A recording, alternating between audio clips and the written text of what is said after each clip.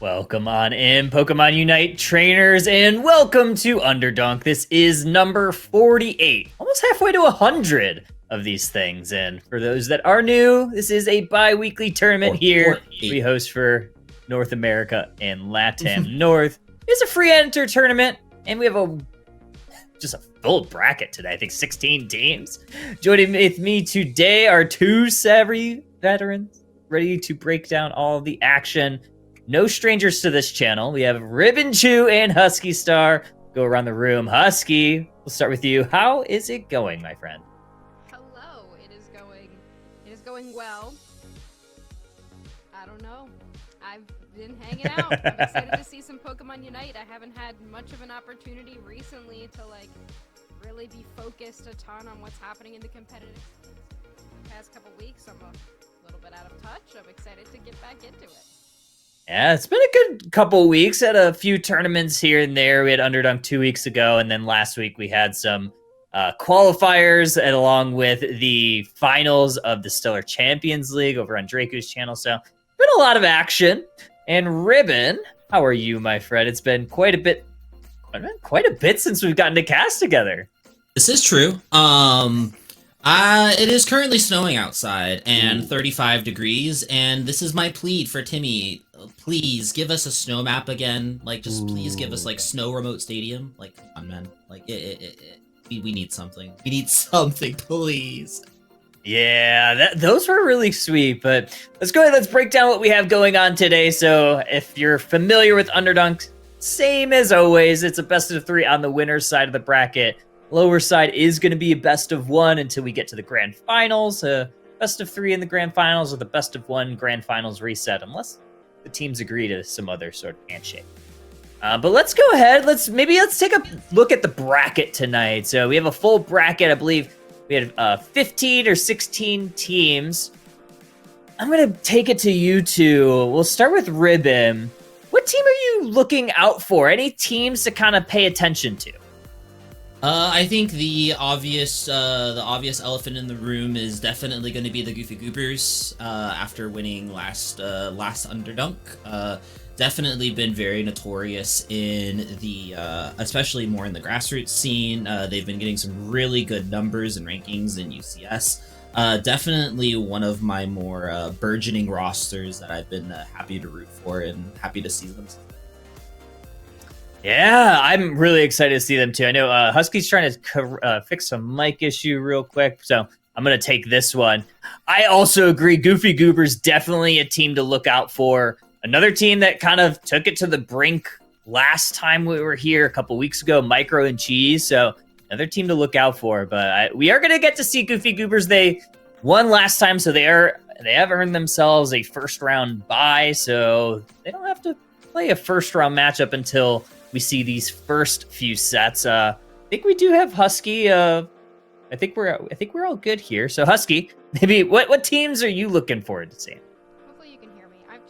I can. Yeah. Okay, cool. My microphone is connecting to only one side of headphones.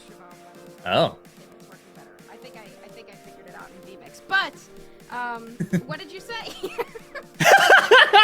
I was asking you to recite your dissertation defense. For sure. That's real quick. About an hour. Real quick, Ask me about what teams. Yeah, what teams are you looking forward to today? I mean, seeing Goofy Goobers seated this high is exciting because they won the previous Underdunk, so it's going to be cool to see them again. War Legion's also always a really, really fun team to see. A lot of these teams, I think, are teams that might have changed their name for this tournament, so I have to look into who exactly is on those teams. But Mimikyu's Coven, another one that's always fun to watch. Micro and Cheese, 7C. So there's a lot of cool teams on here that I'm excited to watch. I am too. Yeah, Goofy Goobers actually, they qualified for the Stellar Champions League Champions Overture last week, and not only that, but they made top 8. So they're kind of riding a momentum high. But let's take a look. We do want to show a couple bits of stats. So we do have a statistician here at Underdunk, and we have kind of some rankings. So first thing about that, if you are interested in seeing how the rankings are determined, part of it is going to be how often you play, but it's also going to be based on how you perform too. So some of the top players, Dispenza, JL, and Oblivion, have the highest win rate / elo. But yeah, if you are interested in checking out, how these stats are configured, it is within the Start GG page. So go in, take a look at the league. We try to keep the stats going, just kind of an incentive to kind of show you how you're doing, how the different players are doing. Not only that, but we do have another tournament that we are going to be hosting. It is going to be on Squirtle's Den's channel. So if you hit in the chat, !remoat, that will get you to that Start GG. It is the remote rewind, the run back. We are taking it back to Remoat Stadium. We're rewinding it. I mean, holy cow, it's been 2 years since this map's been out, but we are taking it back. So it is a $500 prize pool. So if you are interested, sign up. It is going to be this Saturday, starts at 2 p.m. Eastern time over on Squirtle's Den's channel. Ribbon, if I'm not mistaken, you are going to be casting that. Yes, me and It's Mifu are going to be your casters for that event. Looking forward to a ton of action, especially with good old Zapdos back on the map. So, maybe we see a little bit of a snow map, maybe. Wait, I don't think that's in the game files right now. So F. But still, regardless, even with like the leaks more recently, saying that there might be a hint of a remote stadium coming back to the game in some sort of like official capacity. This could be a little bit of a warm up to maybe things that we'll see in the future. Who knows? I'm really excited about it. It should be a really fun tournament. I'm not casting it. I'm actually gonna play in it. It's gonna be like my first tournament that I've played since the final stretch. So I'm actually kind of excited to get to see it. We do have some nerfs. We have a little bit extra time while the teams are starting to get back into the lobby. We do have an emergency nerf that is going to be coming on. It was supposed to be last night, but I think there's some issues with it. So big shout out to Moy, who put together this graphic. If you don't follow them on their YouTube. You can find that in the image in the bottom left corner. But Husky, I think your mic is still working. But it's working. There's an issue with like it only going to one side of the headphones. Oh, But well, that's silly. we can hear me, so you know what? Yeah. For now, it's gonna be that way. It's going to be that way. But if you don't mind, you have gotten a chance to play some Galarian Rapidash. How are you feeling about some of the, we'll call them emergency nerfs that it's receiving soon, quote unquote? Yeah, I mean, by getting a chance to play Rapidash is might be a little bit of a stretch. By getting a chance, I mean, I played a bunch of games of it, and then I started feeling bad about playing said games. So I stopped playing it, and every time I ran into it, I felt like a year was taken off my life. So I'm hoping that these emergency patch notes will do something. I hope that it's not, the worst thing ever now, because it would be really cool to be able to see it show up in these tournaments. You want to release Pokemon that get played in tournaments so that players can can use it and see what's going on. But yeah, it's good. It is. It's very strong. It's gotten to play against it. Unfortunately, I'm not much of a speedster player myself. If you followed me for a bit, that is not my forte in this game. So I've gotten a chance to play against it a lot more than I've gotten to play with it on my team, and I agree. It's a bit of a menace. Has a pretty strong secure. Just the ability to run away is pretty crazy. Once it hits level 13, the HP regeneration is pretty, we'll say, overtuned. Ribbit, I know you've gotten to play a little bit. How are you feeling about these nerfs? Justified? What are your thoughts? I think it's justified. I definitely think it's a step in the right direction. One of the probably main factors in that slew of nerfs is going to be unstoppable shield hindrance reduction instead of just a pure unstoppable shield. So now you can actually hit CC and it actually does stuff. That's really cool. We love pressing buttons and then having them do things.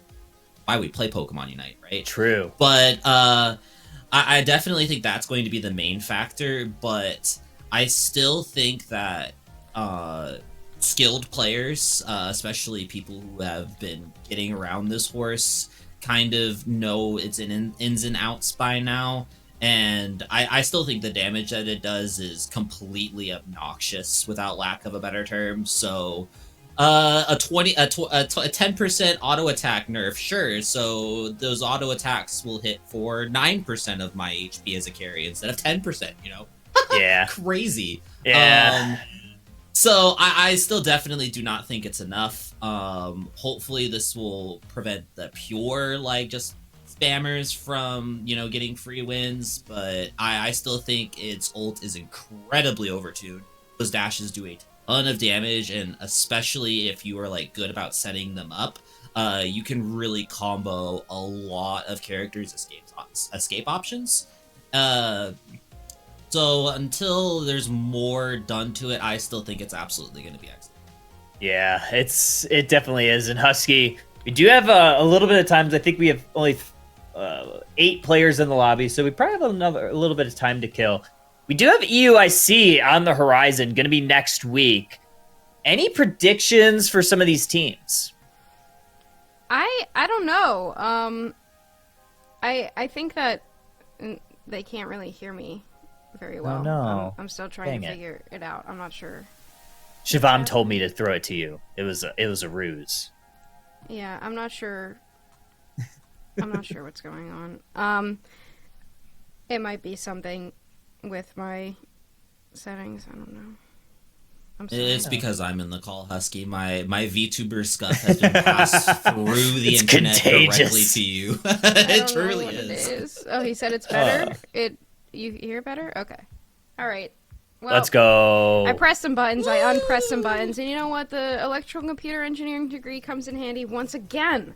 So, EUIC is going to be a tournament that I have a lot of high hopes for, because I think that there will be a lot of competition, and I'm really hoping that there is. I'm hoping that we don't see something that's boring, or there's just one team that skates through the entire tournament. I feel like this game really needs a tournament that can bring a lot of people excitement about the game again. And as much as I don't really know what teams, I'm gonna be checking or looking for, I'm excited to see anything. It's more of I'm looking forward to seeing different types of strategies.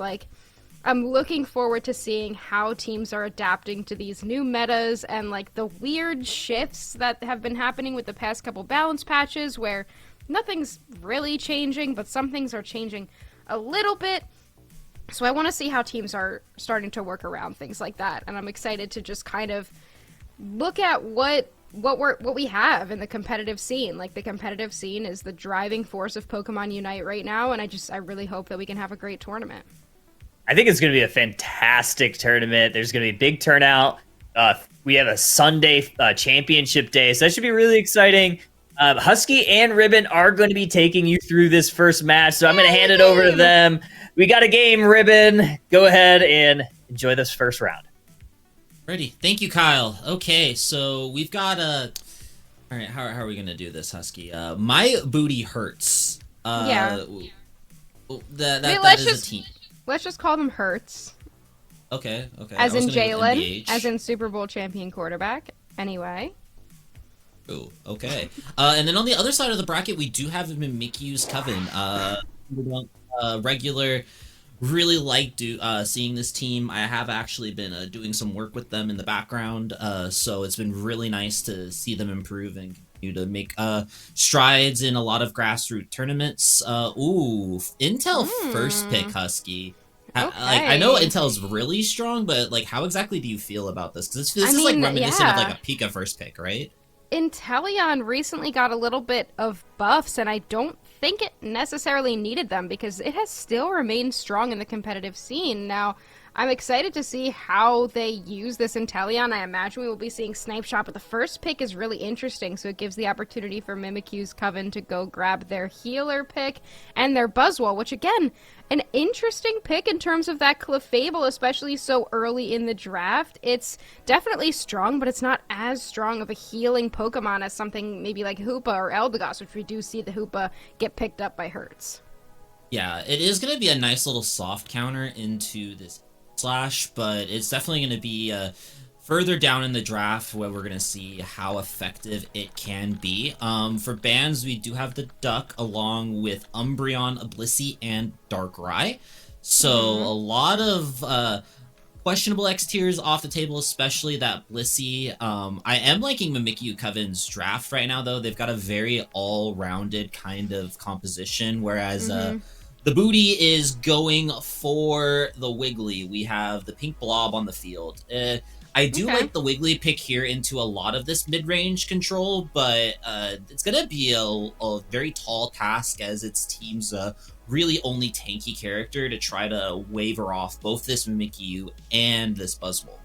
Yeah, and I am particularly interested in seeing what this Cramorant does. It has been nerfed ridiculously hard and did not deserve it. So I'm interested to see if this is going to be a dive cram or a mage cram. I imagine we could see a dive cram here, a little bit more harassing focused. It can draw a lot of the damage towards it while Inteleon and it can line up some snipe shots. I'm not really sure what the strategy is going to end up being here, but I am excited to see what they do, especially into the comp with so much CC over on Mimikyu's Coven.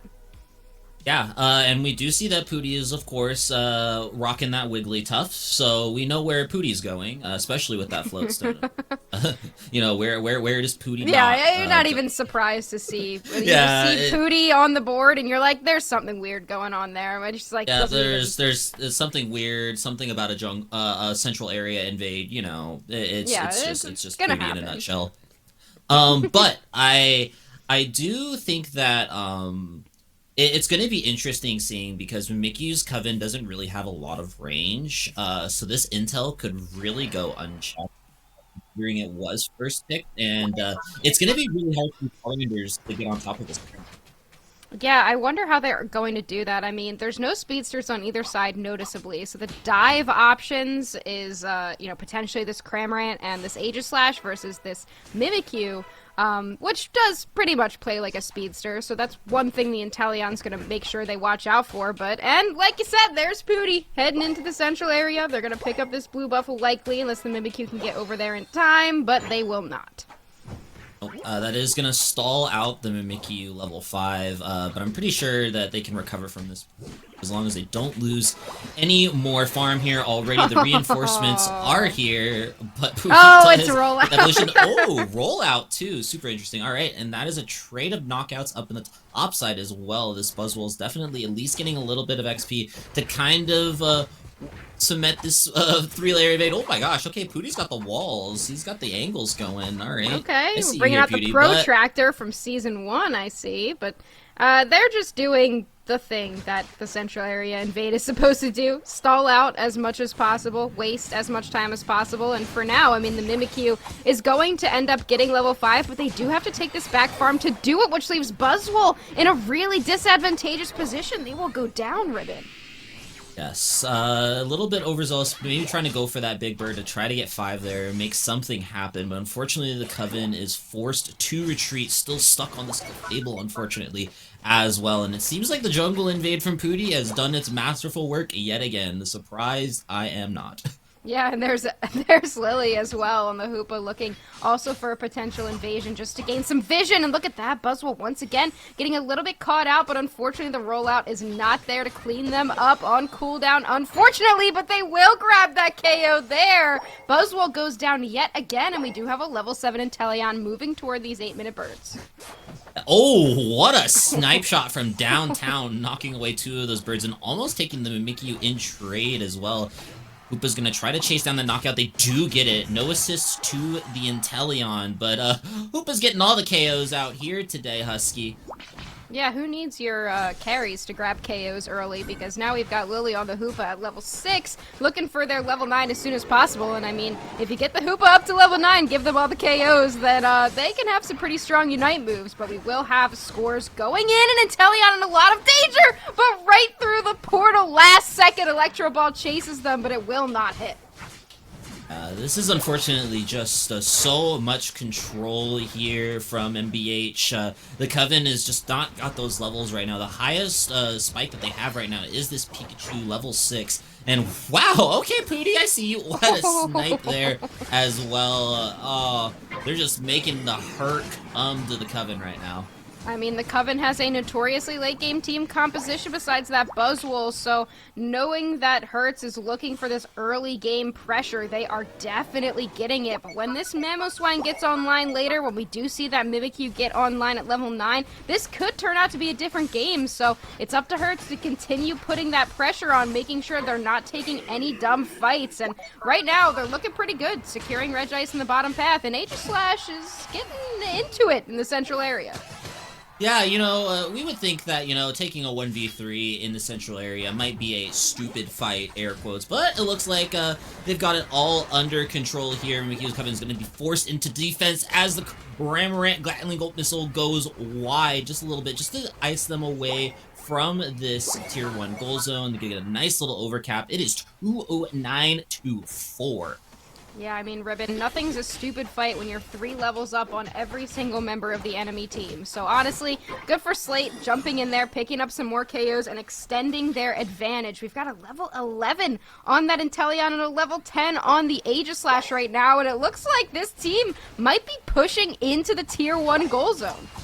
Oh yeah, Inteleon's got that snipe range in and gets the Pikachu from all the way down in the speed flux zone. That's a lot of Unites being pushed towards this tier 2 goal zone. That Regieleki is going to go in nice and cleanly. 100+ points put in the banger, and now My Booty Hurts, they're up almost 300 points here. But now thankfully at least the Coven's getting some sort of XP in the cross map, getting some stacks on this Buzzwole, getting some stacks on that Clefable as well. So at least they've got something to come out of this, but they're going to have a lot of control here on this blue side, and maybe something could get started here for the Coven.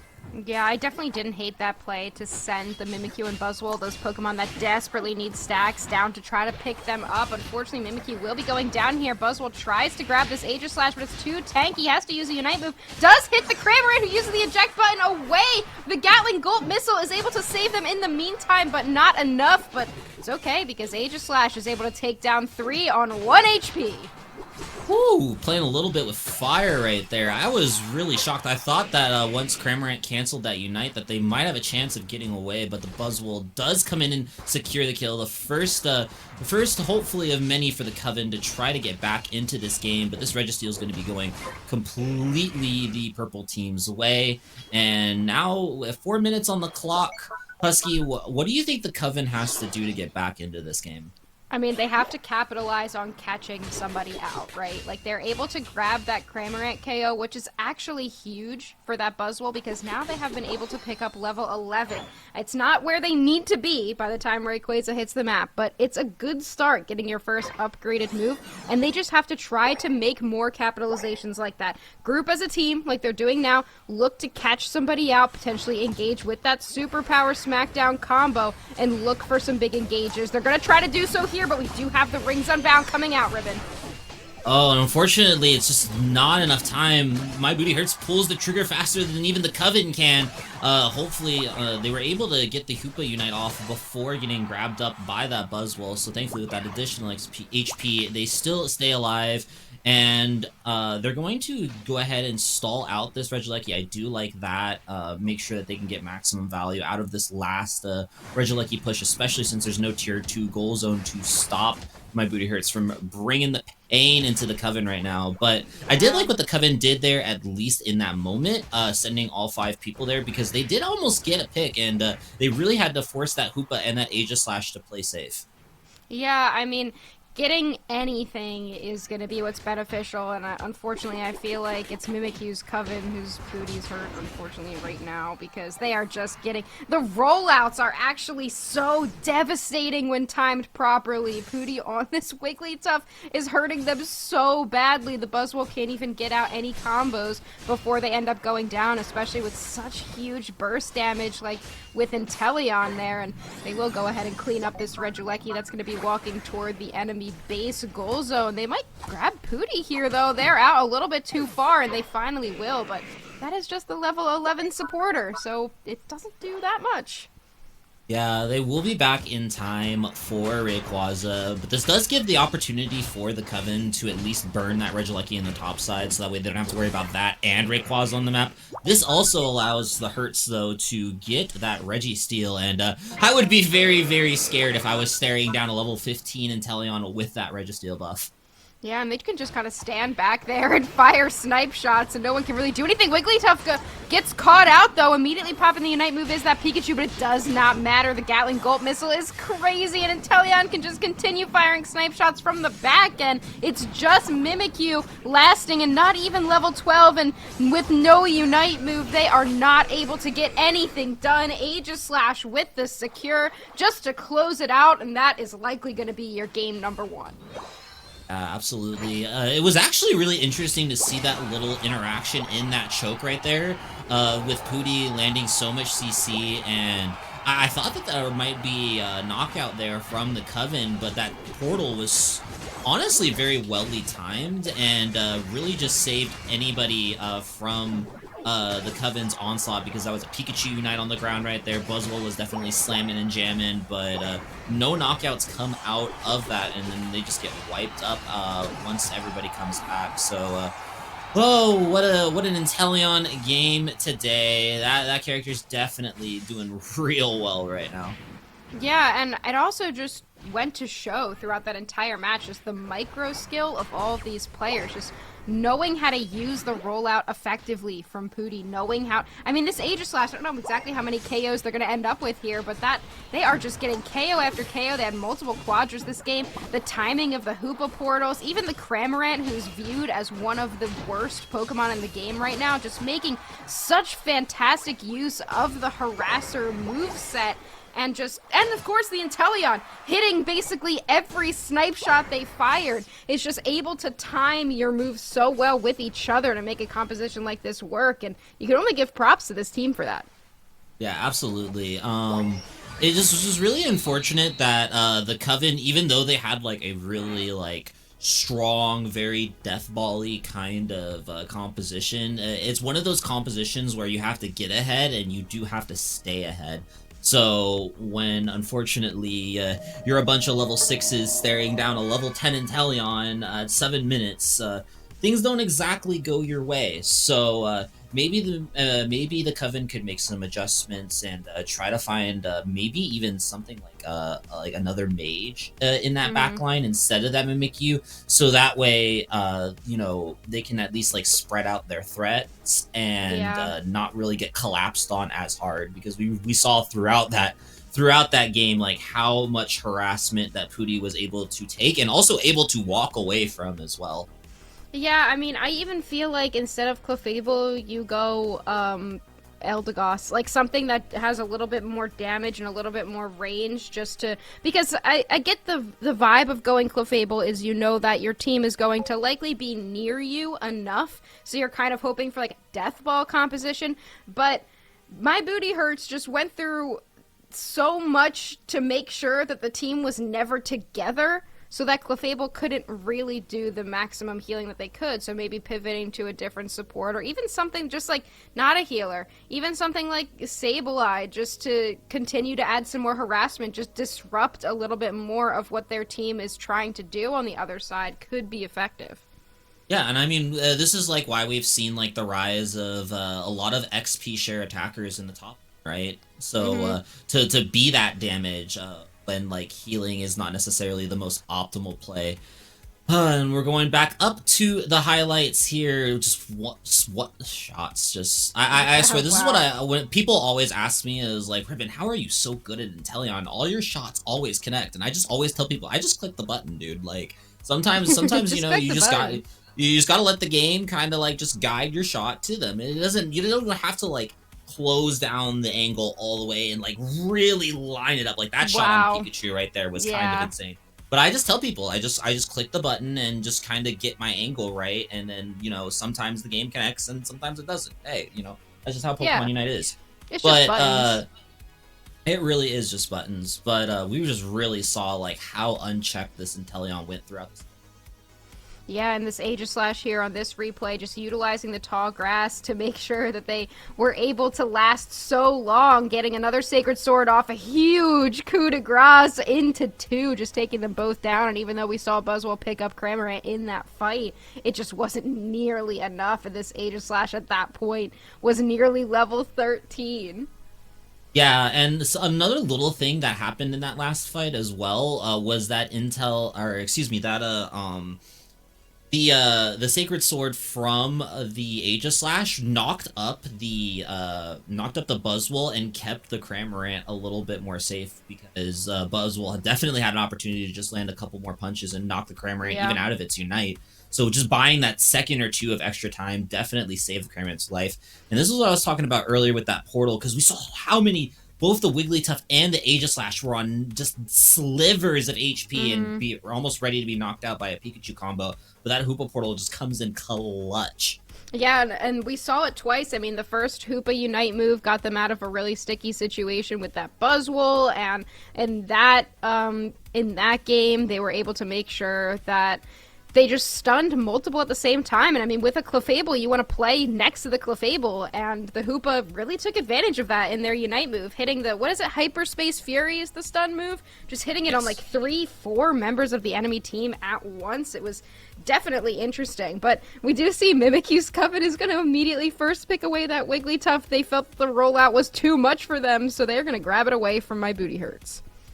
Yeah, it's gonna be interesting to see what XP share Pooty brings to the table this time around. We do have the Lucario and the Inteleon as well. A Comfey makes me think that Etlay might be looking for a Speedster, but we just have an XP share fish. This is okay. This is typical Pooty things. EXP share fish with Floatstone, that's expected. On the opposite side, they did pick up the Garchomp. I'm surprised to not see a Garchomp previously, but that could be a pretty good answer to having enough damage instead of using the Buzzwole to rely on those combos. Just getting enough damage, looking for some brawling. And both teams have elected to go with a Speedster this time. So it's going to be Leafeon versus Zoroark as the main dive Pokemon on either side. So both teams really switching it up. I mean, the only thing that's remaining for, I think, both team comps is this Inteleon, who obviously we've talked about are hitting their snipe shots. So we'll have to see if Mimikyu's Coven's new composition has a way to not get blown up by these snipe shots. Yeah, what I like about the Coven's draft here is what exactly does this Speedster knock out? You know, like if it gets to the Espeon, yeah, cool, but it's also got that Psychic Solaire to really disengage. You've got the Wigglytuff there as well. Garchomp just loves to get engaged on. So, you know, this is an adjustment from the Coven that I do really like seeing. You know, if My Booty Hurts is going to bring the fight to you and try to make your booty hurt, you might as well just be there and be ready to take it, I guess. Yeah, you might as well be prepared for the booty to hurt. If it's gonna hurt, then, you know, you gotta be prepared. True. That's what I always say. I say that all the time. Yeah. You know, I also say my booty hurt, because my booty does hurt.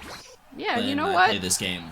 Sometimes you're just a girl, and sometimes it just does. And that's how it is. But this is game 2. This is game number 2. Yes. I wonder if we'll be seeing the rollout Wiggly make its way over to Mimikyu's Coven, or if we will instead be seeing a Sing Wigglytuff. I imagine that is what we'll be seeing because of the Garchomp specifically. But, you know, maybe they want to try out Pooty's build. Yeah, and speaking of Pooty, there is that infamous jungle invade yet again. We'll see if Pooty can get a little bit more value than they did last time. Oh my god, dude! What? No! No! No, bro. What? Okay, that was actually kind of. Oh, and they was get really the cool. stack in. That's insane, dude. 1 HP, grabs the red buff, ejects through the wall, and then hits the berries just in time for them to spawn. They are not even down yet. They're still being chased into the flux zone. They're heading back to the jungle. Finally, they will go down. Both EVs evolve, but that was an absolute wasted time there from that little Magikarp. I've never seen the Magikarp do so much. I've never seen that happen. That has got to be the highest value Magikarp invade that the world has ever seen. No, I'm just going to call it right now. But the Coven is 4v4 in this top side. They do have an opportunity to now get some engages in with that Espeon landing a wonderful stun across 2 people. They're going to be collecting 1, collecting 2. Then it's now got to get on top of this Inteleon, try to get 1 more. But the Comfy gets on 1 HP. Nice flash there from the Inteleon to keep the A-press pressure on. They are going to probably clean up this Espeon.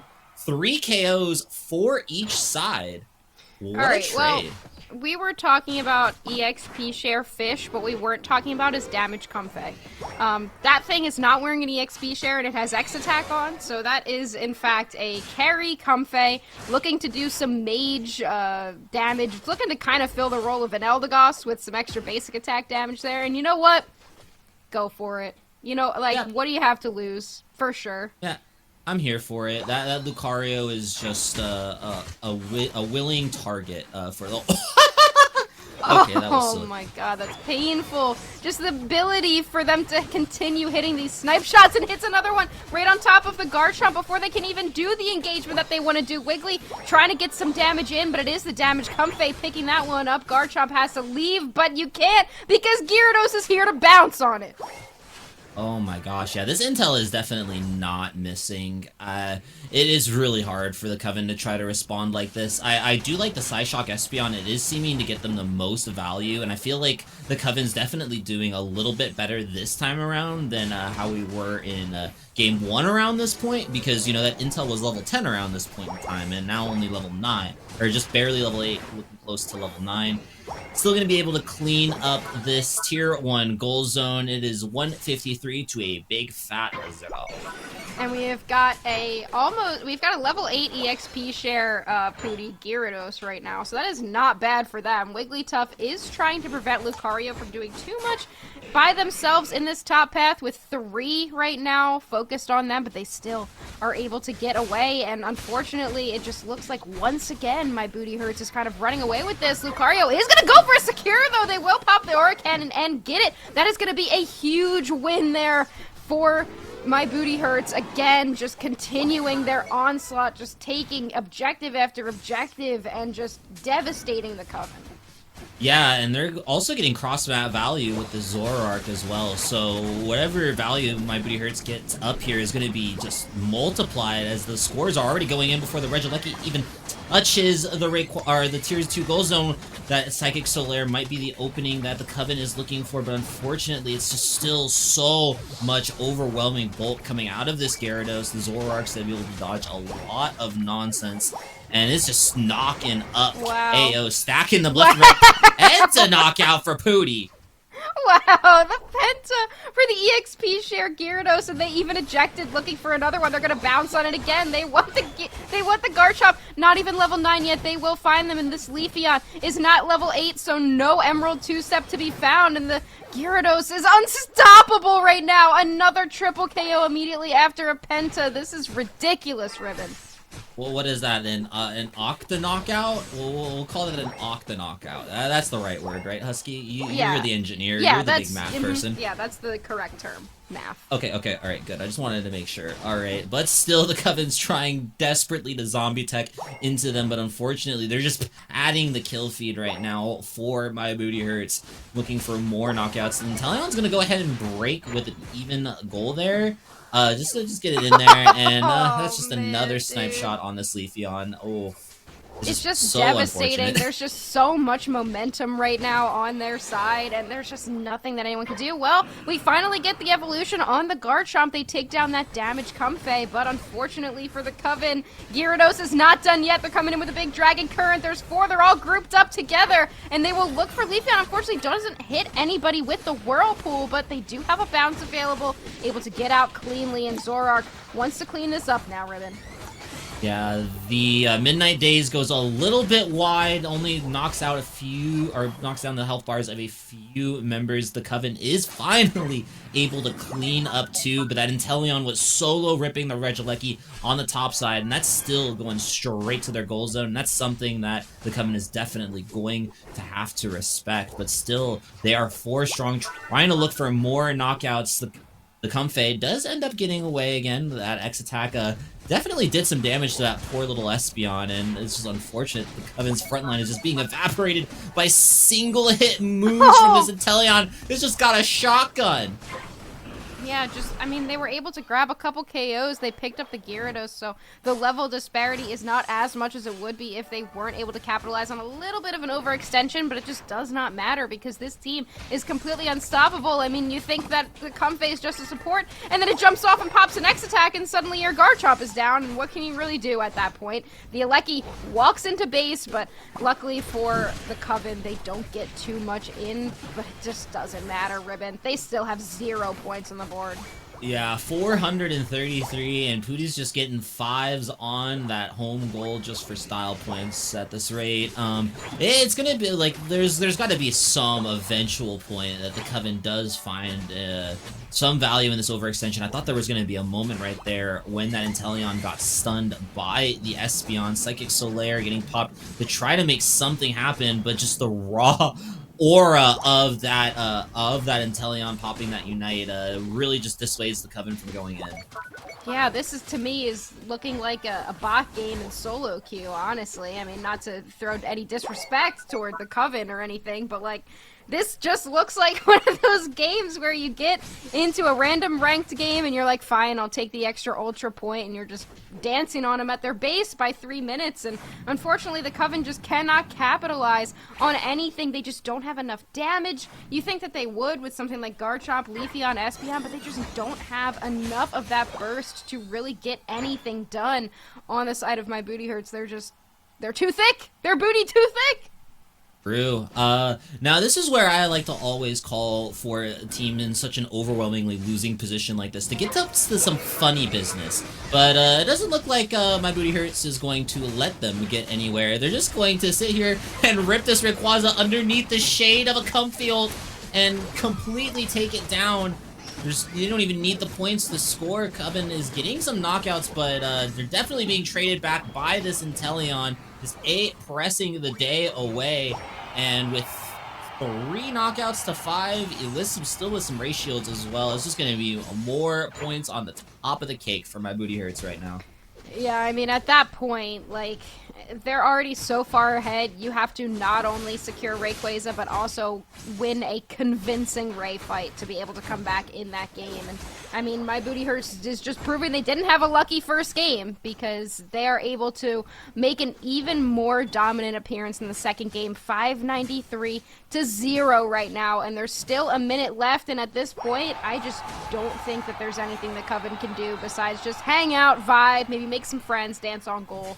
And, you know, we'll just see what My Booty Hurts can do. Pootie! Let Pootie go down there to the Altaria. At least somebody's getting a KO on that side. Yeah, it's just really rough. I would have potentially maybe liked to see the Coven like try to just go raw, like invade into the enemy central area to try to see if they can find some sort of pick, but it is very clear that My Booty Hurts had one goal in mind the second they dropped down that Comfail, and that was just ripping Rayquaza, and the Coven could even barely respond. That Snorlax couldn't even see the Rayquaza's health because it was covered by that Comfey Unite. So it's just unfortunately a rough game.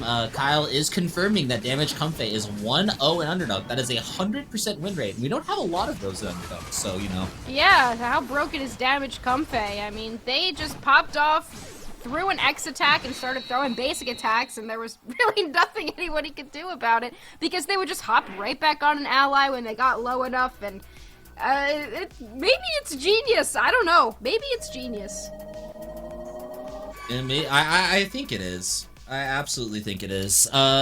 It's just I think this is just prime examples of how powerful Inteleon is in the meta now. I definitely think we're going to be seeing a lot more of this character in EUIC in the coming weeks, and honestly, just great game all around for my booty hurts. The Coven definitely had the Coven cut out for them at this point. Going up against such a strong opponent.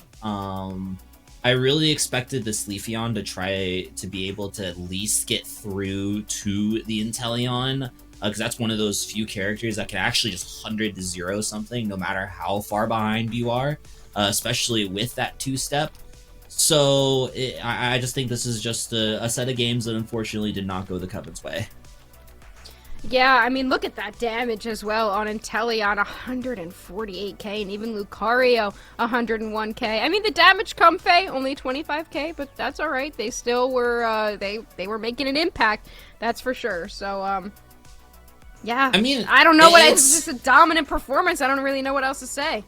Yeah, true. And I mean, that is a Comfey that is still healing like 68k, right? So do some rounding. Let's say that's about what, maybe like 30% of their team's damage taken, considering they had like an X attack and mage items. Yeah. Maybe, yeah. maybe the mage Comfey is more optimal at healing than regular Comfey. The world Yeah, may you know what? never I know. mean, the X attack heal is nothing to scoff at, but alright, so after a 2-0 win there, my booty hurts, takes that one. We'll move on. In our upper side bracket, Mimikyu's Coven is going to head down to the lower side bracket where it is best of 1. They've got a long road ahead of them, but as we watch some of these replays from the previous match, we are going to head to a quick break. Don't go anywhere. We will be back soon with more Pokemon Unite.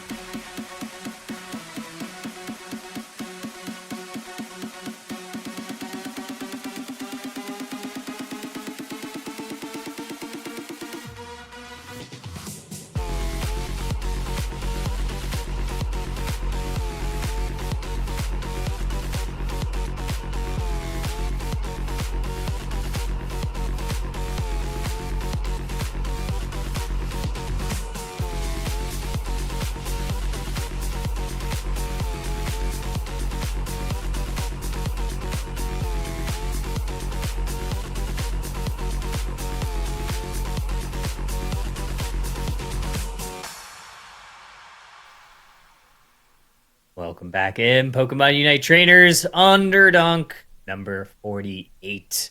Saw a great first round matchup where my booty hurts. What a name! What a name! Yeah. I mean, they did. They made it hurt. They made the enemy hurt quite a bit. 2-0 set. We are waiting. Well, we do have the bracket up. Thank you to our lovely producer, Shivam. Let's take a look around the bracket, Husky. Kind of a lot of 2-0 sets, so very exciting to see that. Micro and Cheese moving forward. My Baby Hurts versus Mimikyu's Coven. We just saw those ones. Monkey and Cheese 2-0. And then looking for a Valentine also a 2-0.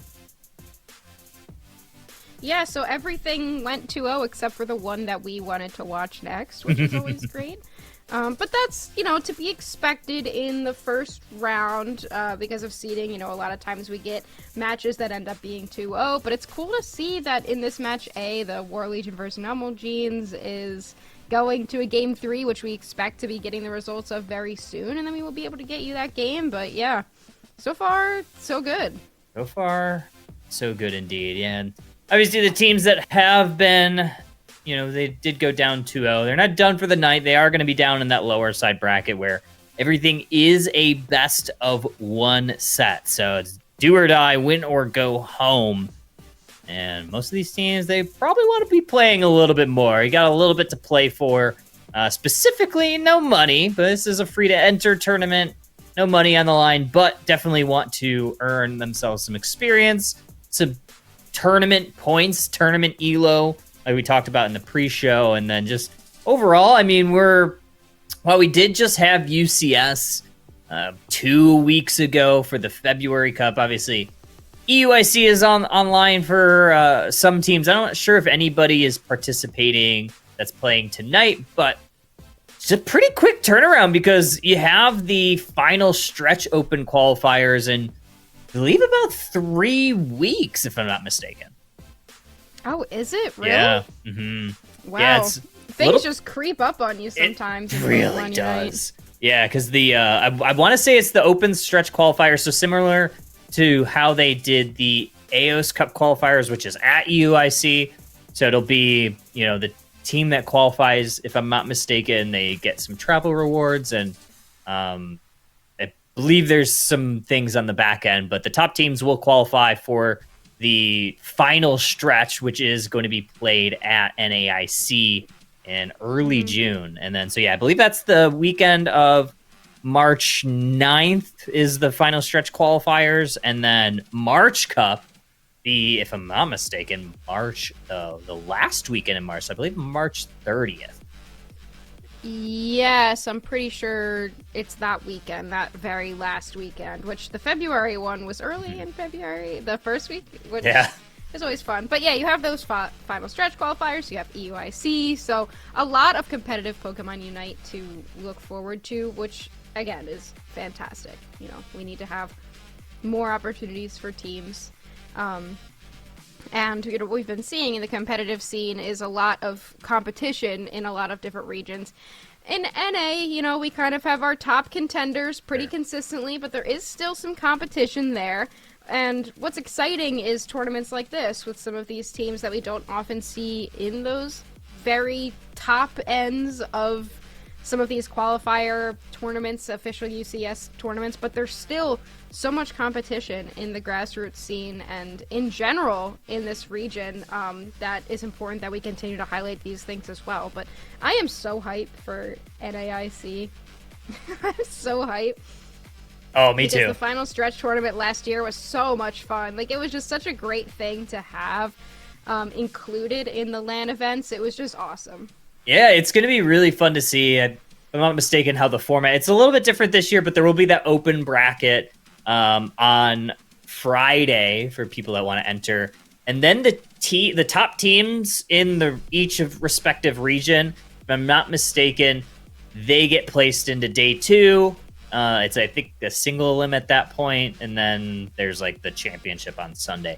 If it's similar to how EUIC is working, and obviously feel free, correct me if I'm wrong, Chad, on that, but I believe that's how it's... how EUIC is working. I'm pretty sure, 95% sure. I think I understood all that correctly, and if I'm not, I'm just confidently wrong.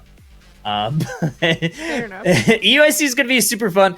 I imagine that we will start to see some announcements. There was obviously some teasers of the 500-point round, or not 500-point round, the 500-point mode that may be coming to our version. I'm not sure if that's going to be the ranked version or if it's going to be more of that casual play, but I think that's going to be a really exciting thing that might spice up the game a little bit. Yeah, I mean, it's an interesting discussion because the 500 point and like changing the potential way that the game is played. I mean, it's a huge change. The strategies are different. It's a different game at that point. Like the way that Pokemon Unite is played with the 10 minutes is like very much it's its game. That's what Pokemon Unite was. The point of it was that it's 10 minutes. And now with the 500 point mode, there's going to be games that, you know, on the high end could go very long. And it makes it more of a traditional MOBA. And it was something that I was afraid of from the beginning when they announced it, because I was like, I don't know, this isn't the same game. Is it going to be the Pokemon Unite that we know and love? Is it going to ruin the competitive scene and suddenly the teams that are good are not good, or they don't like it, or, you know, something like that? True. But I think at this point, with the direction that Unite has been headed and just the disappointment in general that we've seen from so much of the community about, I mean, everything besides competitive Unite. Like, honestly, like, the people love watching competitive Unite, but playing the game itself is just something that the community's been down on for a while. And I think that at this point, it's been, you know, it's been a while. It's been a couple months since they've announced the 500 point mode coming, and I think that it could really be beneficial if they implement this right and they, you know, make this game what it should be from, like it should have been from the beginning, and they just really encourage players to come to the game and actually get good at the game. Like, I think it could do something. I'm not like excited for the game, I know, to be different, but I'm excited for the potential if they do this right, you know? Yeah, completely. Yeah, there's a lot of potential for it. I think something new is always going to attract more people to come to the game. So I think that's a good thing. It's a matter of how do we get people to stay in the game? How do we keep people engaged? How do we continue to grow the player base? Because the more players that we have, eventually, you know, ranked experience will get better.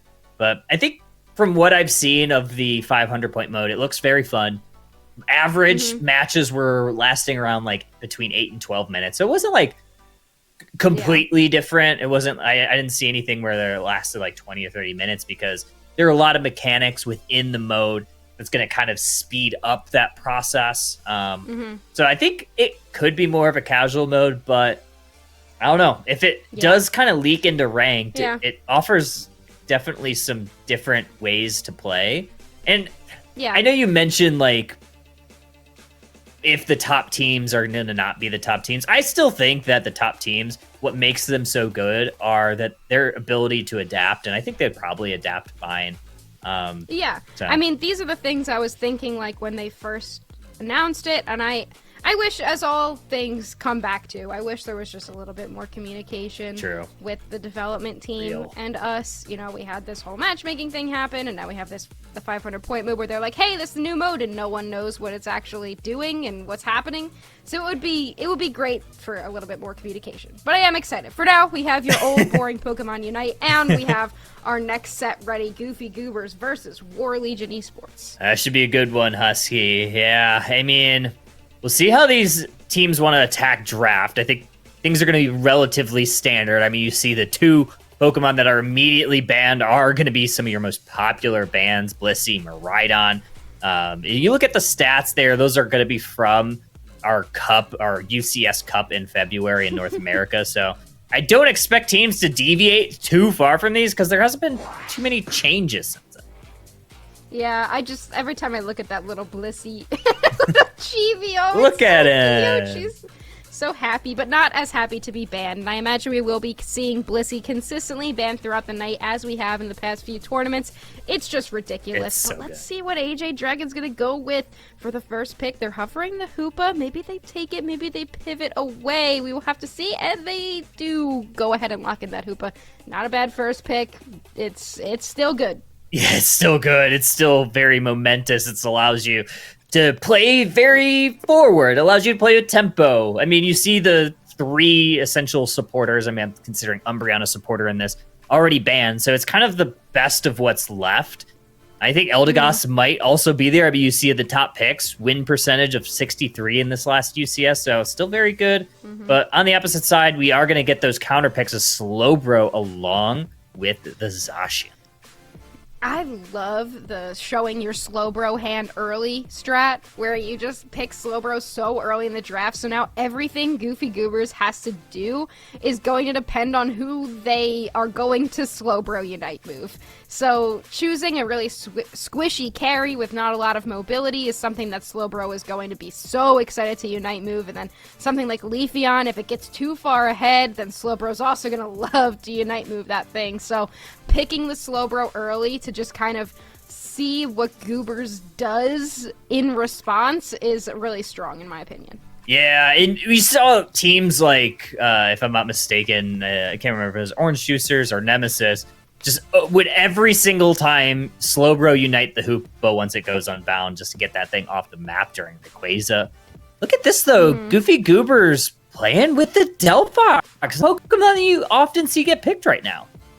I am so excited to see this Delphox. I wonder what we will be seeing. I imagine we will see the Fire Spin, Backline, Mage, Delphox build. It would always be lovely to see the Flame Charge moveset, but they have the mobility they need within this Leafeon pick, and potentially your Urshifu with that Unstoppable. What is it running EXP share? What does that mean? They might still be switching things around. The Urshifu has EXP share on, but we're to see if they switch things around. But the Delphox pick, my first main, still my only gold ribbon at the moment. We're working on Meow, we're almost there. But right now, Delphox still holds that crown for me. This is the Goofy Goober strat. They like switching.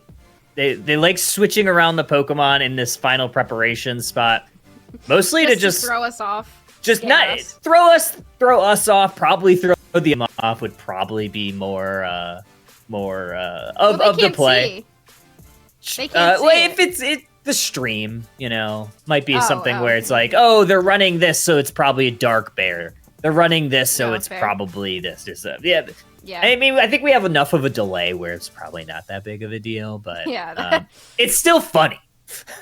I think that if something is funny, do it. That's my ultimate way of playing any video game or doing anything in life. If it's funny, do it. We do have our first game here, Goofy Goobers versus War Legion Esports. We are going to see this Cubfu head right into that central area. They need that level 5 quick. That's exactly what they're going to hope to do. Justice on this Gossifleur. Might be looking to take this red buff and take that to the top path. Might be just monitoring, make sure no invades happen. We have some damage going onto that Indeedee, and it is going to be that Fennekin that takes it. Yeah, what a fantastic knock-up there from that Snorlax. Just incredible micro play, hitting both the Slowbro and the Mew to make sure, even with such strong secure moves, that they're not able to get that there. Now look at that, the coaching Mew just doing so much damage onto the Snorlax early. They pop their focus band. I mean, you don't expect to get those KOs this early, but to just do a lot of damage and cause disruption is strong. Ooh, and good secure there once again from the Goobers. Showing exactly the prowess that you need to, especially on that.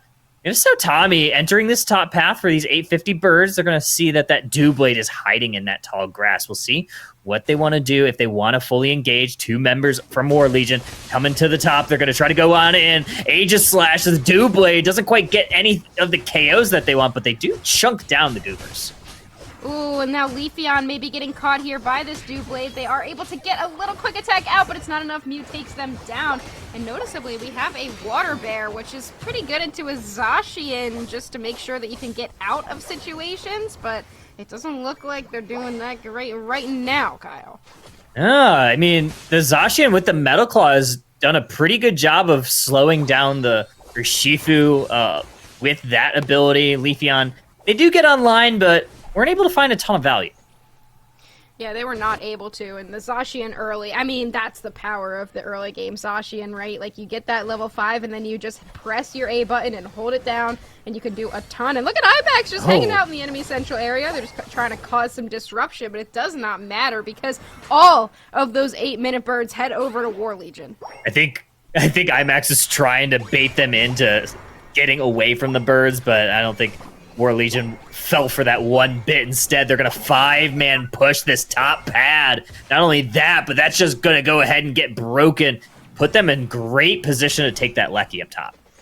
Yeah, I mean, Goobers was having a really solid laning phase, but now we're seeing War Legion really come into their own into this team composition. But we do have a nice 30 dunk going in for that Water Bear, and now Goofy Goobers has a 3-point lead, and we do have the Flame Charge on the Delphox! This is going to be really interesting to watch how they play around this mobility of War Legion esports. I'm really excited to see this right now.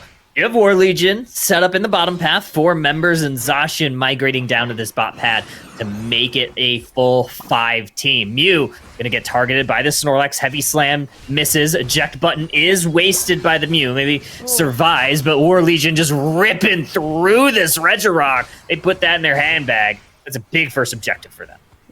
Right directly into the handbag. Doesn't even have time to breathe right there. Couldn't even get in a full inhale, exhale before it was completely shredded apart. I mean, you've got the rip of Zacian and Aegislash. You get both of those on top of an objective at once. That thing does not stand a chance. Not even against a Flame Charge Delphox coming in with a quick Mystical Fire to look for a secure. They couldn't even press their buttons before that thing was down. And we see the same thing here in the top path.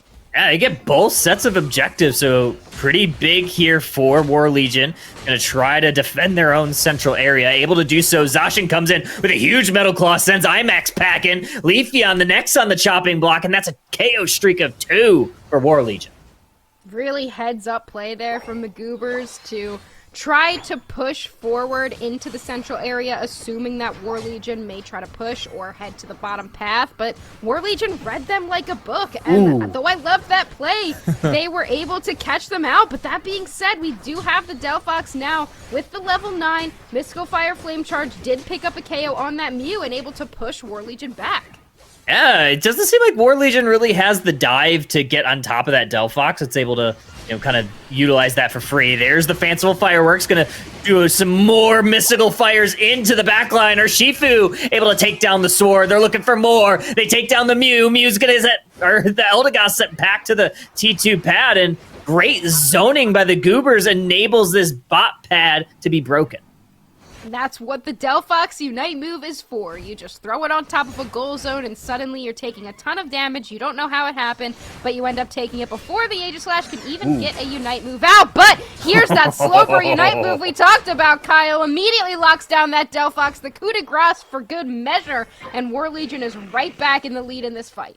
That's a nice pick right there. That's going to maybe reward them this Registeel, at least positioning for it. Snorlax is looking for a way in. Leafeon also looking for a way in. They have a Unite move. Emerald 2 steps too late. It's going to be Zacian that takes it. More damage is flying onto the Theosky Ruins. Snorlax going to take a quick little power nap. Some Surfs are traded for both teams. Goobers loses their Shifu. Aegislash also going down in the fray. Leafeon looking for another engagement. Zacian now going down, and so does the Delphox. KO streak of 2 for this Leafeon. Yeah, one thing to notice here is that Delphox was level 11 in that fight. They take everybody. But luckily, the Leafeon was level 11, getting a KO streak of 3, and this Slowbro will somehow make it back to the Pokemon Center. I mean, I can't say unscathed, because it was definitely scathed, but it did not go down. So now, at this point, the Goobers is looking for that Delphox level 13. They've got their first breakpoint, and if they can get it that level 13 with a blue buff in the end game, it is basically unstoppable if you know how to press your buttons. Buttons are hard to press. We'll see what happens here. Regilecki likely going over to War Legion. No. Leafeon with a valiant effort falls a little bit short. Another Fanciful Fireworks gets placed in. They're able to take out the Mew. Zacian also going down. Delphox, they're full ignoring this Regilecki pushing. We have a bit of a fight here. Coup de grace is out, but Aegislash, are they going to be able to hang tough? They use the wide guard, they stay alive, but they aren't able to find the entire team wipe. Goofy Goobers survive. Yeah, and the Delphox just barely living 1 HP in a dream right there. And now they're nearly that level 13. Just the way that they're able to continue to build back up their Unite move charge. They have the Shell Bell Energy Amp combination to make sure that they're able to get as many Unite moves as possible. And I think we saw like 3 back to back to back. Every single fight it has it. And that's kind of what you run this Pokemon for. You know, you can run it as your backline mage, but you run it for that Unite move and the zoning power that it has. And then just let your Urshifu Leafeon do the work. But look at that Delphox. It doesn't need that help. Just doing a ton of damage. Is going to go ahead and break that 7-point overcap. It's going to extend the Goobers' lead. Also, they have a little bit of time and space for this Registeel, but here come the enforcements for War Legion. Zacian going in, but once again, this Mystical Fires, Husky! They're going infinite! Zacian going back down, they're gonna be able to secure this! No! War Legion! Able to come out of nowhere, it's Aegislash! They're slicing through the Goobers! The Slowbro just popped the Unite move. It was like, all right, well, we're going to win this fight one way or another. So they used the Unite move early, but that could be the way that they end up winning this game here. Slowbro is going to look for a 50 just a second too early there, so they do not get the 100, and they are still behind Kyle. War Legion could have been in a great position if they just waited a second longer to make sure they got that huge 100 points right at the 2-minute mark, but now the Goobers has time to reset, and that could be dangerous.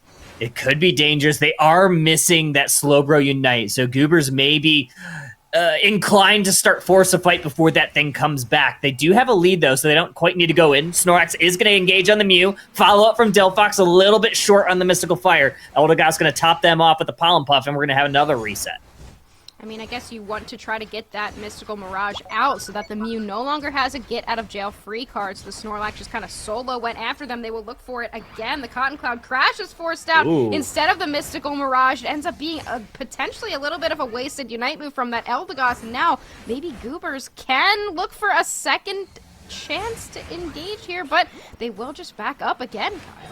Yeah, they're going to reset with that Hoopa. Hoopa still has their Unite move. There's that Mystical Mirage from the Mew, looking to try to prevent that Leafeon KO, but Leafeon finds it on Aegislash anyway. Urshifu able to take out the Eldegoss. 2 members down for War Legion. Leafeon falls down. You got the Unite move from the Hoopa. And 3 members down of War Legion. This looks like it might be all Goobers. They're going to attack the Slowbro. That's a clean team wipe, the Goobers. They don't even need Rayquaza. Wow. As soon as you see a Slowbro and you have a level 13 Mystical Fire Flame Charge Delphox, that Slowbro is, I mean, call it Psyduck because it is basically a sitting duck at that point. No mobility. You can't get out of the way of the infinite Mystical Fire Flame Charge combos, and the Delphox could just cleanly chase it down while letting the rest of the team handle everybody else. And even though the Aegislash cooked all game, it is going to be the Goobers taking game number 1. 1-0 start for them, showing everybody why they are that 1 seed and earned that first round bye. But they still have a game to play with, or I guess they have a game to play with against this War Legion team, who put up a valiant effort. I think, like you said, there was that moment, they used that Slowbro Unite me a touch early. Unfortunately, they weren't able to kind of carry that momentum into the Rayquaza fight, though. Yeah, I mean, maybe if it was 10 seconds later and the Slowbro pops the Unite move, you know, I can see an argument for it. You just carry the fight directly into Rayquaza and, like, just go for the rip. You have a coup de grace, you have a Zacian Unite move, what's it called? Sovereign Sword.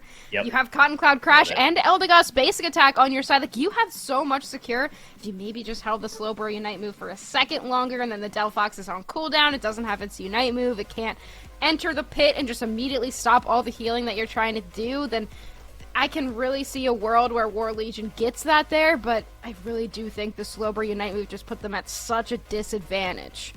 It did. It really did, because they didn't have that tool for that re-engagement.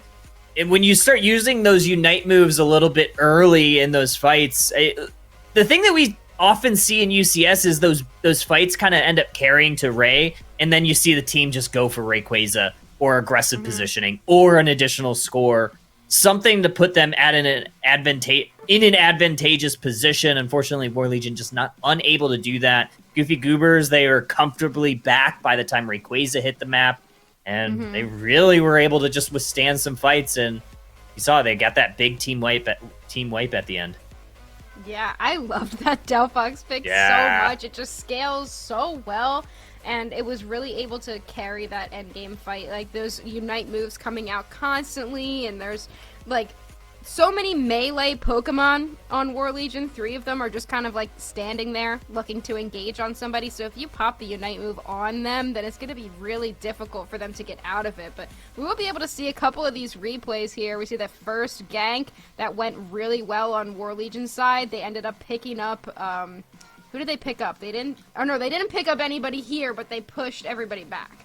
Yeah, they ended up getting the Leafeon. I think Hoopa goes down shortly after. think Urshifu was able to grab a couple berries and withstand it. But yeah, that was the big K. Mew on the Hoopa just before they got back in, and then Zacian just putting a ton of damage on this Urshifu, forcing them back into their central area. Early on, it really seemed like it was War Legion's match. Yeah, I mean, early, they kind of have some early game Pokemon that are just really dominant, like that Zacian, like that Mew that we saw, but then as that Delphox started to scale a little bit more, the Urshifu as well, then Goobers just started to take over this match, and I mean, I think that this is also one of those moments where we're just seeing War Legion do so well, just ripping so much apart, like, really fast, but Goofy Goobers noticeably didn't panic, you know, They didn't try to get into fights that they couldn't win, they were just able to stay calm and make sure that they're able to pick the fights that they can win. And, I mean, here is not that, as I would say. It is not that situation. This wasn't one of those times. See, like, they locked in after this, so it was fine. They really did. Like you said, they kind of had that late scaling with the Delphox. And not only that, but it just didn't seem like War Legion had an answer to it. You had so much frontline pressure with the Snorlax, with Sautami on this water bear just pushing forward, pushing into the flux zone, and then just the speed and the map pressure of that Leafeon. When we went back to the stat screen, I think Delphox only took like 20, 30k damage, but dished out like nearly 90. Like, it just didn't seem like the Aegislash or the Zacian were able to get it. So like those mystical fires, it seemed like a choice, like a good choice instead of going like that traditional, fire spin build that we often see too. Yeah, they just couldn't get onto the Delphox, and this is another one of these moments where they're way too low. They can't try to dive in and engage on the Delphox the way they would have liked to. And this Delphox did end up going down here. The Mew was able to get them, but at that point, your main carries are down, and like, the Mew does end up going down anyway, so, like, yeah, you get the Delphox, but after losing so much momentum from that fight, especially with the Fanciful Fireworks that kept coming down. Yeah, that Unite move is probably one of the best things in Delphox's kit, just being able to utilize it so frequently, maybe 2-3 times even before Rayquaza. The secure tool, Mystical Fire here, they did fall a little bit short. I think this is the one their Aegislash was able, but yeah, there's that big moment, the slow beam onto Goofy Goobers. They find the KOs, they find the objective, but they still lose their main rip. Aegislash was super low. They had to go back to base, if I'm not mistaken. And Zacian, they weren't present. They were KO'd, so you couldn't take that fight into Rayquaza. I really think that, like, after watching some of these replays back, like, War Legion was hanging there. There wasn't, like, a time in the match where it, like, totally pivoted in favor of Goofy Goobers. It was just that Slowbro Unite move in the end was just not the way that you needed to go, and they just were not able to engage in a Ray fight, knowing that you have that kind of slow beam that can lock anybody down like this. At this point, you have the Urshifu jumping all the way into the back line. That would have been the Unite move, and that was game.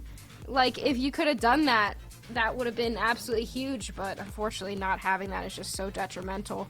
Yeah, it's almost like you, in that moment, might have just been better off to just hold it for Rayquaza and find it on Sautami. I mean, there are a couple targets, right, on the Goobers. You could use it on Urshifu if Urshifu was heating up in the Ray fight. You could have used it on the Leafeon. That Slowbro Unite move, just such a game changer, especially if used in the right moment on the right target. And unfortunately, just didn't work out for them this time. But we have game number 2 on deck. Thanks for the patience, folks.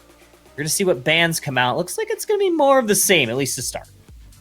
Yeah, we've got the same ban so far. Are they going to ban the Psyduck on War Legion side? It looks like that is what they want to do, unless AJ Dragon is going to try to pick it up before they do that. But same bans as last time. They're not going to switch up too much, and Goofy Goobers does once again have the first pick, so we could just see them go with the same type of strategy as they went with previously, but it looks like they might be hovering some other options here instead of just locking down that first pick Hoopa. We all saw the Zeraora with Apple. That is the best first pick. Quote me on that. Someone do it. Someone do it. Someone do Zeraora first pick with leftovers, and we'll see how it goes. I don't know if that's ever been done in Underdunk, but the worst that it can be... It would win, I'm sure. I'm sure it would win. I'm sure it would. Oh, I'm positive. But it is the Urshifu getting picked up, which means that War Legion can grab the Hoopa away from Goofy Goobers, which was noticeably very strong in that first game. They are going to also pick up their Zacian that did very well, so they're not going to change too much, but they are going to force Goofy Goobers to pivot in another direction, which looks like they're hovering the Trevenant, and they lock in the Meowscarada, and they don't actually pick the Trevenant. They go with Comfey, which is currently running a damage build. Damage Comfey. It has a 100% win rate in Underdunk tonight. So we'll see if they actually take it. And ever. Probably ever. Probably ever. Yeah. At least in this tournament's history that They're gonna switch. Aware They're gonna switch because I know they are. But Sao Tommy is just gonna throw on some fun items just because they are gonna switch though. Yeah. But War Legion does pick up that Trevenant. Not running the Aos cookie build, but still having the EXP share on, and Pikachu currently has an EXP share on, so I wonder if they will go with the carry Trevenant or the Pikachu, and it looks like it is the Pikachu. They throw on a Shell Bell instead. I think that's probably fine. My mains! My two know. mains! How happy gosh. are you Guys, right now with Goobers? It's just for me, Goobers!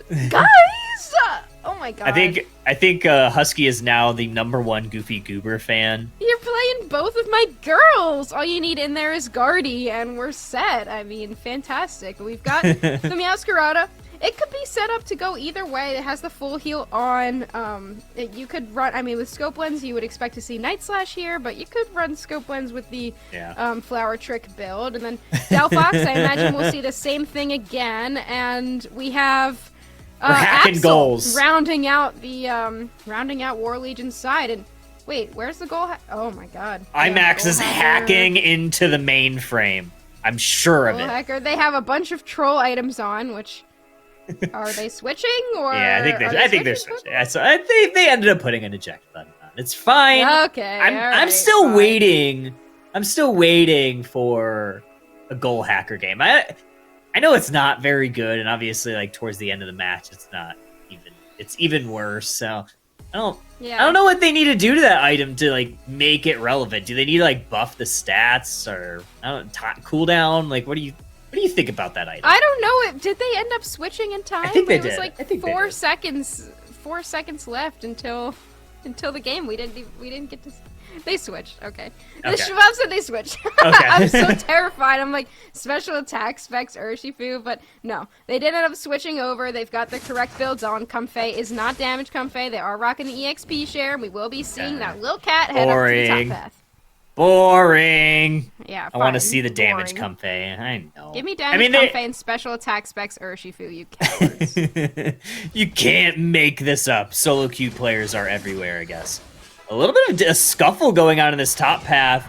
Meowscarada, I believe it was Comfey sporting the Slow Smoke, is going to use that on the Zacian. Pressure from this Hoopa. However, this cat might be going back to the vet. Yeah, they are back to the vet is crazy. That was good, right? They are going to get KO'd. I mean, Sprigatito early game is a little bit rough, especially against the Zacian. It's way better in the jungle just because it scales so much better late. But you have a Kubfu as well that also does the same thing and has an even worse early game. And it does not even get that level 5. It really, really needs it if it's going to do anything against the Zacian, who's now has the Sacred Sword available, noticeably not Metal Claw this time. They will pick up a KO. Where's the Roy McBeef pushing forward on that Zacian? That's actually Underdunk's statistician, if I'm not mistaken. Gonna put some stats up for themselves. Unfortunately, they actually they find another KO. It's Goofy Goobers going down back to the Pokemon Center. Roy McBeef gonna be forced to head back to the T1 pad to grab a shield, and Goofy Goobers, they should be able to clear out a lot of this 850 central area. Sometimes you don't expect that damage from... Oh, that's a Sweet Kiss Comfey. Yeah. We got a Sweet Kiss Comfey on the board, and I imagine that means we will be seeing a Dark Bear. Yeah, we do see a Dark Bear, and we will probably see the Night Slash on the Meowscarada as well, which, you know, not as good, but whatever. I'll take it. Meowscarada's being played. At this point, I can't really be picky. We do have the Delphox again, locking in Mystical Fire, so we will probably see the same build they ran previously. Comfey going back to the Pokemon Center. 8-minute birds spawning in the central pass. Saotami looking to try to secure some of that central area, unable to do so. They're met by an onslaught of members from War Legion. Good play from this Hoopa to send some back for a little bit of a reset, refresh those HP bars, because Goofy Goobers, they were able to respond to the top path or the defense. Have we seen the moveset of Absol? Do we have the Night Slash or do we have Pursuit? I guess we are about to see what they're going to go with, and it is Night Slash Psycho Cut, interestingly enough, but it is going to be the Hoopa that goes down, and the Urshifu also immediately goes down to the Absol, so a little bit of a scuffle, but not too much happening just yet. Both teams kind of locked in a bit of a stalemate right now in terms of points. Not too many points have gone on the board, but we have an almost level 9 Zacian and a level 8.5 Absol, so at the moment, War Legion is definitely holding a bit of a level lead. Yeah, they haven't turned that into points just yet, but it's just a matter of time once these Unite moves turn online. It looks like this is a Mage Pikachu. Very interesting, at least considering that there's that Meowscarada on the board. War Legion is electing to take this Regieleki off the map. That's going to push towards that T1 pad on the top side. A little bit of a response from this Meowscarada. Sweet Kiss is going to engage, but it doesn't find any of the extra damage that they're looking for. Urshifu on the response, looking to take down. There's the Ebon Fist. They take out the Zacian. Yeah, wow, that Sweet Kiss did a number on that Zacian. Just the amount of time it's stunned for, or it's not considered stunned, it's like charmed, right, in the Sweet Kiss. The amount of time it is forced to just kind of stand there and look at you all lovingly. I mean, I guess it is Valentine's Day, right? Giving the enemy team a little Sweet Kiss isn't so bad. Mwah. Just a little smooch. Just a little smooch. Oh, it is a Volt Tackle, so not full Mage Pikachu. Volt Tackle is going to stop the Snorlax, but the block is going to force them to disengage from scoring their points on. Heavy Slam, a little bit short. Absol looking for an engage. I believe it missed, though. Yeah, it didn't go, at least it didn't go in fully, but yeah. You didn't mention the Volt Tackle on the Pikachu. I really like Volt Tackle Thunder in a situation like this because it does give you that range and area effect damage that you might need against this team, but other than that, you can still get the stun of Volt Tackle, but it doesn't matter. The Fanciful Fireworks have begun. The fireworks show is out, and with the help of that Delphox, that Meowscarada takes down the Trevenant, and we'll have to see if Goobers wants to go try to push onto this goal zone or if they're going to wait for it. Double KO for Meowscarada. Looks like it is the time to try. Zacian looking to respond onto this Delphox, but Snorlax doing a great job to keep the team healthy. Floral Flourish does hit the map. Nice little push from Trevenant. It's going to push them back. Meowscarada, once again, back to the Pokemon Center. Another Flame Charge, Mystical Fire combo from this Meowscarada. They are heating up right now. So much in that fight happened. Let me break one thing down. Actually, two things down. Break it. We had the Meowscarada Unite move to get away from the Absol Unite move. Incredible. The Horn Leech then to immediately catch the Meowscarada out of their Unite move and make sure that they went down. Also unbelievable. And then you had the Mystical Fire hitting the Pikachu at the same time that the Ebon Fist came down right into the Wicked Blow to make sure that Pikachu was finished off. So some really solid plays there from both teams in that fight. Just kind of shows you how competitive Pokemon Unite can be at these high levels. Yeah, they haven't scored any points in like the last 4 or 5 minutes. Still 23-15. Hoopa's going to take the team downstairs. Rings are unbound. Regirock is on the menu for War Legion. They're going to look to maybe push this T1 pad. That's exactly what they're doing, but Snorlax hiding in the tall grass, looking for an engage. Heavy Slam out, and a response with the fireworks from Delphox. That's going to prevent any scores from going in. Great portal from Hoopa. Sends the team back for some HP bar refreshes. I kind of love the way that the teams have split off and trying to like split push a little bit on both sides just to keep the pressure happening on both sides of the map. And Goobers looks to be running it right now, but there's not too much you can really do when you have all goal zones up and a Hoopa on the opposite side. Because if you're making some cool rotations and trying to put pressure on different sides of the map, Hoopa doesn't care about that. They're just going to send everyone to where you are and look for potential picks, and it's kind of exactly what both teams are trying to do right now. But we have another Ebon Fist available. Ooh. They're going to look for the Absol, and they will catch them. Yeah, it's a big KO. They're already level 12, and an eject button into another KO for this Meowscarada. War Legion going to respond on the top side. Points fly in. Goofy Goobers, they're going to go ahead and break that T1 bot side. Meowscarada's not done. They're going to try to take this Hoopa out before they get back, and they do. A KO on the top side. Absolute pandemonium breaking up in the Thea Sky Ruins as War Legion going to break this T1 pad top side. poor Bina working overtime trying to deal I with know. 87 fights happening on the There's map so at once. much. But great job, Bina, because we Bina, saw you're killing everything it. that was important. And the 40 on the top from the Trevenant that they had a second ago really didn't end up mattering, because when there's a hoop on the other side and you break one of the pads, you'll give up points for that, just to make sure that the pressure can't stay on War Legion's side with that Hoopa's ability to rotate. With that being said, War Legion really consistently bouncing back in these fights and making sure they catch really monumental picks, so they do maintain the score lead. And with 2 minutes 20 seconds on the clock, both teams now looking to try to figure out what their win condition is. And I think for War Legion at this point, you're in a really good spot with a level 14 Zashi and level 13 Absol. You have to be. It is going to look for a back cap, is the Absol you just talked about. They're going to wait until the double time, so it will be 100 points, so they have a 150-point lead going into this Rayquaza. Looking to engage. We have the Mystical Fire tapping onto the Rayquaza. Going to still do some damage. Nice block from Snorlax. Going to section off this Trevenant from pushing in. And Goofy Goobers, they are set up very aggressively right now.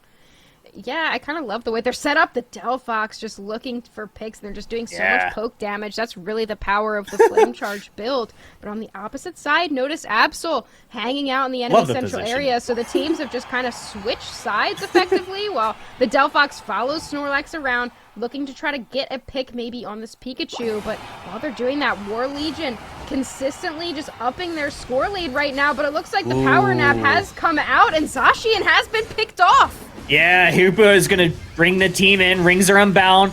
Fanciful Fireworks right on the Hoopa portal. That might be a pivotal mistake for War Legion. They're going to look for a KO. However, the Meowscarada able to take out Hoopa. We have more engagement. Full pockets here for Goofy Goobers, who are now finding a ton of KOs. It's Snorlax on Absol with 4 members down. It's their time to go. They're looking to take the Rayquaza.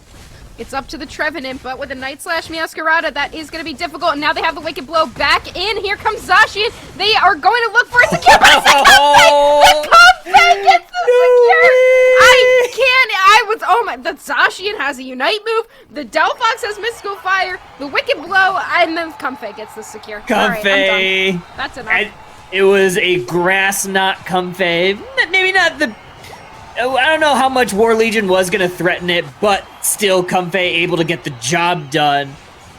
No Wicked Blow, no problem. It's the Comfey.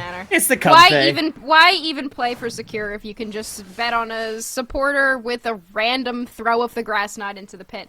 Insane. Did you know that crazy. supporters Great. do more damage to wild Pokemon? Did you know that? Wow. Insane. Wow, that's crazy. It's a new fact that I just learned today. Is it now? No. Never knew that. I'm lying. But we do I'm have also the Goobers taking it home. I mean, War Legion, fantastic job. It was just that last fight. They really had such an advantage, and even, you know, like being able to find back caps at the right time. Unfortunately, the Zacian getting picked off just kind of led to a Goofy Goobers steamroll of just one by one picking people off over and over again. And great showing there by Goofy Goobers. 2-0 over War Legion Esports. They are going to be moving on in your winners bracket.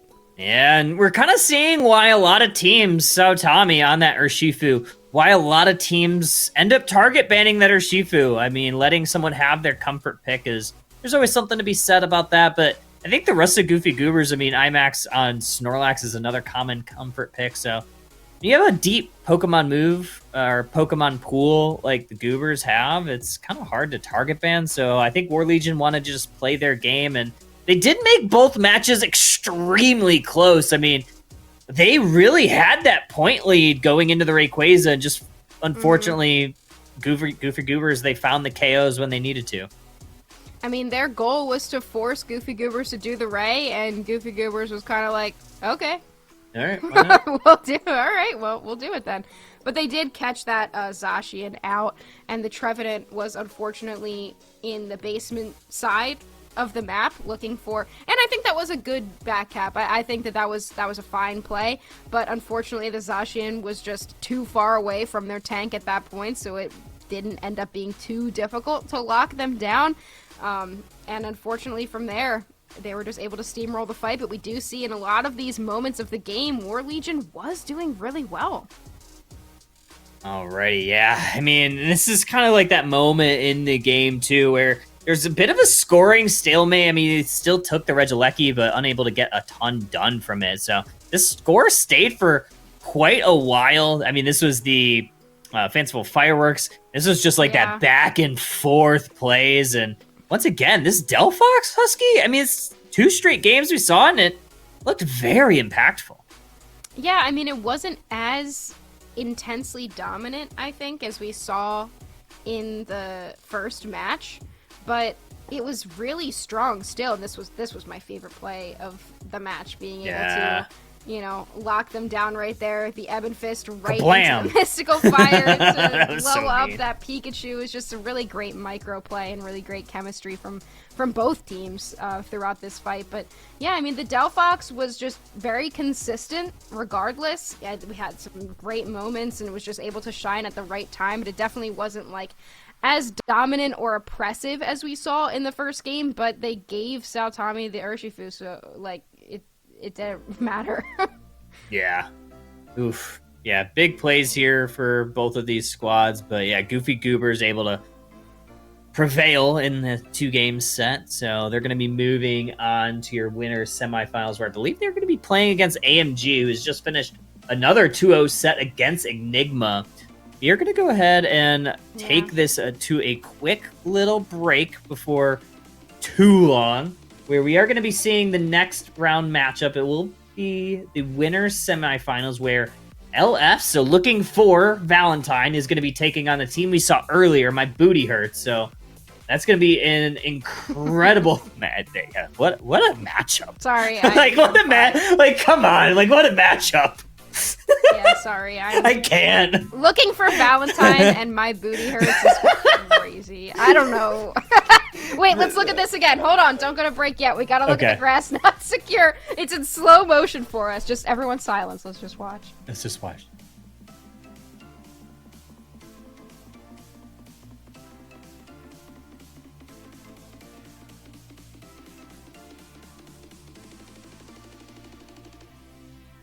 That's crazy. No. There's no way, dude. There's no way. That looked like it was so early. Dude, I think they just did enough burst to it. Yeah. By the time the grass knot got there. That's crazy. Because the Mystical Fire hit it as well. I think the Wicked Blow also hit it, and it was just the grass knot getting the last tick. That's crazy. That's crazy. That's crazy. There's no way.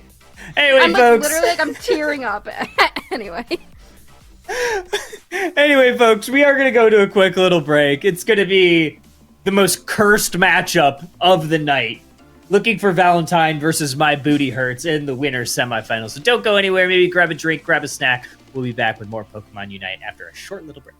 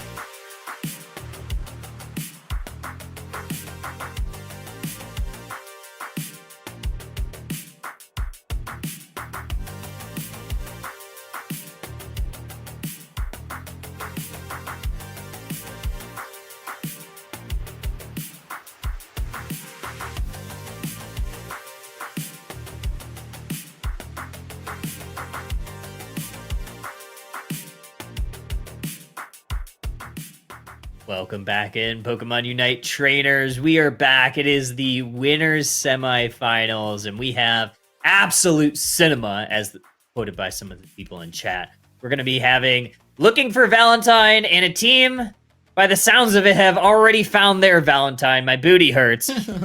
Yeah, I know, that's bad, right? We're going to have some of the bands, and immediately off the clip, we're going to see a Talonflame band ribbon? What? I mean, I hate to call it out, but I do think that they does like play like a very nice Talonflame, and I do think like Brave Bird Talonflame is in a very interesting spot in the meta right now, especially with like things like Inteleon, for example. Yeah. So, maybe it's just a call out band, maybe it's just something to like prep for how they maybe want to get some more mages in play. Talonflame is a good counter into Miraidon, and they've got the Darkrai as well now on the board. Ooh. So yeah, Darkrai, haven't seen a ton of it in competitive because it's been banned, like stuck in that banned slot for quite some time, but we are gonna see it here, and currently rocking an XP share, which I don't know about you, but I actually don't mind it on Darkrai because with the amount of 1v1 that it can do, it could still scale pretty well if it gets the right KOs. Yeah, absolutely. It can get any sort of central area knockout, along with, it provides a pretty overwhelming amount of CC as well. So you could really land some very like high value Dark Pulses and just get a really big engage setup, especially for some things like Machamp and Absol. It's a very squishy comp that the Valentines have, but it's something that could execute very well.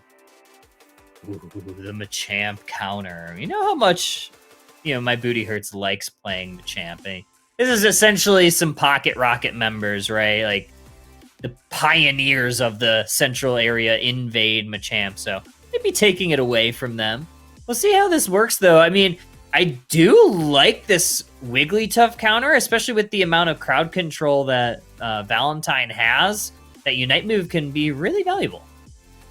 Yeah, it's going to really shut down this Darkrai along with any sort of like really big engage tools like the Aegislash or the Machamp. So this Absol is going to have to get pretty creative in getting around a lot of this like very forward wall that my booty hurts will have to get to either this Inteleon or this A9. But either of those characters can still easily duel this Absol. It's going to be a rough game. It definitely could be. I'm interested to see how this Sword's going to play. I think you can play it a couple of different ways. You can take it in that top path. You could take it in that central area. But I think with a lot of like bulk on the side of my booty hurts, I think that's kind of why a lot of teams want to play Aegislash, because it can really shred through some of the more bulky Pokemon. I mean, you think like that Wigglytuff and some of the others there. Yeah, and I mean, we saw in that last game as well, too, right? How very skilled combinations of Aegislash's stances really just allowed it to essentially outduel a Leafeon that's full engaged on you. And then you've got like a Snorlax in the back as well. It was an insane outplay. And it's pretty much Sword's bread and butter. You catch people off guard when they don't think that they can't kill you, and you just turn right around on them. It's like the ultimate Uno reverse card. See this Miraidon heading to the basement path, rocking the XP share. Love to see XP share Miraidon. Looks like my booty hurts is going to maybe split this central area, try to get some of the Pokemon online a little bit faster. Darkrai looking like they're going to take away some of this experience away from my booty hurts. Hey, so we are 1-1-3 in Underdunk, Kyle. Yeah. They're just playing this lane with Pooty just purely trying to harass as much XP away from the enemy as well, and we've just got 3 people in this top lane. That's it could be something that can easily clean up though if it's not too careful. It looks like Pooty might be the sacrificial pawn, but still going to be doing quite a ton of damage on the way out. There's a lot of low HP bars. Oh, the water gun just barely unable to connect from this Inteleon. However, Darkrai going to go in on this Jigglypuff, who has not been able to evolve. Focus Band is propped 850 birds on the map. Machamp looking to go on in, but so is So is the Phalanx. It does a bit of damage. It sends Machop packing. Points are going to fly in for my booty hurts. Yeah, unfortunately that Absol was just so far chunked after that engagement that they just had to retreat back to the central area to really just recoup all that they could. It was super dangerous for them to be around so many people in this top lane, and this top path is getting so much attention, and this intel is continuing to farm knockouts. Absol looking to take down this Drizzile, able to accomplish that task. You're going to look for this Alolan Vulpix, able to do so as well. 2 KO streak for them. Right before the 8-minute Central Altaria family. We have this Wigglytuff maybe monitoring, grabbing some vision, but these birds are going to go down very quickly by this Absol. Yeah, and we've seen already what's happening when you put 3 Pokemon into one lane. This sword is level 7, completely matching this Inteleon, and is just going to dive them in their own central area. Wigglytuff is here just to sing a song, but possibly on the way out. Ian doing some nice invades right there and finding a really great punish.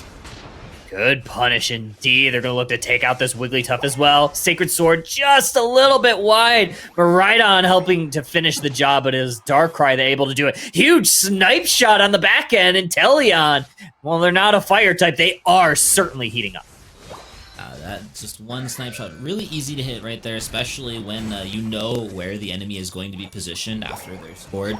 It's like some Pokemon like hop to the center of the goal, some Pokemon stay where they are. So it's just a little bit of a knowledge check, and really nice easy snipe there for my booty hurts to collect up. But the Valentines are in the bot lane with a Registeel as their date today. Ooh, the snipe shot just a little bit early from this Inteleon. That's going to enable Valentine to try to push this T1 pad. The Alolan Ninetales might have walked into the wrong neighborhood. They get met by an onslaught of damage from Valentine. However, this Aurora reveal Gleam Ninetales is staying alive quite a bit. Yeah, this is a lot of just pure CC, especially from those auto attacks and that Aurora Veil as well. And considering that the Valentines have a lot of dive in their kits and a lot of that long-range damage in this Miraidon, being on top of that Veil is going to really help try to negate as much damage as possible. Like, we already see it right there. Pooty would not have been able to get that score break if not without that damage reduction. So you can find so many uses for A-Veil, both offensively and defensively, and it's not like on the longest of cooldowns either. Man, the Mimikyu getting caught with their hands in the cookie jar, trying to get the KO on Darkrai, unable to do so. Phalanx here, Absol pops their Unite move. A lot of Unite moves getting expended in this basement path. We're finding that Valentine is pushing forward. It's Aegislash with a KO streak of 2. They're looking to try to score some points in.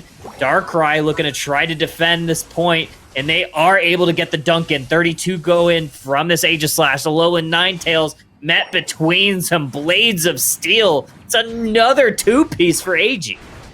Yeah, it's just so unfortunate for the purple side here that there's so much CC layered into all the damage that's coming into them as well. We have the Aegislash Sacred Sword, like Darkrai and all of its stuns, and then you get an Absol that just gets to come in and clean up for free. So it's really just a very finely crafted composition here. I really like this kind of drafting, and it's like a different kind of playstyle too that I also really like appreciating as well.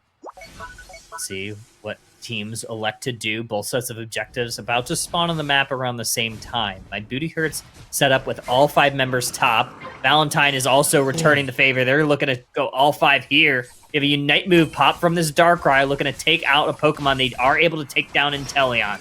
Regieleki chipped down to half. Unite move comes out from the Wigglytuff, and in the chaos, it's going to be Valentine that pushed forward. It's Aegislash that takes down the Lecky. Alolan Ninetales sent back to the Pokemon Center, and just like that ribbon, Valentine is putting the pressure on.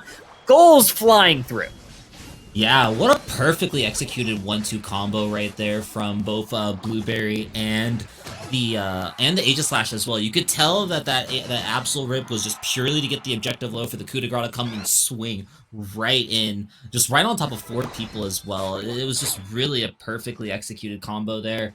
The Valentines getting that push as well is going to put them into the lead as well. And this Absol is honestly getting a little bit out of control.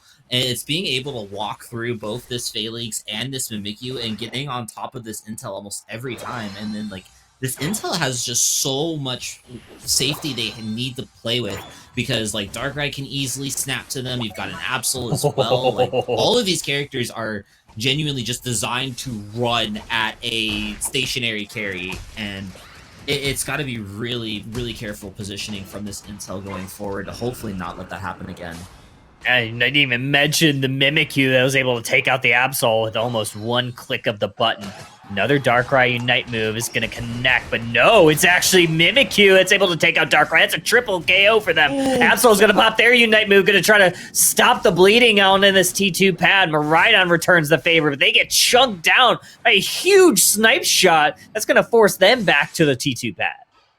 Right, and that is exactly what my Booty Hurts needed. They needed those big knockouts, and now this Mimikyu is a very solid threat and can easily bat away at least this Absol, and that Play With Me is going to be really great at shutting down anything that this Machamp or this Aegislash are going to want to do. So now really the only concern is whatever this Darkrai does decide to unite at Rayquaza. Ooh, big KO there. Darkrai is able to take out the Wigglytuff. Regieleki has hit the map in the top path. My Booty Hurts is set up, but they're playing a little bit more cautiously. Valentine is trying to scope the area, grab some vision, snipe shot. Doesn't connect on anybody, but they're going to start tapping this Regieleki, maybe try to bait in some vision. And I mean, both teams really have like a lot of vision on where everybody is, except for the Valentines. Ooh, the fight might start early. The Mimikyu going down early as well. It's going to be really concerning, but it might be a trade with this Darkrai. The Phalanx is able to clean them up. So now both teams going in 4v4.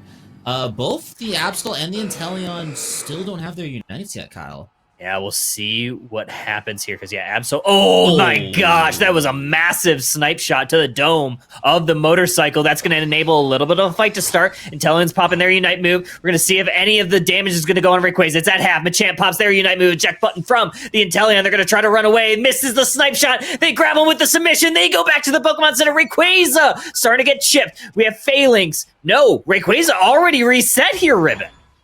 Okay, it's just something like a reset, but we're going right into another team fight. The coup de grace does find the A9 and just gets cleaned up. What another wonderful outplay for the Aegislash, but Rayquaza, the 6th man for my Booty Hurts, making that Aegislash's booty hurt indeed.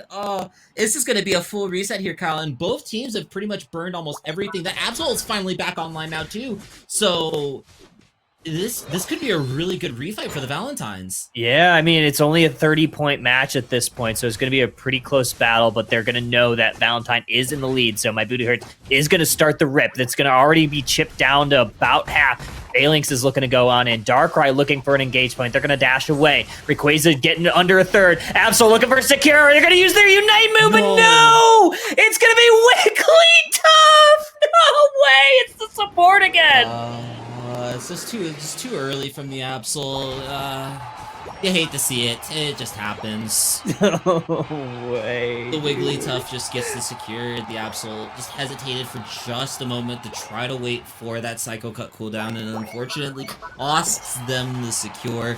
Everybody piled onto the Rayquaza, finally gets the secure over the lone random thing from the enemy side, and the Valentines, they're gonna be feeling hurt after that one, especially when a refight looks so much more in their favor, especially with how the Machamp was able to run down and completely isolate that Inteleon, put them in the advantage there for the rip, but it just came too quickly. My Booty Hurts was able to get the return knockouts in favor, and the Mimikyu did land a really, like, just almost 3 squeaking wide Shadow Sneak on top of that, on top of the Miraidon. So just both times the Miraidon just gets knocked out before it can really add anything to the fight. So I feel like everything just went my Booty Hurts way. It really did. Especially the Wigglytuff secure. It's 2 straight matches where we've seen the secure from the support Pokemon. It's just so criminal. But fantastic job for my Booty Hurts. 1-0 going into this next match. So another win's going to send them over to the winners finals at LA, getting 10 KOs. But the thing that I was really impressed with, Jay Woodfan, able to hit snipe shot after snipe shot. There's some really crucial ones mixed in there. Yeah, especially that one too on that Miraidon to really start Yeah. off that Rayquaza engagement. That was an insane snipe. Like this character, like we just need to just ban it. Like let's be real Yeah. here. Like I think this is officially like a bannable character now, at least in like draft, because it's way too powerful. If it's powerful enough to first pick, then it's powerful enough to ban, in my opinion. So I really feel like just whatever team has gotten this Inteleon on, and this is a composition that like was really designed just to knock out Inteleon, right? You have so many angles and so little space this Inteleon can play from. But one of the main things that speedsters have a tendency to forget is that snipe shot. It still is pretty accurate at close range. So Intel was able to like just shotgun outplay a lot of those initial engagements. And I really just feel like the Mimikyu and the Phalanx kind of just got to dive and do whatever they pleased to this poor Miraidon that had no sort of front line. Yeah, they kind of got shut down quite a few times, unfortunately for them. It was the XP share Miraidon, so it wasn't like always the highest level in the match, so getting KO'd wasn't always the biggest deal. But you still never like to lose your Pokemon right at that Rayquaza. That kind of turned the tide and allowed my Booty Hurts to kind of put some pressure on.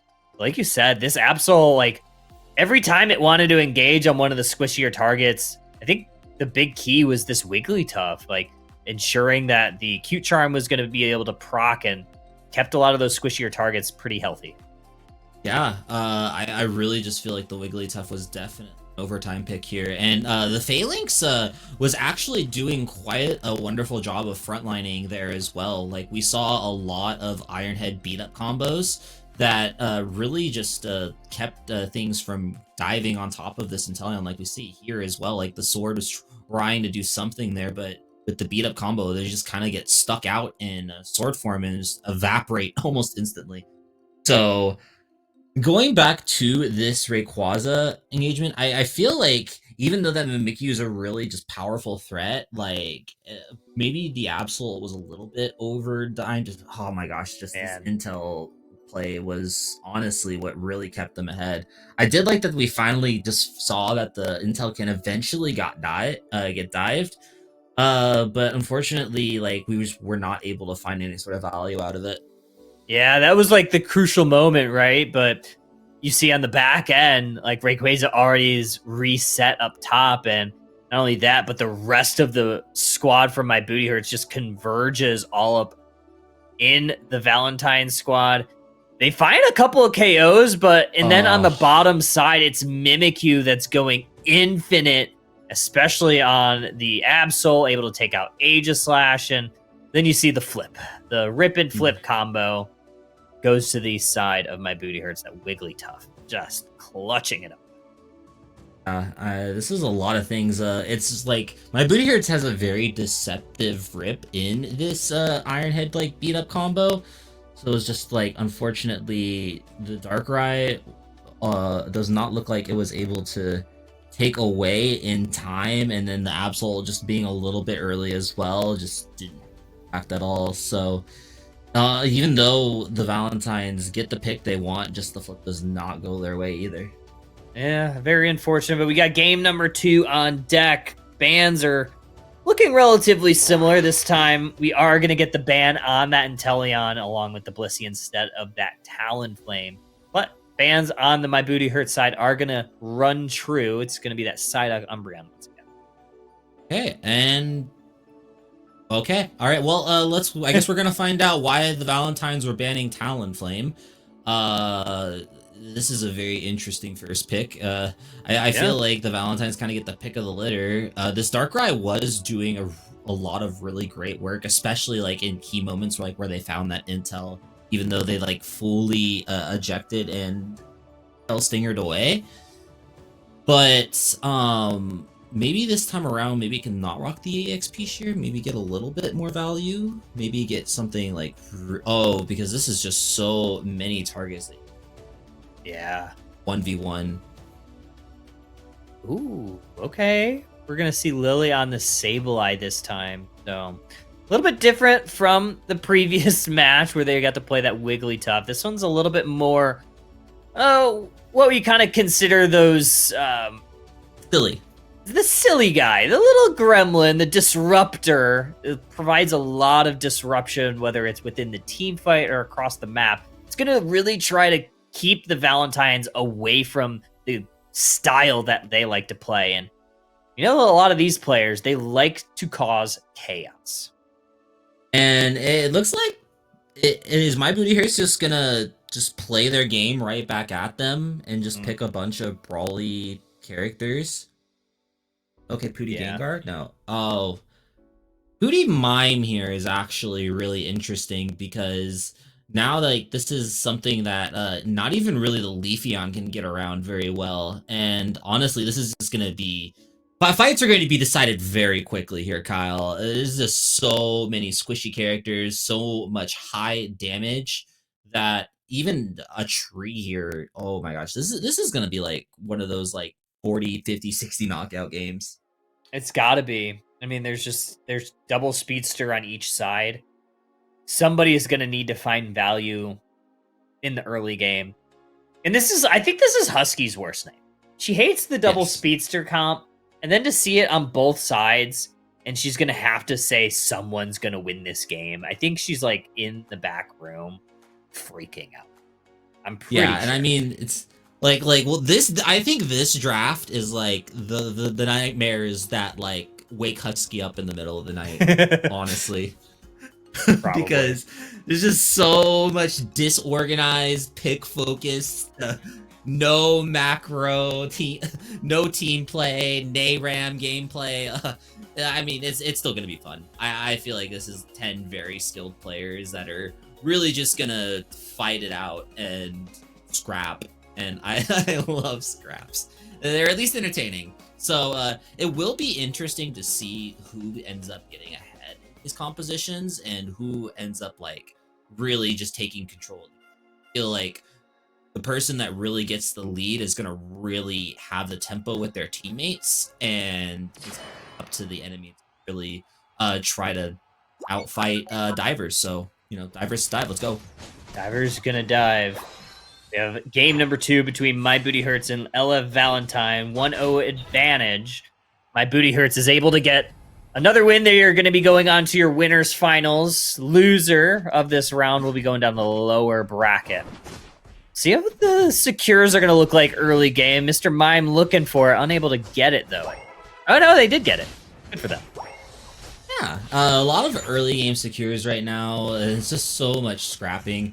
Darkrai is still rocking the XP share, but getting this Serena online and up to level 6 is definitely going to be a priority for this top lane.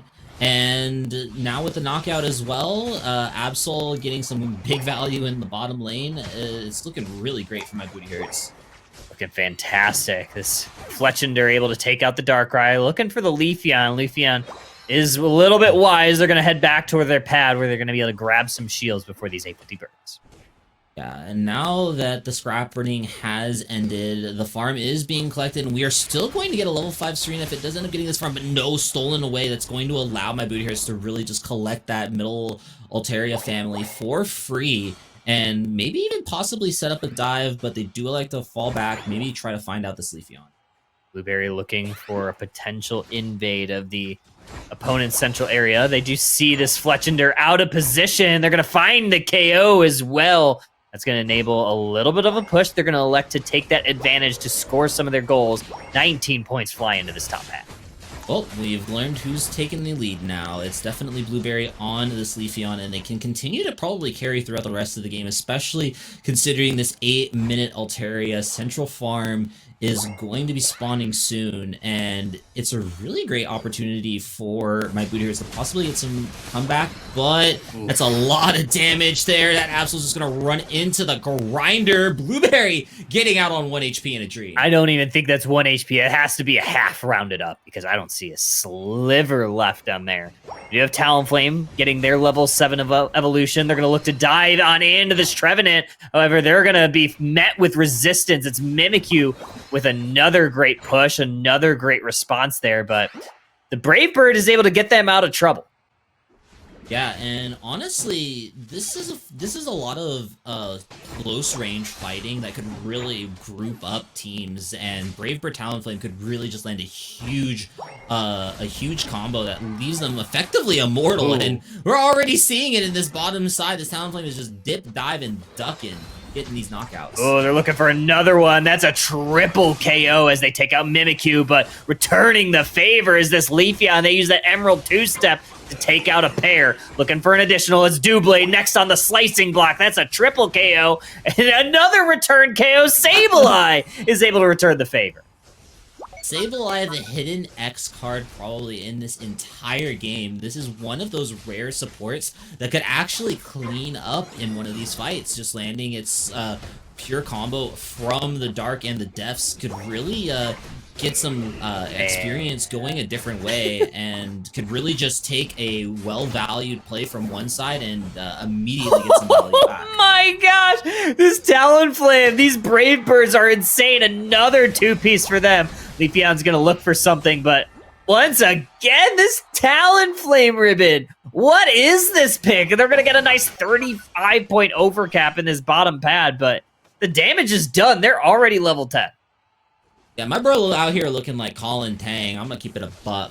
What great Brave Birds there to continue the damage. But, oh, it looks like the Darkrai finally found the knockout, and not even with assistance with that ult as well. So it just looks like the Talonflame just purely got caught out. Those are gonna be some huge levels for this Darkrai, and probably what Valentine exactly was looking for. Now that they've got the numbers, they're gonna look for the tier 1 pad push in the bot.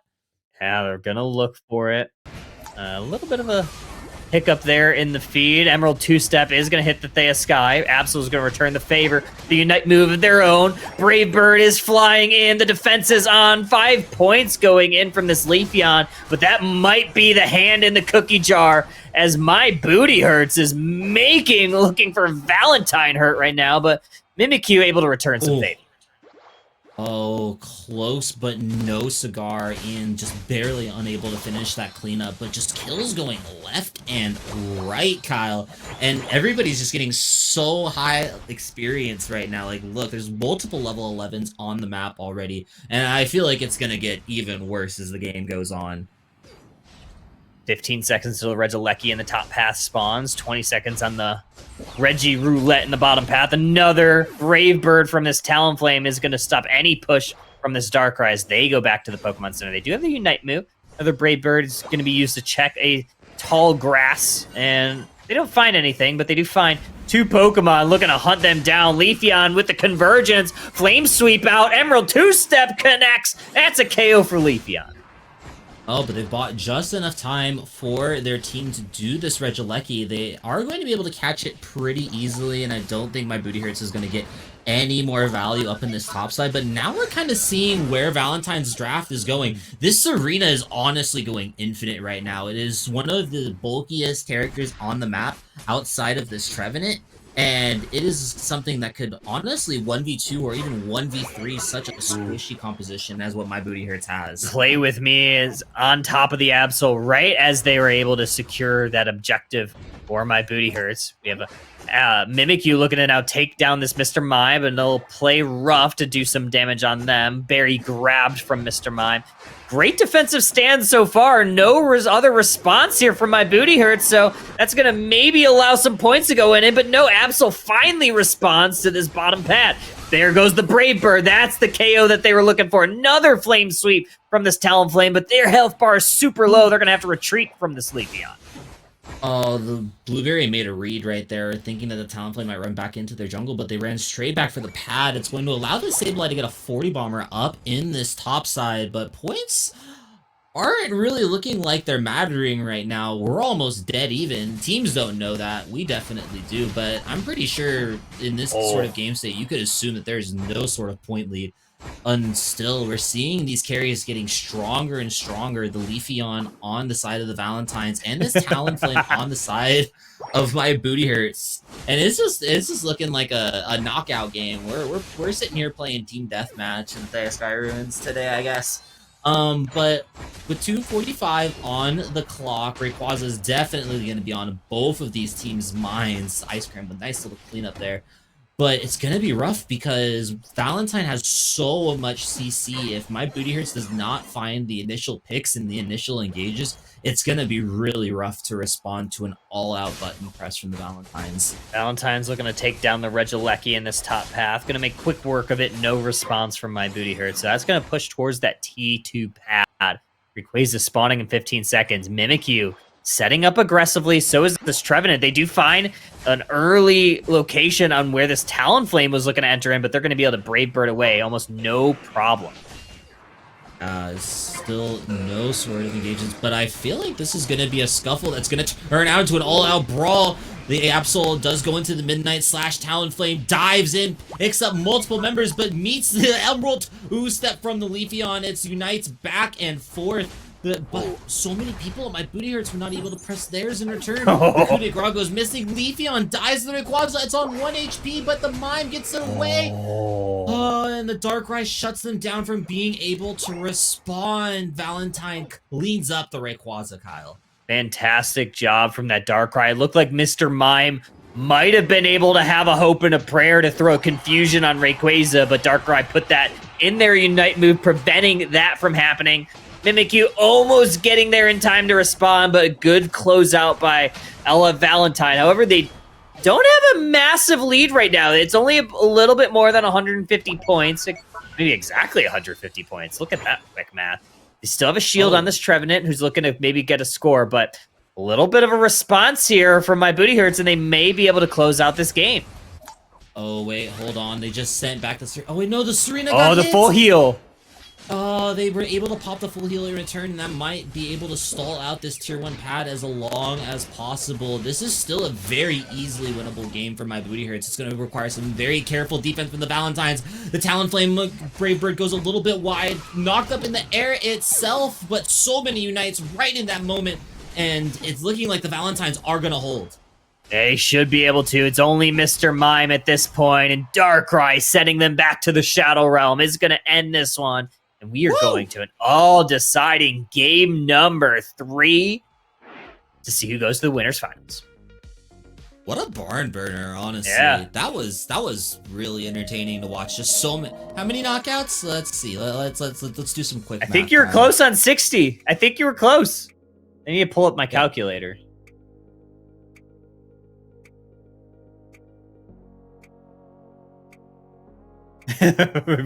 we are definitely doing some math here.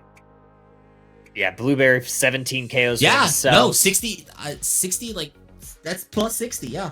Heck yeah. Good prediction. Good prediction. 82k damage from this Talonflame first pick.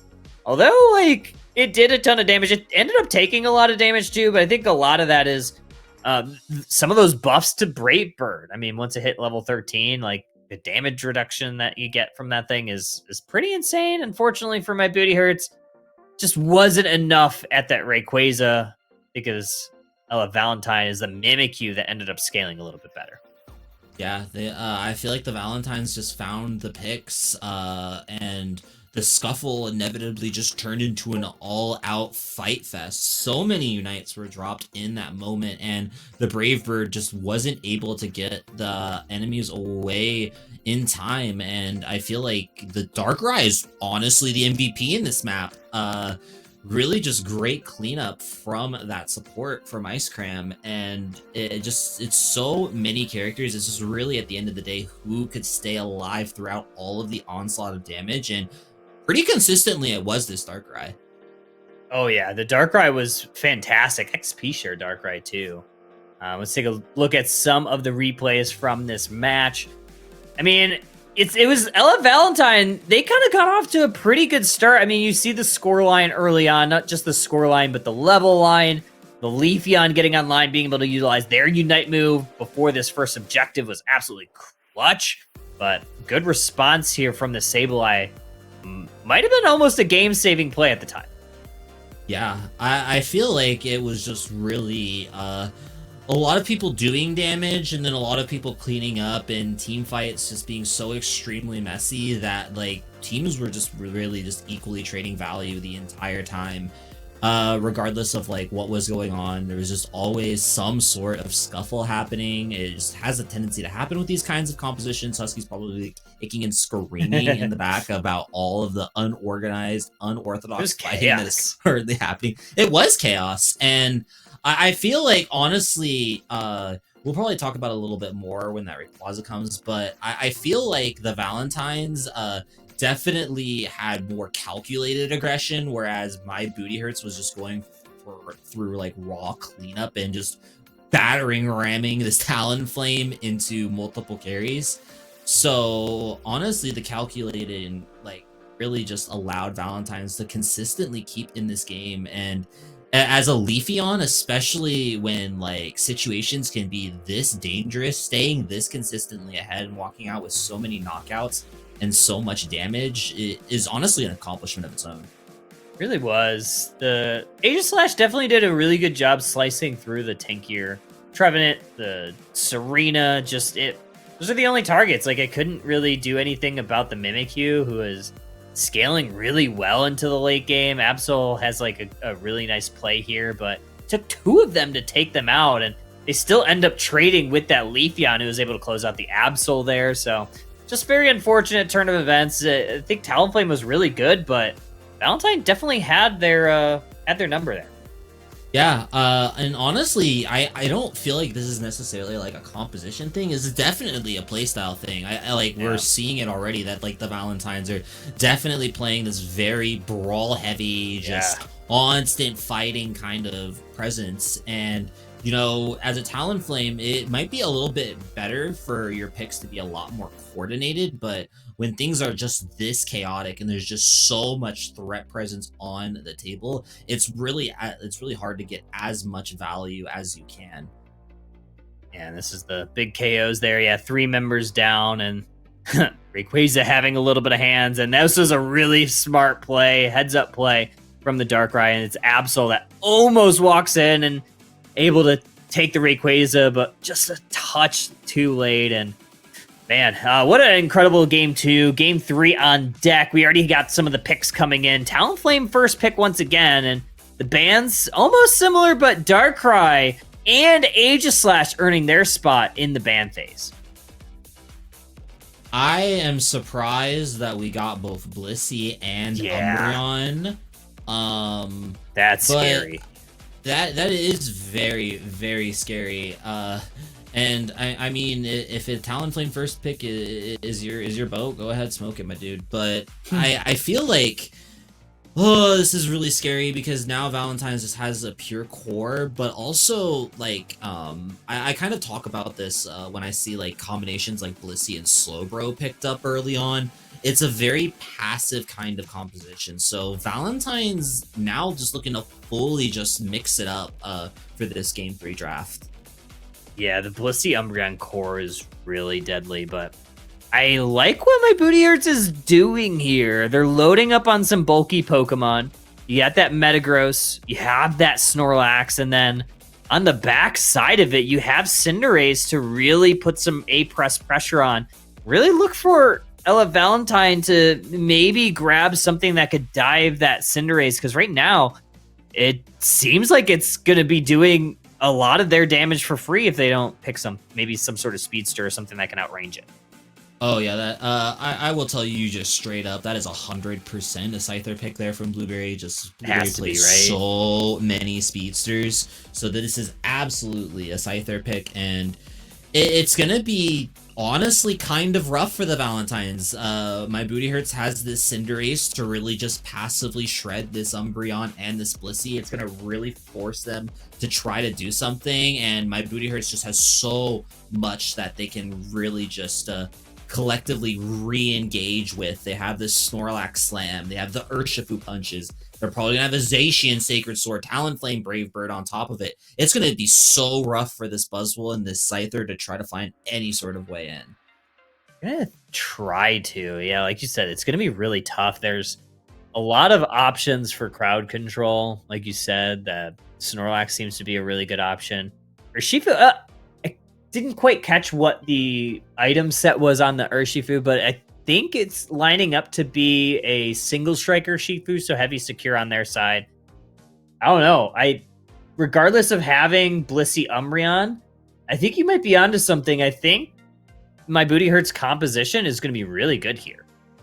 Yeah, this is going to be a Blissey that it's going to be really interesting to see what moveset they end up going for, whether they take more value in this guard to kind of allow this Scyther and this Buzzwole to get better ins, or if they're going to go with the heals and try to out-sustain the damage that is going to eventually be coming their ways. I'm pretty sure this Umbreon is going to be going Mean Look here for this Brave Bird Talonflame, but honestly, I'd really like to see some foul play because there's so much attack damage on the side of my Booty Hurts that this Umbreon could turn into a genuine threat if left unchecked. Yeah, and a genuine threat is Lily stealing away that red buff from Valentine. Not only that, they're going to continue putting the pressure on, maybe the pressure in the form of a little nap, going to try to steal this bit of experience away from them. That one was unsuccessful, but still, you slowed down the Scyther. Mission accomplished. Yeah, not only slowed down the Scyther, but honestly, the red buff procs on both of them right there really just purely kept them away from that farm. So now we've got a pretty decently farmed Exhaustion in this top side, but Blueberry going to be in this bot side to really take advantage of a very weak bottom path. Oh, the Talonflame, the little fletchling that could. They get taken out. We have the Kubfu that's going to return the favor. Now Kubfu heading back to the Pokemon Center. Snorlax going to have to be forced to use their eject button just so they can take a little nap. 7-point dunk going on in for the stack, for the culture. Going to try to dive on away. Pushing forward is the Snorlax. They're going to get him. No, it's the foul play. Umbreon with a great play to keep them healthy. And that's exactly why I wanted to see foul play, even though it just eventually goes down in the back to really just purely put the maximum value in the distraction. Completely saves this this Scyther in a situation where Mean Look would have probably gotten them knocked out. So now that this now that this foul play Umbreon is on the board, that's definitely something my Booty Hurts is going to be thinking of because it's going to be really rough. This Umbreon can just hop through any of these characters and try and get some presence on their backline. Oh, Fletchender might be getting caught out by the Scyther. They try to go on in. Hands in a cookie jar moment, and they're going back to the Pokemon Center. Or Shifu might be next in the chopping block. A crowd control galore coming in from this Alolan Ninetales. Snorlax tries a heavy slam, misses the mark. Blueberry staying upright. Really, really great little micro there to keep Blueberry alive. And honestly, this A9 is going to be so clutch now, especially in this situation that this game has presented itself, where now that Valentine has a lot of checks to really match the aggression that's going to be coming from my Booty Hurts, it's like their own playstyle is being played against them, so they're going to be able to effectively counter it with so much value that's going to be hard for my Booty Hurts to counter with. 7-minute objectives about to hit the map. We still have a Fletchender on the side of my Booty Hurts. They're going to try to go on in. They're met by an icy wall that is that Alolan Ninetales. They send them back to the Pokemon Center. Reg Ice, a different type of ice hitting the map. Snorlax looking for a way in. Blissey going to try to slow this down. Secure coming on in. No, it's Alolan Ninetales, but a valiant effort from that Snorlax with the eject button. Honestly, really good micro there from the Valentines as well to slowly burn that objective to really force the Snorlax to jump in or eventually get knocked out. So just really careful play. Make sure the Valentines get that Regice in the bottom side. And it's going to be a really great buff for a lot of these characters as well. They're going to really appreciate the passive healing considering the Blissey's running this safeguard. Ooh, Alolan Ninetales pops their Unite move as the Brave Bird connects. They find the KO on the Talonflame, but Urshifu returns the favor, gets the revenge. Central area, met between a rock and a hard place, maybe a block and a hard place, is this Umbreon. They're going to try to stay upright, but 2-on-1, there's a tall task for that Pokemon. Yeah, especially a little bit behind. And now that my Booty Hurts has really started to hit their initial scalings, they've got the value, they've got the Unites, they've got the gas in the tank, and Blissey getting a 2-piece on their own with that assistance. Nice play there from Ice Cream. It's going to be really close, though, as this A9 runs away. And I feel like my Booty Hurts is now just really just out of tempo. A lot of these Unites are very far away, and that's going to allow Blueberry plenty of cleanup, and plenty of continued dive going on top of that Cinderace, and they're not able to clean up the A9 either, Kyle. Oh, triple KO there, and they're going to put the pressure on. They're looking at this T1 pad to try to get some points on in. Talonflame does not like that very much, so they're going to do some damage onto their side. Scyther gets back to base, 40 points looking to go in on the top path, met with resistance by the Zacian, but it's this Buzzwole that's kind of flipping the Uno reverse card, putting some crowd control on them, as the rest of my Booty Hurts is going to respond. Yeah, they're going to be able to get the combos in on top of a Cinderace with the Snorlax standing right next to them. Perfect comboing from that Buzzwole really just gets them around. A nice little eject tech there as well to make sure that that Cinderace was the one that took that CC. And now Valentine completely ahead, and my Booty Hurts still looking for the scaling to get online. I feel like as long as Valentine keeps the XP lead, it's going to be so hard for my Booty Hurts to get any sort of value. We're going to try to push on this Regieleki. Talonflame is going to respond on the bottom side where some points are looking to go on in for Valentine. 50-point dunk might be incoming. Good crowd control from the Alolan Ninetales. They're going to use their Unite move. Good response from the Urshifu as they send Ninetales pack, and Scyther going to be forced back to their side of the map with a little bit of a peel from this Blissey. Unite move comes in from Cinderace. They're going to press their A button, but Scyther, they're going to try to go on in. Unite move from then, but Talonflame, they're able to close the door. Ooh, what a close call right there. Honestly, if Ice Cream got that Unite online any faster, that could have been dear danger for my Booty Hurts. But thankfully, they're able to shut down the Scyther before it gets more value. But that means this Registeel pushed in for the top side. And even though there's not a lot of points, oh my goodness. Oh, that's so unfortunate that Talonflame is not able to get the 50 bomber in. That Regieleki buff just running out the second they tapped the pad and only able to get in a very small score. That's going to allow the Valentines get some very large pressure on this tier 1. Yeah, Snorlax is going to just hold the door. They're going to use their Unite move, regenerate their health bars, some points going on in from an Umbreon. Only about 2 points. A little bit of response here from Cinderace. They're going to try to hold their A button down, put some pressure on them, but good response there from my Booty Hurts. They realized that that T1 pad might have been in danger, and they all came to respond.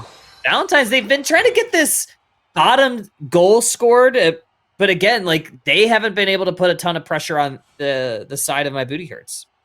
Yeah, I feel like both teams are just trying to go for these nice creative little back caps and try to find the openings, but both teams are doing their due diligence in defending, so unfortunately Pooty not able to find that back cap is gonna just buy some time, buy time for his Talonflame to get a knockout on that Scyther, and that Scyther knockout's gonna be pretty huge because now this Talonflame is level 13, and even though the Bliss does have that safeguard, those knockups are still gonna be so impactful, especially around this Rayquaza. Oh, this is funny. They're waiting out this KO just to stall out the Snorlax timer. So very smart, very wise move from them. Cinderace, their timer is back up. The Regieleki is taken by my Booty Hurts. That's going to put some pressure on this T2 pet. And now this Rayquaza is effectively even right now, though, but both teams could be looking flip for a flip. There's so much. The Green Illusion Dive goes in on top of the Scissor, and it's just enough, but the Valentines, they're able to clean it up. Got so much damage. So many members of my Booty Hurts were effectively boxed out of that engagement, and Talonflame just carried so much damage there, but unfortunately wasn't able to collect, and the Bliss Assistant Scyther combo just comes through.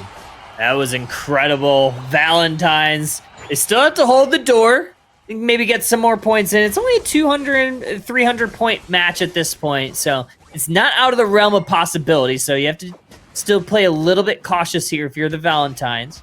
Still a minute remaining in this match. They are able to get another 30-point dunk in, so that's going to bode pretty well for them. Another Unite move from Scyther. They find 2 KOs. Talonflame looking for a KO in return, but unable to find it. Yeah, and my Booty Hurts is definitely going to have to get some money in their pockets, get their money up and not their funny up, because they do not have a lot of time to try to clutch this game 3, but Blueberry is just doing so much work on this Scyther, and the safeguards from Ice Cream are keeping them not only alive, but CC free.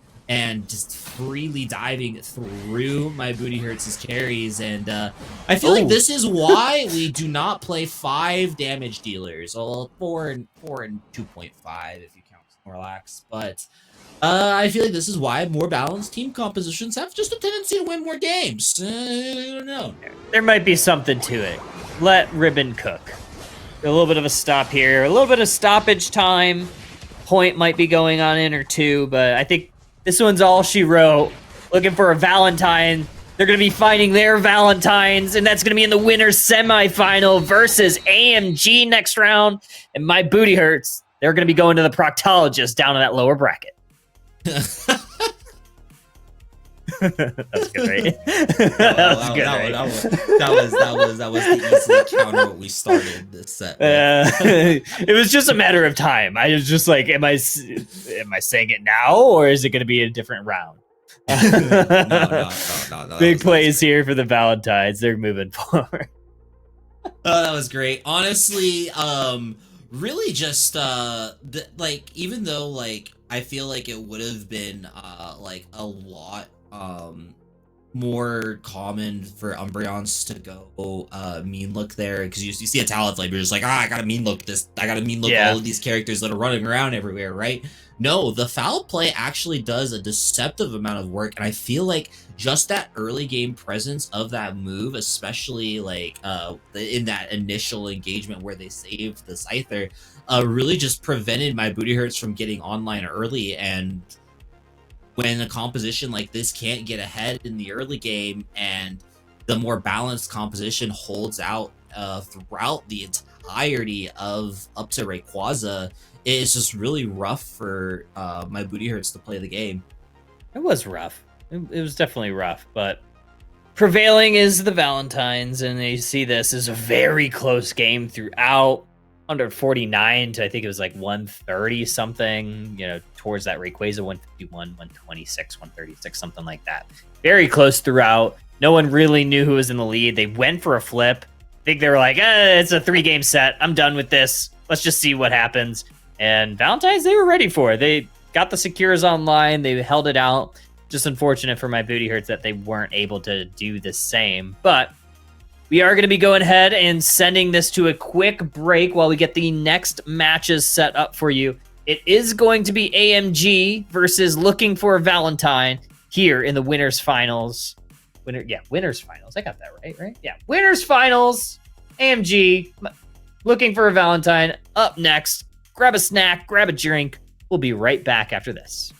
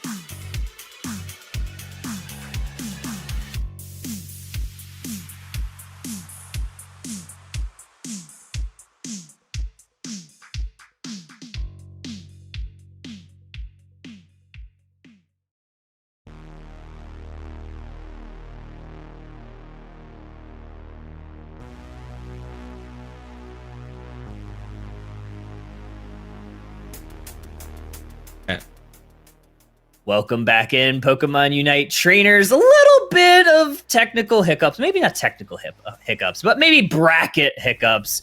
We do have unfortunate news. There is going to be a DQ. I think some team had to drop out. Very unfortunate. LF Valentine. They might have found their Valentine because they are done for the night. I think they might have had bedtime or school night or it's something. It is a school night, so very unfortunate. But we're not going to stop the action. We are going to take it down to the lower side bracket, where we are going to see My Booty Hurts, so the team we just saw, lose to them, along with Enigma. So let's take a peek. Take a peek mentioned, right? Someone? Anybody? Hell yeah. Let's take a look at this bracket and kind of what has gotten us here. We have seen tons of matches, but yeah, like you see, like I just said, DQ for Ella Valentine, getting Valentine's Day starting a little bit early. But we are going to keep the action moving. We're going to go see My Booty Hurts versus Enigma. And then after that, since it is a best of one, we're going to see Micro and Cheese versus the winner of this match. So we're going to still give you guys plenty of Pokemon Unite action for the night. So we're going to stay on the lower side bracket since there's not going to be any more winner side games until we see AMG in the grand finals. Husky and Ribbon are going to be taking you for these next two sets. Any predictions? We'll start with Husky.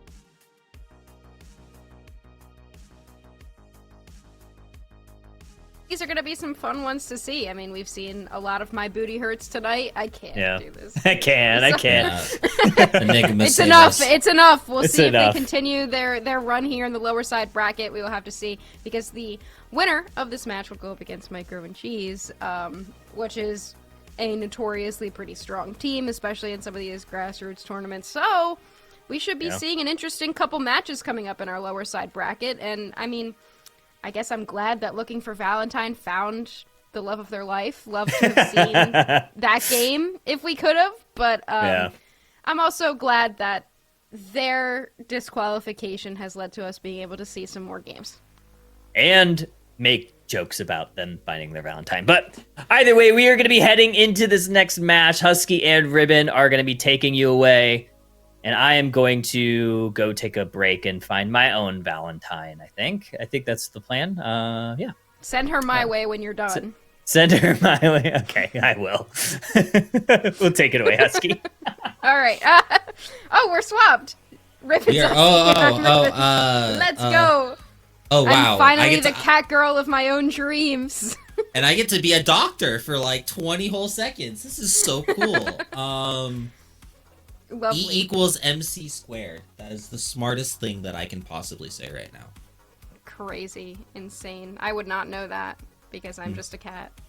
Let's talk about this bracket though, Husky. AMG 2-0'd Goofy Goobers. And also, but unfortunately, Micro and Cheese looking honestly pretty strong tonight after getting thrown down to the losers bracket by LF Valentine. They've been going through an absolute tear, winning their last 3 sets and trying to make it look like 4. So, it looked like, you had Goofy Goobers in the 1 seed this tournament, so seeing them go down to Micro and Cheese, who went down to LF Valentine, who's no longer in this tournament, that might have been Micro and Cheese's biggest op. We'll have to see.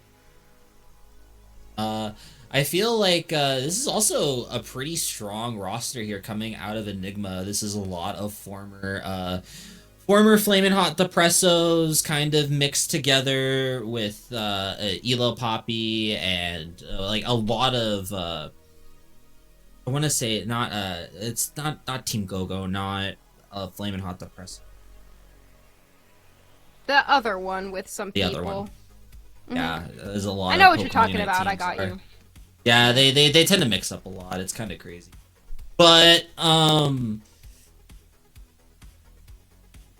yeah, some strong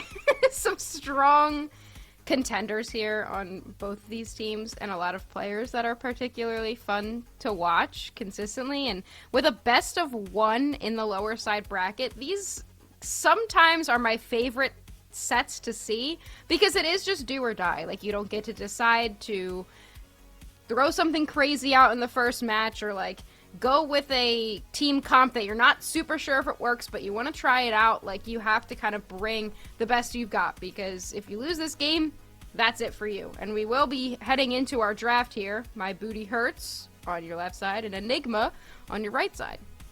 Yeah, and honestly, these are all like 10 players that have a very wide Pokemon pool. You know, plenty of Elo Poppy and their Pikachu on the Underdunk broadcast, along with Etlay having plenty of speedsters in play as well. Vulcan, Crosshand have definitely done some work as well, and Yeti's a really great favorite. So, seeing the Blissey band yet again, along with the Duck, and then just very typical bands coming out of this first round, and my Booty Hurts is going to continue to prioritize this intel. I wonder why. Back there for a second. Okay, cool.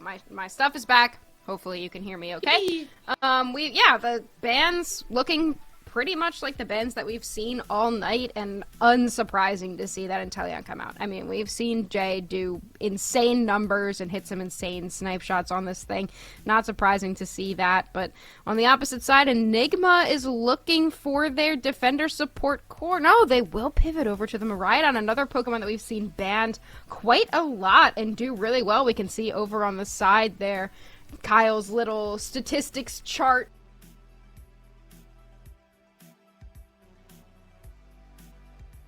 And almost 50% of the time on the ban list as well. It's going to be really interesting to see what this Miraidon ends up going. Because it's definitely one of those characters that can absolutely reach Inteleon, whether it's drifting in on the motorcycle or matching the range with Charge Beam.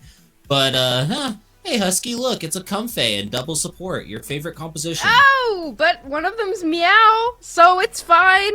Okay. I'm cool with it because one of them's Meowscarada, and one of them's, the support Dodrio with the damage Comfey again. I mean, what would we expect else to be pulled out there from my Booty Hurts? And we do have Elo Poppy locking in the Gengar.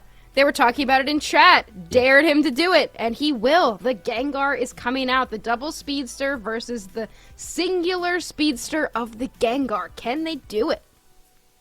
Honestly, I think this is a great Gengar game here. You've got plenty of targets to knock out, and you can even 1v1 this Mimikyu if you play it correctly, because if Elo Poppy does end up going for the Dream Eater's Shadow Ball combo, the Dream Eater does put you on the opposite side of your target. So this Mimikyu is going to have to be really careful if it goes with even the Shadow Claw or the Foul Play moveset, because the Gengar could easily mix them up.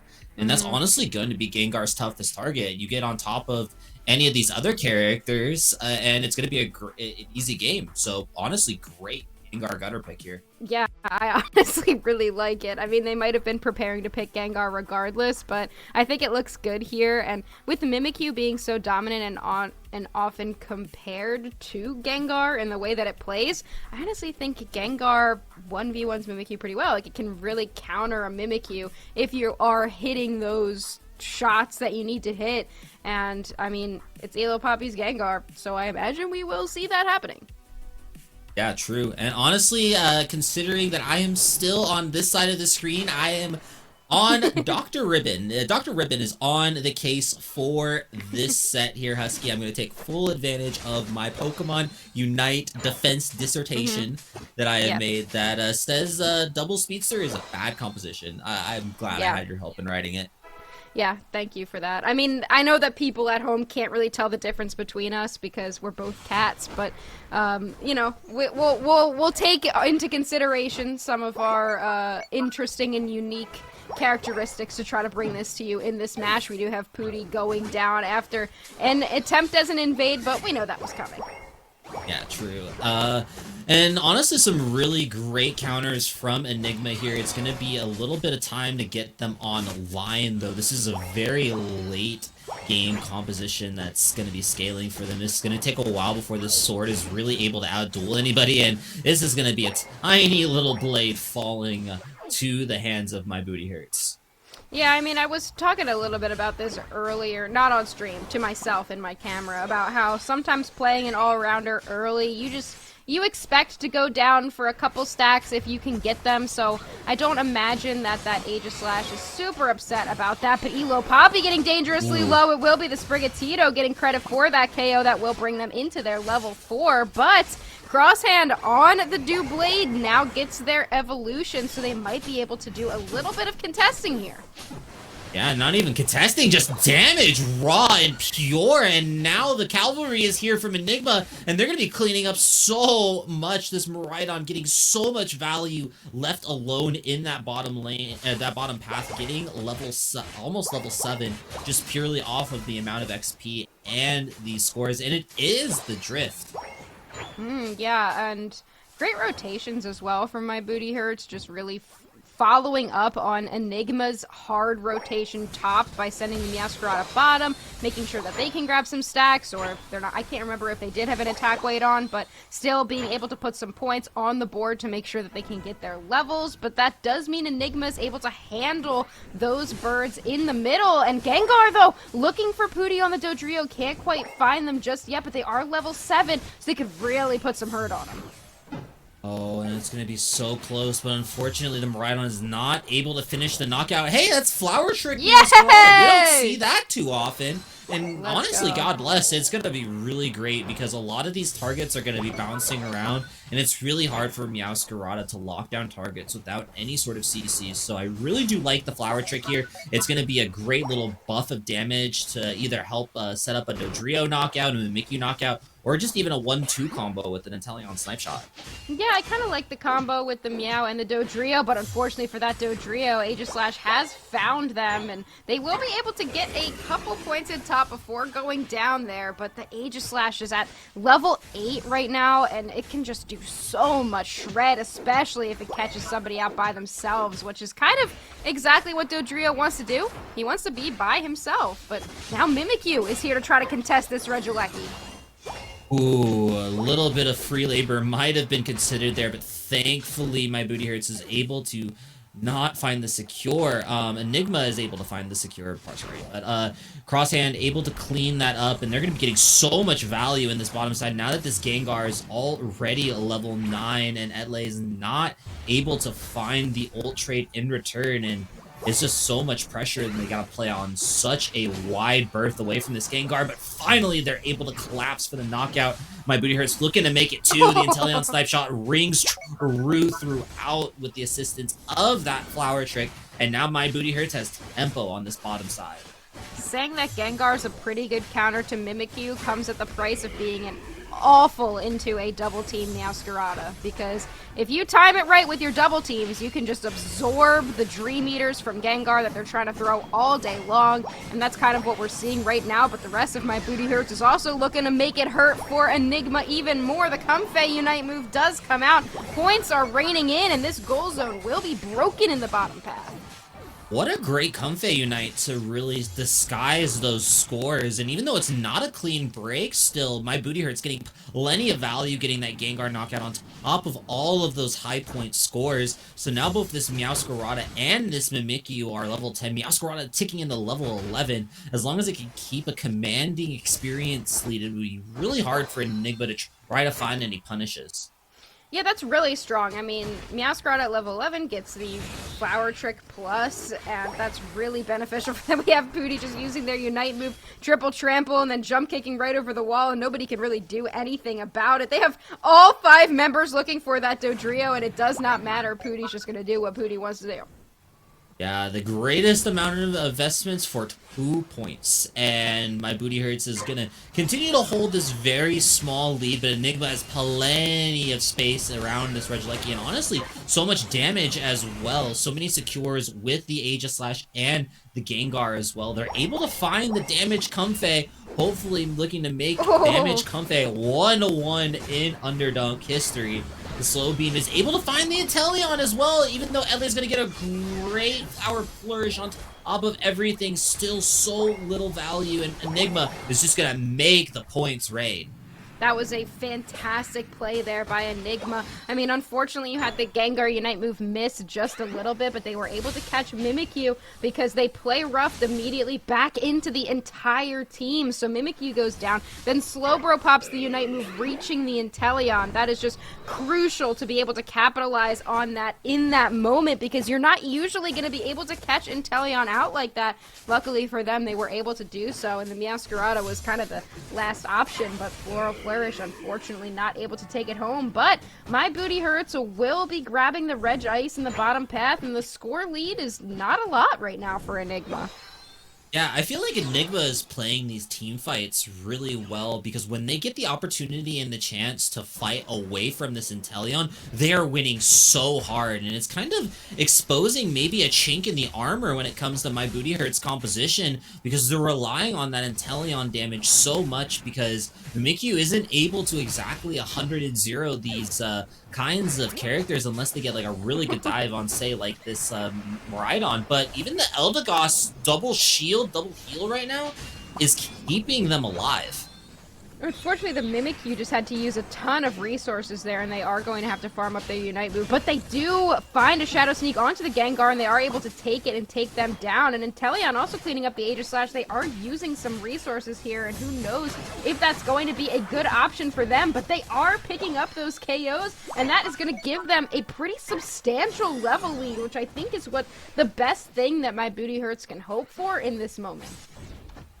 This Inteleon has 5 attachments, red dot, laser scope locked on, and it is showing so well when they get it and get those snipes in. But I feel like Enigma's getting still so many wins on the map right now. Considering the compositions, they're pretty close to even. This Gengar is still level 13, and as long as they can avoid these intel snipes and keep healed up, it's going to be really easy for them to catch any sort of engage that My Booty Hurts is going to want to throw out. But with Rayquaza in and the Drill Pecks down, they do find the Telekinesis on top, and the Comfey is able to drop the Unite, but doesn't get too much value. Enigma's fighting away from it, and this sword is going infinite in his backside, collecting so many knockouts on its own. That's 2, that's 3, maybe even 4. No, it's the Miraidon finding the last hits, but that is a team wipe for Enigma.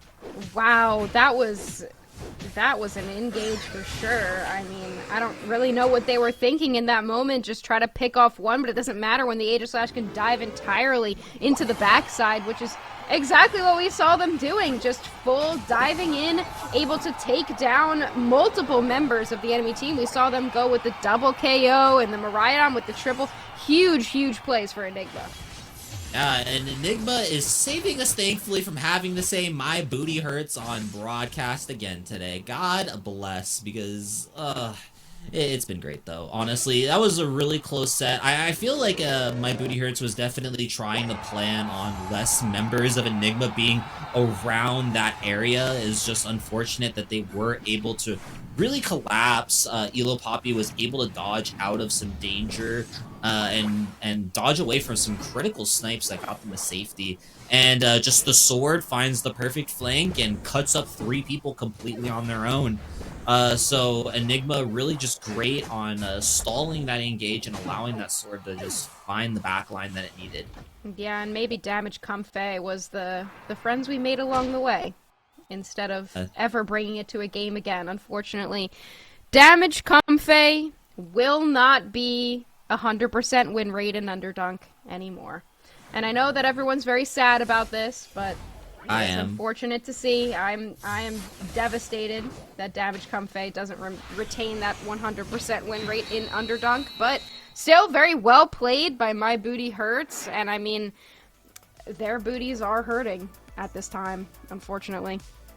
True. And it's unfortunate. It just feels like it's like I said, like once really Enigma started scaling up and these more pick-focused characters couldn't really find their 100-0s without the support of those Inteleon snipe shots. Enigma was very easily able to counter. Honestly, shoutouts to both Waltz and Volk there for really keeping their team alive in very clutch situations. There was a lot of Eldegoss Cotton Guards that kept people alive when Mimikyu dived on top of them. And of course, the Bro finding so many telekinesis, especially that one that started that Ray engagement on Pooty. So I feel like this game was really just set up for both Crosshand and Yeti to succeed. Yeah, and I mean, look at this though on the damage side. Pooty getting out damaged by the damage Comfey, so maybe there is something to it. I'm just kidding. No, there isn't.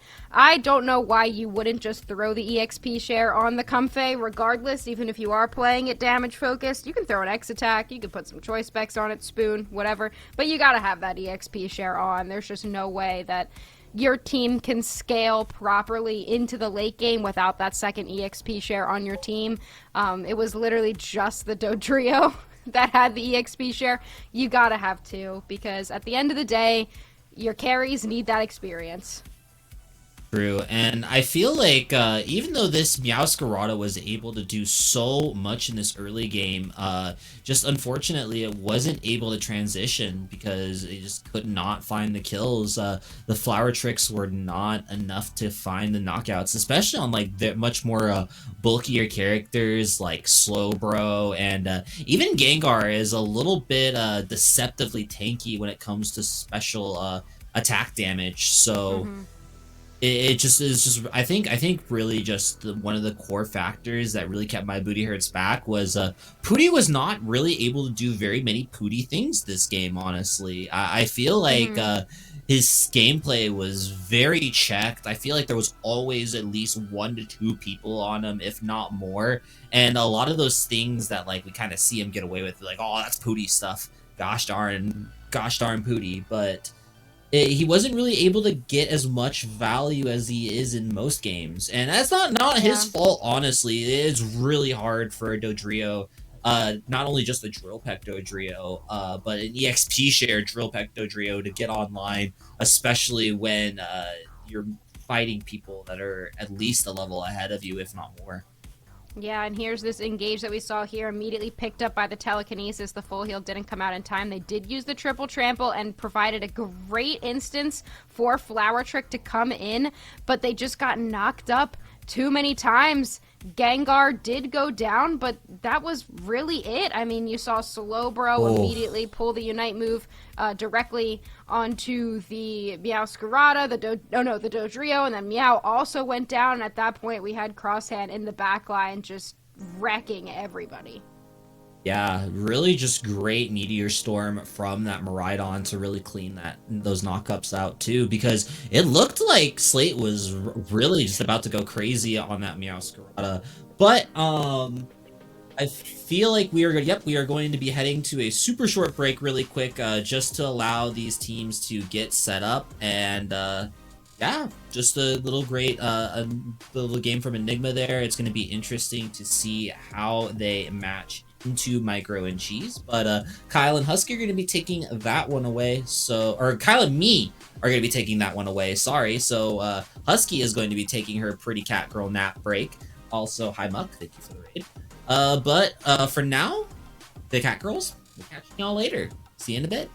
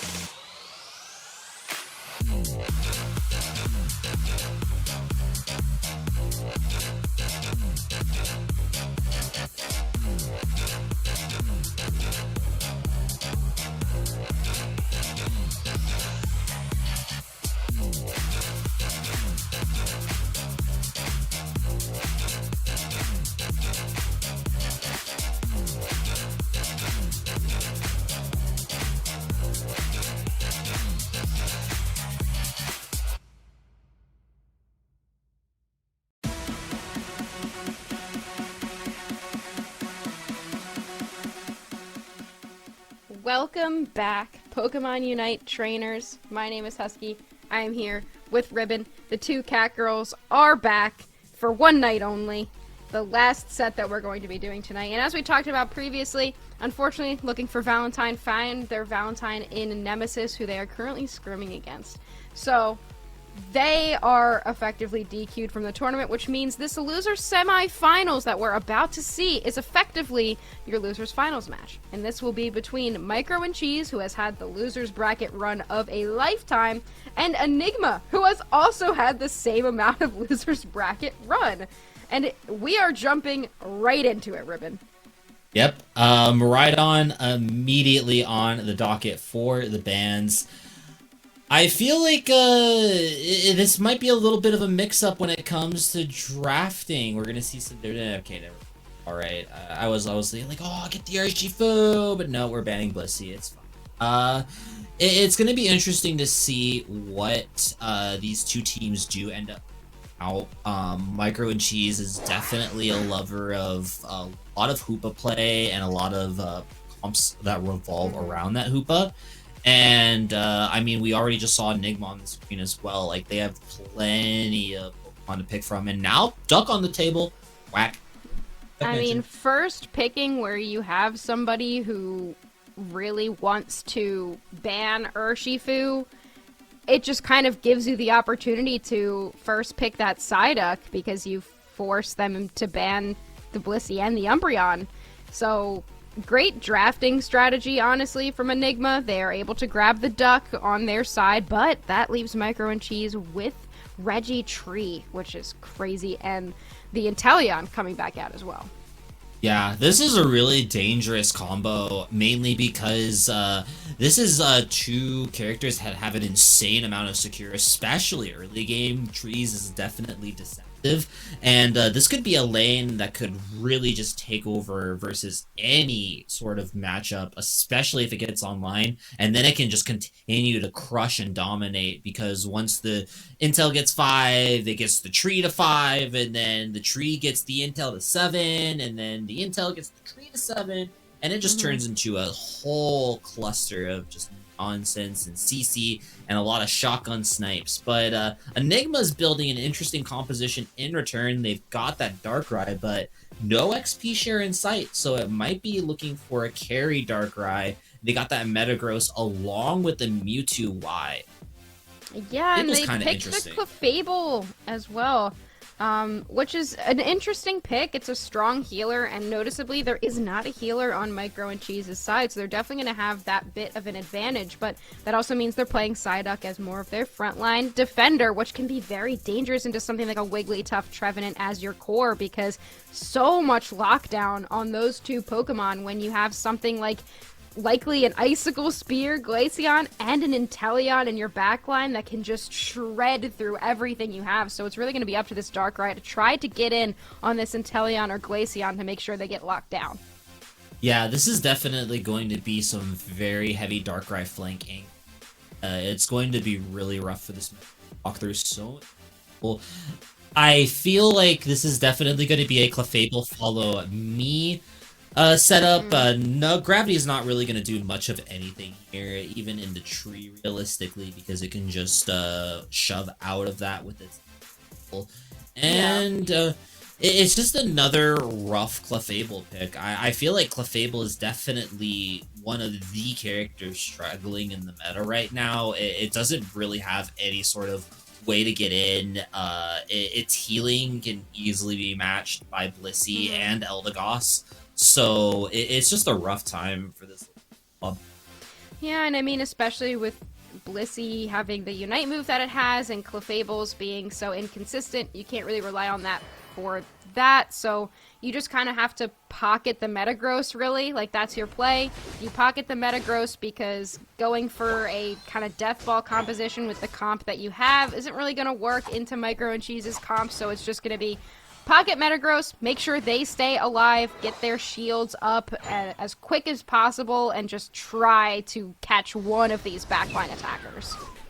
Yeah, or maybe you could get lucky and like try to like slowly walk through this front line, because even though this tree is really strong and this Wigglytuff is strong as well, they could still be pretty easily melted with an onslaught of damage coming out of that Metagross and this Mewtwo Y once it gets its Mega Evolution and starts really just dropping that AoE damage. And, you know, Clef could really do some work in keeping them healed up through that initial burst of damage that's probably going to come from that Glaceon and that Inteleon. But if both of those two carries find the same exact target, okay, Elo Poppy, chill.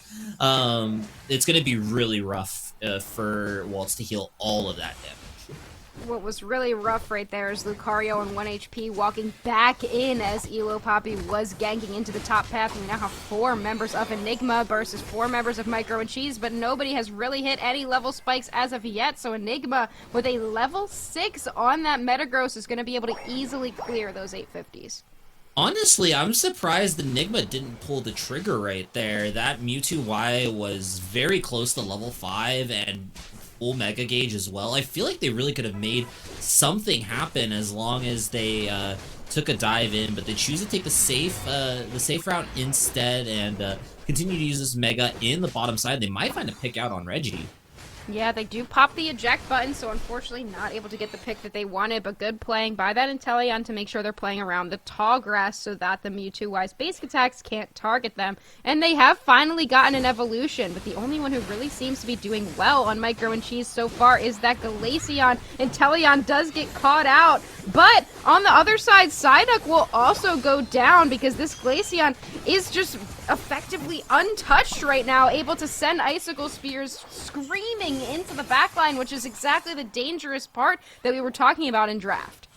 Yeah, and even doesn't pull the trigger on the Glacial stage there, trying to fight for that little bit of Altaria farm, and they are able to get just so much value out of this Glaceon, and this Metagross is definitely going to need to make that Glaceon its first priority, because if that passive is not proc, Glaceon can just walk around and really just play on a knife's edge with that massive amount of range that it has, and really just shred apart Enigma before they can even react. Yeah, and I mean, if you take care of Reggie on the Trevenant, then you also have to deal with the Wigglytuff Sing. But at the moment, we have 3 members of Micro and Cheese in this bottom path, now 3 members of Enigma as well, and it looks like Enigma in the top path is also pushing forward, so they're able to get some things done. Elo Poppy does pull the trigger on their Unite move. Compute and Crush will take 1, but they will go down as well, Ribbon. Wow, what a great dive, and that, I feel like, is unfortunately what Elo Poppy is going to be doing for the entire rest of the game. Just purely diving this Metagross, purely diving this Inteleon, diving this Glaceon, getting as many resources out of them as they can, ejects, unites, whatever you can, and then just allowing Yeti to clean up whatever is remaining left on the Mewtwo, because I feel like that's really Enigma's only win condition for getting through this game. Because if this Glaceon does remain unchecked, it's going to be exactly what happened around those 8-minute Altarias. It's just going to skirt around you and kind of drift around your team and burn so many members, dropping so much damage. And Elo Poppy is going to have to continuously do that, but you only get your Metagross Unite so often. We have the Infinite Cyburn coming down. The Mewtwo Y will stun everybody, and the Clefable rolls a lucky fly, able to take down that Glaceon. I mean, I guess that's one way to dive it. Wigglytuff will also go down, but Trevenant on their deathbed, able to get a lucky secure on the Regieleki. Now, will it do anything? Probably not, but that's still a pretty sick secure to grab. Yeah, really great thing to get out the door, because that could have been really devastating if Enigma had gotten that secure. They could have easily crashed that tier 1 pad regardless of whatever happened. Maybe even gotten those points in before the Regieleki went in, and could have really been devastating. But thankfully, Micro and Cheese find that little bit of value, getting one knockout again on the Metagross, but still it's so strong right now. Already level 12. Bordering on level 13, and if it keeps going like this, it's going to be really hard for Micro and Cheese to break through this bulk. And it looks like Enigma does want to get a little bit of vision on this tier 2, potentially grab the Metagross, one of their last few stacks here, looking for 29 points as the Psyduck, the Snipe Shot goes wide. They will get it. I don't know how they make it out of this one. They will not. 4 members of Micro and Cheese show up into the bottom path, and now looking for Elo Poppy. They will pop the Compute and Crush on top of the Glaceon, but we were just talking about how easy it is for them to get away. No, Mewtwo Y comes in, picks up the KO. The Wigglytuff Starlight Recital is not in time, but it does give the opportunity for Micro and Cheese to try to push in and get some points. Inteleon does not get their points in, Ribbon. Oh, but they do catch a Darkrai. But that Darkrai was very low HP. It's still able to clean up the Inteleon, though. Clefable getting the kill. It's Pink Blob on Pink Blob Violets here on the Thea Sky Ruins tonight, Husky. And still, Elo Poppy is doing so much work on this Metagross, and that was just really unlucky of the Glaceon running into the waiting arms of that Mewtwo Y Psystrike to get cleaned up there. And if Enigma can keep finding high-value kills like this and continue to scale up their other members, now everybody else on the team is level 12 as well, and this Trevenant and this Wigglytuff are going to be really just paper in the wind to get to this Glaceon, because they're still so low level. Yeah, I really think that the value of Micro and Cheese's team composition is going to depend on all of them playing as a unit. Take a page out of Enigma's book and what they're doing playing around this Clefable, and just stand together, because if you get the CC from Wigglytuff and Trevenant on top of each other, that is going to be huge, and they are going to make an attempt here on a push of this Regieleki into Tier 1. They need to get some points in, but Lucario is not quite enough. But Regieleki will walk in, 31 points go in for the Wigglytuff, and Wiggly will score a little bit more as well before the Glaceon scores their 39, and now we are almost at 100-point difference between these two teams. Yeah, really, really great push there from Micro and Cheese to bring things a little bit more even, but still going to be struggling up against this 100-point lead. And hopefully these fights can continue to go Micro and Cheese's way, and this Glaceon can really just continue to hit things unpunished. It's really going to need to be on Enigma, and especially probably on this Darkrai, to really try to check this Glaceon and pop that passive before Elo Poppy does go in, because if Elo Poppy's their first Gyro Ball does get onto that Glaceon passive, it's going to be really rough for them to continue that fight, because Glaceon is just going to be able to walk away, no damage taken, completely hitting for free. And now with everybody online and everybody on, the fight's starting early, Husky. Yeah, 4 seconds still left, but Micro and Cheese does pull the trigger on the Starlight Recital. They're just going to go for it. Here goes Glaceon. They're going to pop the Glacial Stage, and they're going for a full rip. The Infinite Cyber hits the Glaceon passive. They do not get stunned from it. It's going to be up to Enigma to look for a Miracle Secure, but they will not get it. It was the Lucario and wow, Micro and Cheese just went for that full rip. They had the positional advantage in the pit. Great job from them capitalizing on that moment. Yeah, and honestly, now that I look at Enigma's fight, they really don't have any sort of secure. A team fight is definitely what they wanted to look for, and Micro Cheese did not let it happen. They immediately just pounced on that Rayquaza the second it spawned, and Darkrai was just not able to take out the Inteleon, so they got the rip from the top for free, and Elo Poppy really could not get to either that or the Glaceon. The Compute and Crush just only targets the center of the pit and does not reach to either other carry. So both of them are easily able to rip for free. And Lucario, honestly, hitting the secure in what was a match that really just felt like it was struggling. Yeah, it didn't look insane the entire time, but it was able to come through when it mattered the most. And I really think that Micro and Cheese pulled off a really good engagement, just surprising Enigma before they could really do anything. And they're trying to make their last push here, but a huge Horn Leech, and Elo Poppy can't even get the full Compute and Crush out before they will go down instead. And great hold there from Micro and Cheese, and just a great engagement, deciding to pull that trigger just a little bit early, catching Enigma off guard. And where was the Darkrai? Did it get caught out before it could use its Unite move, or who did it use the Unite move on? I honestly didn't even see the Darkrai. Yeah, no, the Darkrai used the ult at Rayquaza, at 2 HP, and the intel, I believe, was underneath the effects of the Azure Spy Vision, so it literally just hit the A press, knocked out Darkrai, and it just wasn't able to really convert the value, and Micro and Cheese walk away with another great win on off some Ray Fight macro. Yeah, the Darkrai Unite move is unfortunately the opposite of a get out of jail free card. It is effectively a put yourself in jail for money card, and they were just not able to make it happen, especially at such low HP. You want to grab a squishy carry, but you don't want to be on 1 HP when you do that, especially when they're a little bit above you in levels and Inteleon has a Unite move popped. I mean, the right play was made by the Darkrai going for the Inteleon, but when you take so much damage before you can even get to them, that is so rough for them. But great job to Micro and Cheese for being able to lock that down. They will be moving on to your grand finals here in a moment. 767 to 286 for your final. Yeah, just a great game all around. Just this has been Inteleon dunk, I feel like, today, because Yeah. we've just been seeing snipe shots pop off left and right. Intel's dropping 70 to 80k consistently and taking just under 30 roughly.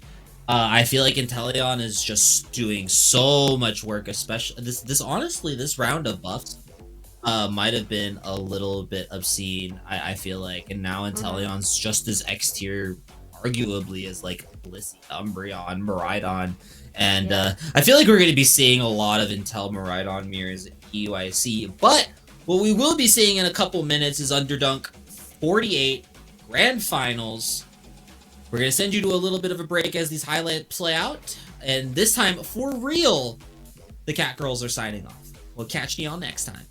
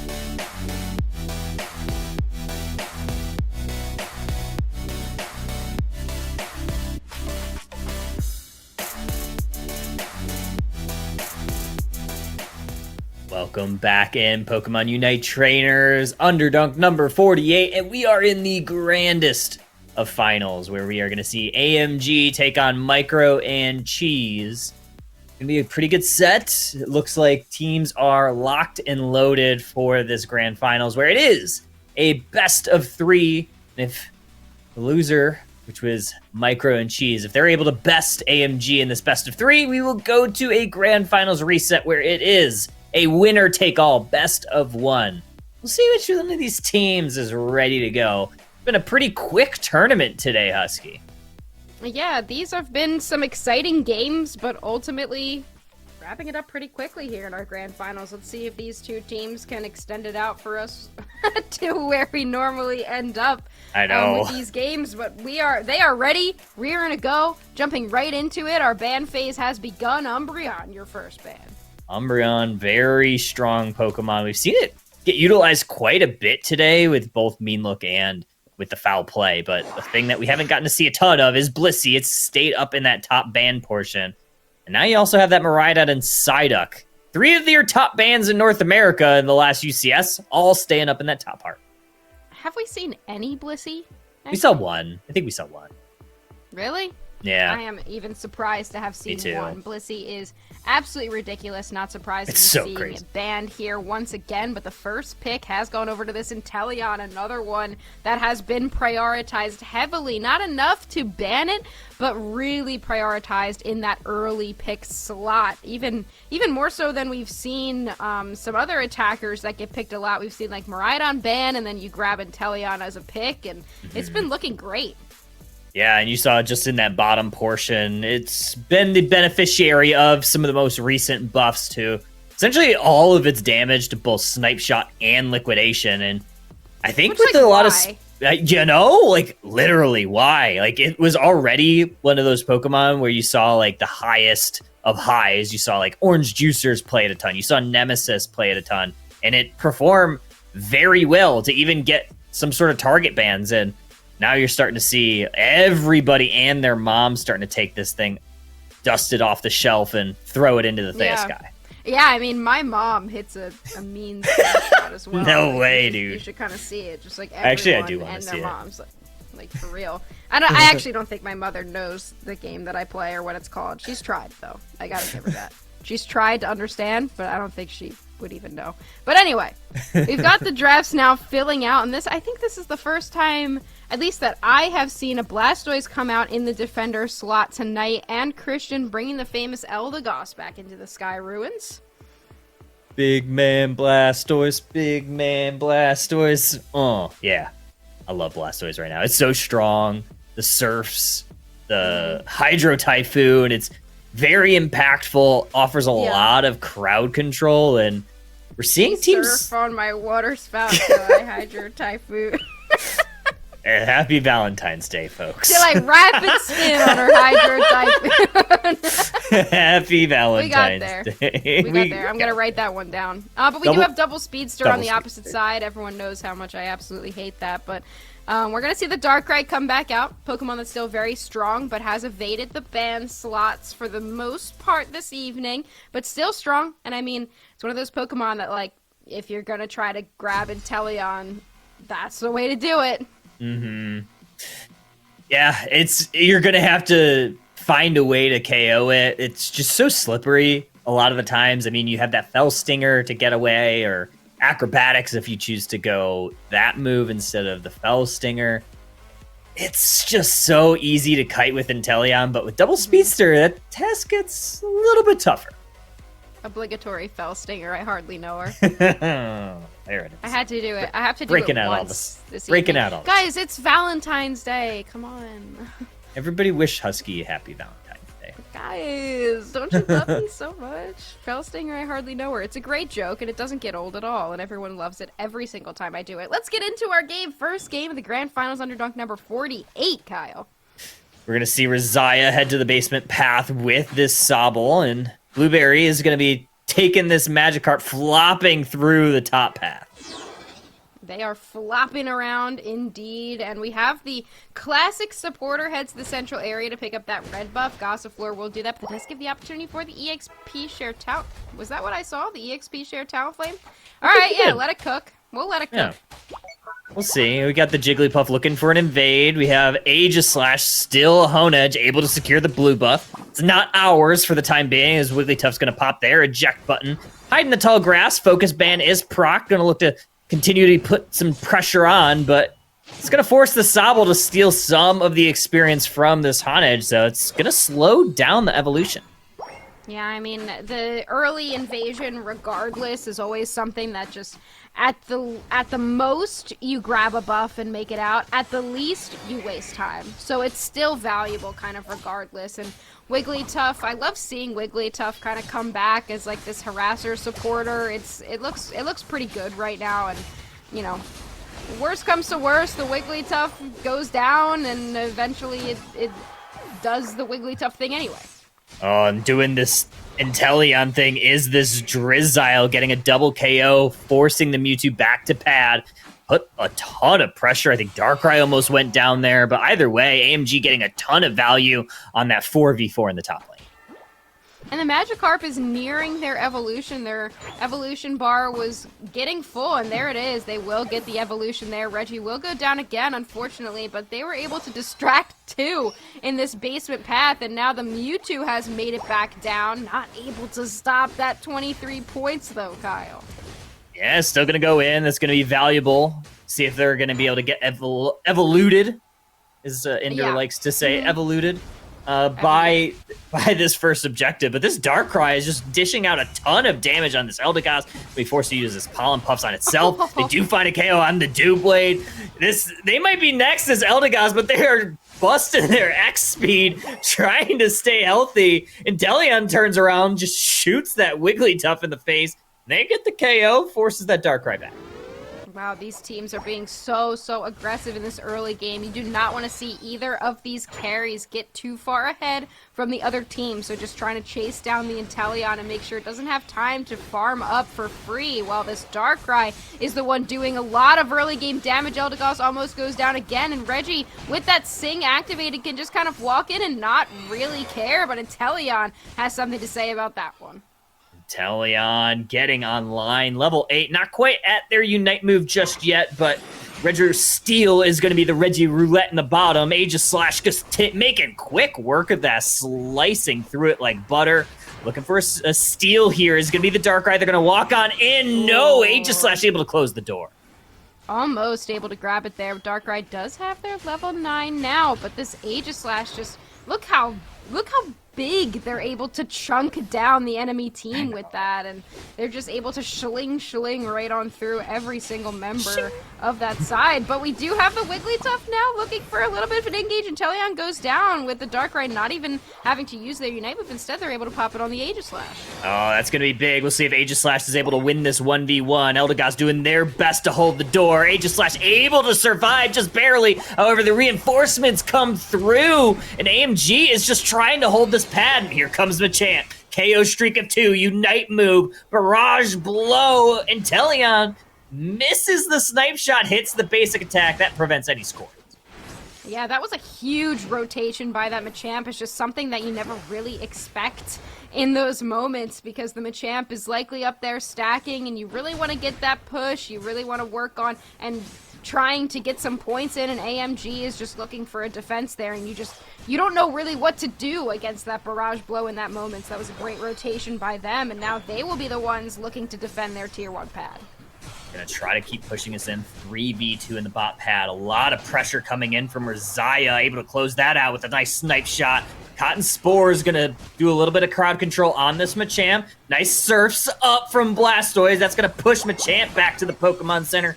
Mewtwo Y throwing a Psy Strike on Blastoise, and on the top path, Aegislash able to close the door on 2. Yeah, I think Machamp does a great job with the element of surprise, but in terms of everything else, Aegislash is just going to be the Pokemon that wins out right now in the current meta. They can last longer, they can schling on it, you know what I mean? They can wide guard and get some big shields. They end up being really tanky, but Machamp wins in that surprise moment before you can get your full heals out or your unstoppable moves. So that's kind of what they're going to have to play around with this Machamp, who looks like they're taking a little bit of extra time to hang out in that Pokemon Center. Oh, man, and it's another Registeel for the Regiroulette in the bottom path. Aegislash going to make quick work of that. Regieleki still hovering around in the top path. Talonflame's going to fly, grab some vision. Wigglytuff also grabbing some vision for the rest of Micro and Cheese. They're going to walk on in. Snipe Shot does miss. Blastoise going to surf on in. They have a Unite move. They're looking to use it. There it is. Hydro Typhoon cleansed by Wigglytuff. That prevents all that damage from flying in. Mewtwo's going to use their Unite move. Another Barrage Blow going to target the Blastoise. Here comes Machamp. Going to look to take down Inteleon, but Gyarados in the front line getting a double KO for their own. And Inteleon also grabs Machamp in that back line. They just focus the Azure Spy Vision right down onto that Machamp, make sure they can't do anything with the Barrage Blow. Talonflame will fly in for 1 KO, but it doesn't matter when the Inteleon is not hit with it themselves because they just do way too much damage. Look, even these basic attacks are able to rip down this Regieleki. Wigglytuff could be the last chance, but no. It is a Snipe Shot, able to take that secure. Big secures there for AMG. Regieleki looking to march towards this T1 pad. Big Snipe Shot, able to close the door. Regieleki walks in, looking for a cap here. Blastoise going to get nice 13. It's going to leave it at 2. They're going to maximize this cap. It's going to be a 48-point overdunk for the side of AMG.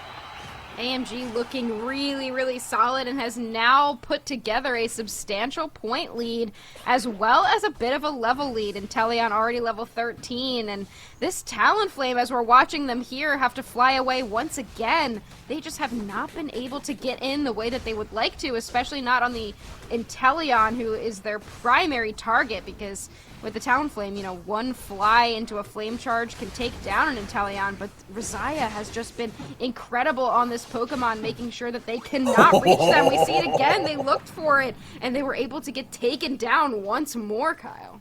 What a bait there from this Eldegoss.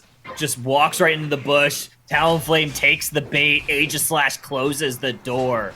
And now a third time is a charge. Oh my gosh, another Registeel. This is going to be a massive buff for AMG for this Ray fight. Yeah, that is not what Micro and Cheese wants to see. And this Gyarados, we haven't noticeably seen much of them, but they are about to hit their level 13 as well. They're going to hang out in this top path, try to get Vision, and they do have it. And Vision is sometimes the most powerful thing that you can have, especially in the late game. And now that AMG sees all 5 members of Micro and Cheese, it's really just going to be playing around the Wigglytuff Unite move and hoping for the best. See Talonflame fly.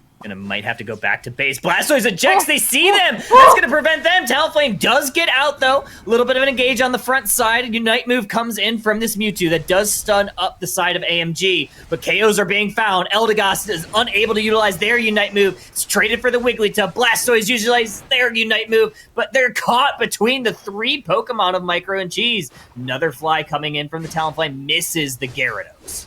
Wow, Blastoise still up right now. They will actually get out of that exchange, and Micro and Cheese is going to try to pull the trigger here. They want to go for the Rayquaza, but I don't know how good of an idea that is when there's an Inteleon standing right there. They missed the Snipe Shot, but Aegislash wants to make quick work of them in the back line. Here comes the Azure Spy Vision. Kyle, it might be over. It looks like it's over. Wiggly's going to use their Unite move. Maybe a hope and a prayer is going to be this Mewtwo. Maybe the Machamp if they're able to get on it. And it's low, but Aegislash, they close the door. They coo the Gra, and they get the Rayquaza. They coo the Gra. I don't know. They coo the Gra. Aegislash grabs 100 points. We have Blueberry on the Gyarados coming in with another 50, and the Talon does flame sweep them out, but it really doesn't matter at this point. AMG had the lead going in. The Mewtwo made the call to try to rip, but unfortunately, there just wasn't enough help from the opposite side, and this Talonflame, Kyle, even though the Blastoise may have inted a little bit by focusing in on this Talonflame, it just sent the entirety of Micro and Cheese into disarray. Yeah, they were just scrambling, trying to figure out where they needed to be, and AMG is on the back of Rosia, really, just able to stay in the back line, holding their snipe shot, holding their A button, getting a couple KOs, closing the door on Micro Cheese. Game number 1, AMG, one match away from being your champions.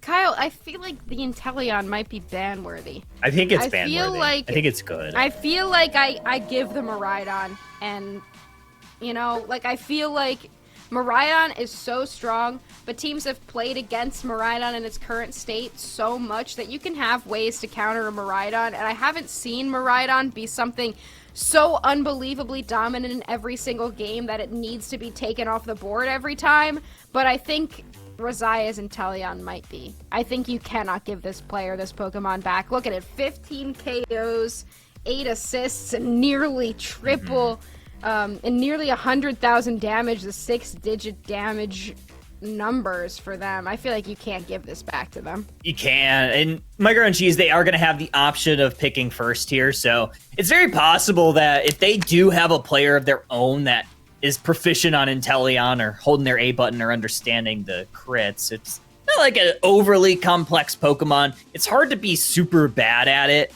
but they can always elect to pick it first and leave it on the table and try to ban, you know, something similar like they have been with those supports. But yeah, I agree. You can't let Razia on that Pokemon. Yeah, it's so strong, and they just hit every single snipe shot, and I really loved the Wiggly pick into it because, especially with the CC on that side, the Starlight Recital can be really valuable, but unfortunately, in that late game fight, it just didn't work out like that for them, so they weren't able to get anything done, and I mean, the Machamp and Talonflame, it's like one of those compositions where you're like, okay, let's try to cook with it, and the EXP share Talonflame did not look great. And the Machamp, it had a few good moments, but it was just not able to get the job done. Like, the Inteleon was too dominant. Inteleon too good. Yeah, despite having that double speedster composition, just unable to find it time after time. I mean, AMG got off to a really good start here. Yeah, the Wiggly was able to slow down the start for this Houndedge and keep them from getting that Doublade evolution, but that really just wasn't enough. Yeah, it wasn't. I mean, the reason that people will run the double speedster composition is because it's good early, and though they had some good moments early, better moments early than they did late, it still was not enough of that lead that you need with that double speedster composition. I feel like as soon as you fall behind early, it's kind of just over. Yeah, and that's the unfortunate side effect of that double speedster comp if you don't get off to that fast start. That's kind of what happened here. Yeah, the Aegis Slash. This was such a great play. The Aegis Slash was able to come out of the Darkrai Unite move. Like, it still did go down here, but it bought enough time for the rest of the team to show back up. Yeah, this Machamp, actually, like you said, it had some moments where you're like, okay, I'm seeing the value here, but yeah, AMG was just too good. This Flame Sweep, unfortunately unable to connect. Another big Unite move from this Machamp, but it's just immediately countered by Inteleon just holding down that A button. You know, I feel like it's fun to... I was, like, gonna talk about how it'd be cool to see the inside of the Darkrai Unite move when it uses it. True. But I feel like it's kind of fun. Like, you're just watching the health bars instead of, like, seeing what's going on, and it's like, oh, who's gonna come out? Who's gonna show up? And, like, everyone's just kind of, like, standing there waiting to see what ends up happening, but, yeah, it was... The Darkrai looked good, too. It was another... Like, every Pokemon on that composition, like, had its moments where it looked pretty strong, except for the Talonflame, I'm so sorry. But the rest of them, like, did have their moments, but unfortunately, this play right here, just look at the death ball of AMG's team composition. Like, the Starlight Recital didn't come out early enough in the fight, and they're just able to roll over everybody on Micro and Cheese. Yeah, Mewtwo has to just teleport on away, and there's just too much secure. The coup de grace. They coup the grace. They cooed the grace. They did. Yeah, I don't know. I don't know. That was certainly something. I don't know. Yeah, and the Inteleon with the Quadra as well, just to finish that out, was like ideal. It was so good. I think that Micro and Cheese could have a chance here. They're a solid team with some solid strategies, but they need Inteleon. Just Inteleon things. Just Inteleon thing. It's so good. Off.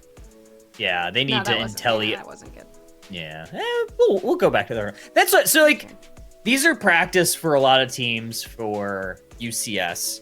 Mm-hmm. This is also where Husky and I practice our terrible puns in lines for UCS too. So yeah, so we decide what we can and can't say, and most of the time it's can't.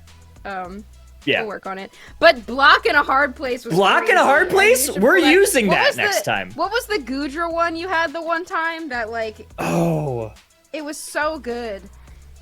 Because you really wanted to see Goodra, but I don't know how often we see Goodra enough for you to pull it back out. But that was a great one too. I remember. True. I have to remember what it was.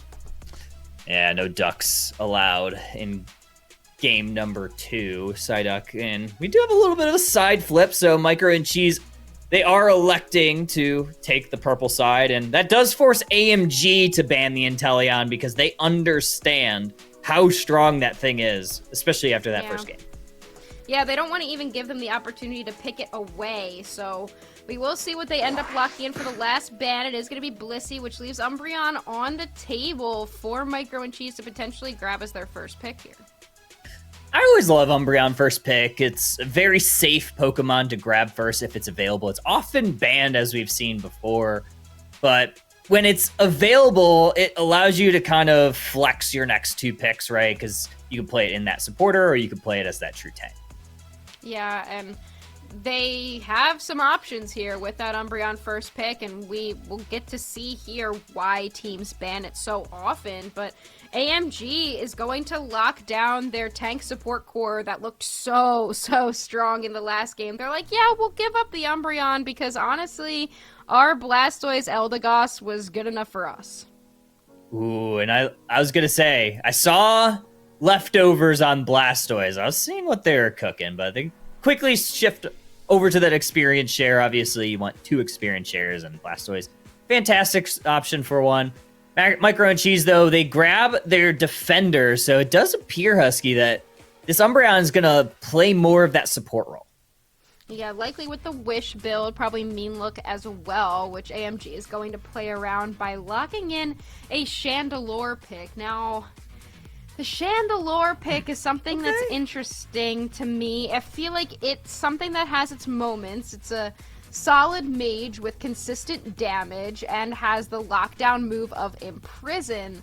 But I don't know. I don't know how much I would value it over a different mage. Like, even like a Delphox Gardevoir would be a good pick, too. It's just something that I feel like never performs as highly as those other picks. And especially going from Inteleon to a Chandelure, I'm going to be paying close attention to how Rosia cooks with this Pokemon. I am too, but I might disagree with you here. I actually don't completely agree with you for once. I actually really like this. I know, crazy, right? Because they don't really have that speedster that could dive on them. And yeah, they have Mew that outranges it, but it's more of that XP share Mew. It's more of like that support Mew. So the resets with the front line of that Umbreon and Tree, I can imagine that we may see a flamethrower here. And I would really like to see a flamethrower. Me too. I think it could. If you go overheat. I think it could work. Yeah, I like overheat into speedsters, personally. Yeah, I would really like to see a flamethrower here. And with the way that core worked previously with the Eldegoss Blastoise just being able to zone so well for that Inteleon where nothing could get on it, and the opposite side not having the dive that you'd expect. I mean, you have Garchomp, but you can kind of walk away from Garchomp knowing it's about to use its moves. So I could see this working really well if the Chandelure is able to play really well around what the Blastoise is trying to do and let the Gyarados kind of do the work, set it up, and then you take it home with a flamethrower. I think that could be strong, but we'll have to see what they do here. This could be it for the tournament. I mean, AMG up 1-0. Micro and Cheese is looking to take this to a Game 3. And AMG has not lost a map all night tonight. So Micro and Cheese, they're going to have to be up for the task of being the first team to take one off of AMG if they want to keep this going. Looking like Aaron Mack is going for a little bit of an invade here, looking to kind of bully out this Cubfu early on, and mission accomplished. That's our blue buff. Yeah, that is a tough one. I mean, Blastoise has not only early secure, but early CC as well, and Hubfu just struggles so much. The Mew, with that EXP share, has come to help, but I think Aaron Mack having grabbed this blue buff is kind of enough, right? They will get their focus band popped, but ultimately they will be able to get out, and that's kind of the best case scenario. It absolutely is, and Absol coming towards this top path. 4v4 looking to be the situation for these 850 birds. Absol is going to be very sneakily hiding in this tall grass. I don't think anyone on Micro and the Cheese is any of the wiser, so they're setting up a little bit of an ambush here. They may find the angle. Absol looking to go on in, and they find a couple of KOs. Wow, huge, able to pick up that Urshifu before it could really even do anything. That's definitely fantastic. And the Urshifu being shut down in their own central area early, and now the Absol coming in to pick up another KO, and points are raining in. This is a great start for AMG. Yeah, they executed Order 66, now make it 67 points go on in for AMG. And they're keeping this little Eevee. Goose has not been able to evolve, but still putting on, holding the pressure on this top path, but getting this Gyarados online has been huge. Yeah, and also the Candle hasn't been able to evolve at the bottom path. Unfortunately, the basement path has not gone as well for AMG as they would have liked to, but finally we have the War Turtle grabbing that KO, evolving right there, and now they will have to be faced with the War Turtle allegations. If they can get to Blastoise as fast as possible, that's going to be ideal.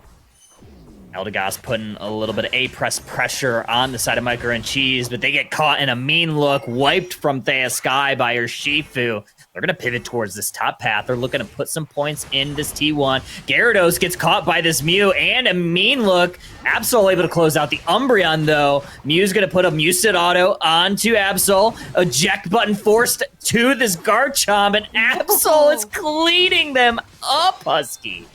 I mean, Mean Look was great right there, but unfortunately it didn't lock down the Gyarados before it actually got back onto its own Tier 1 pad, so they weren't able to do as much as they would have liked to. Absol will go ahead and put the lock on this Tier 1 pad. It's now 157 to 14. Unfortunately, Micro and Cheese has just not been able to pull it out just yet. Not yet, and Rizaya, level 8 already on the Chandelure. It is an overheat, I don't mind this. We'll see how the team fights go on. We do have Regieleki getting ripped by Gyarados. It's going to put a little bit of pressure on this T1 pad. Trevenant is going down at the hands of the Chandelure. Regirock is the Regiroulette in the bottom path, getting chipped down to half already. Micro and Cheese unable to respond. It's Eldegoss closing it out. I'm sad to see that it's an overheat on the Chandelure, but they have been hitting their Imprisons very well, so maybe that will be enough for them. And look at this core of the Blastoise, just able to prevent so much from happening. And here comes the Absol to clean it up as well. Night Slash is just making quick work of everybody on Micro and Cheese, but look at that! The Wicked Blow comes out and is able to take down the Blastoise. It's not enough, though. AMG going to close out this goal zone. Exclamation point on it. It's 235-14 as we near the halfway mark. Umbreon looking to take down the Chandelure. Unable to get a mean look on them, so they're going to retreat back to their T1. I mean, the way that this team of AMG just plays around their front line so well, it's making the Blastoise look really solid when it's a Pokemon that has not been prioritized as much as I thought it would be after it received a little bit of buffs a few patches back, but AMG is playing it really, really well. They really are. No real fights going on right now. No objectives really at the map. But at the state of the map, I mean, look at these levels, Husky. They're starting to get out of hand. Absol, though, might be getting caught here. They turn around, pop their Unite move. All the Unite moves flying out. And Micro and Cheese, they're flying back to the Pokemon Center. Garchomp uses their Unite move, but unfortunately, the only thing they were able to pick up was the Absol. The rest of Micro and Cheese, they're going to be falling down. Is that a Quadra for this Eldegoss? What? It's an Eldegoss Quadra KO right there.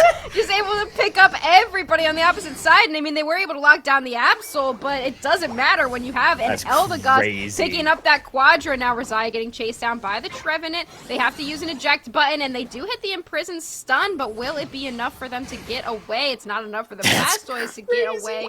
That is for sure, Kyle. They got away. That's insane. Ebon Fist is going to be used for the Absol. They take them down. points flying in on the bottom T1 pad for Micro and Cheese. That's the first bit of experience that they've been able to attack down here. So really good there. However, they do lose that Regieleki top. They should be awarded nicely for this Registeel bottom unless this Blastoise is able to walk in. Yeah, I mean, you do have the Wicked Blow, and it does connect here, so Registeel will go over to Micro and Cheese in this situation, but they are still losing in terms of score, and they will also lose the Garchomp right there. Not looking great. I mean, this Absol Chandelure tag team has just been amazing at really cleaning up these fights, while the Gyarados just kind of off lanes, get some points in, and kind of just devastate the off lane, honestly. Oh, Umbreon might be getting caught here. Surf in, is able to take them down. Ebon Fist, the Urshifu Wicked Blow is able to take out the Chandelure. Unite move comes in from Absol. Might be the last time to use it. Solar Beam connects, takes out the Eldegoss, but pushing forward is AMG. Mew is going to get another Solar Beam onto this Blastoise. Mewsted Auto, along with the mean look, should close Blastoise out, no problem. That's a nice catch for Micro and Cheese. They definitely needed something. Yeah, no, that was great. It was a great way for them to capitalize on a little bit of an overextension there from AMG, but unfortunately, though Micro and Cheese has been able to get some really solid picks throughout this match, AMG has just been able to overwhelmingly win these fights. But Micro and Cheese does have the level 13 on both of their core carries, the Urshifu and the Garchomp, so that's going to be really solid for them heading into this final minutes of this fight. But look at this Absol, also level 13, and Gyarados at level 14, Kyle. Now they're going to try to take down these birds before they despawn. Umbreon gets caught out by all 5 members of AMG. Wicked Blow misses connection on the Blastoise. Surf's going to keep this choke point zoned, and AMG might be heading down towards this basement path, migrating south for the winner, where there's another Reggie, but there's a Reggie top as well, but it doesn't look like they're going for either. And this game is far from over. Look at that. Actually, the Ebon Fist did come out there. So they do get the Ebon Fist, but the Blastoise has gone down in return, and no! The Resiah will also go down. Urshifu taking 2, and now the Midnight Slash from Absol has to come out. It doesn't get any this is KOs, huge. so Kyle, this could be it!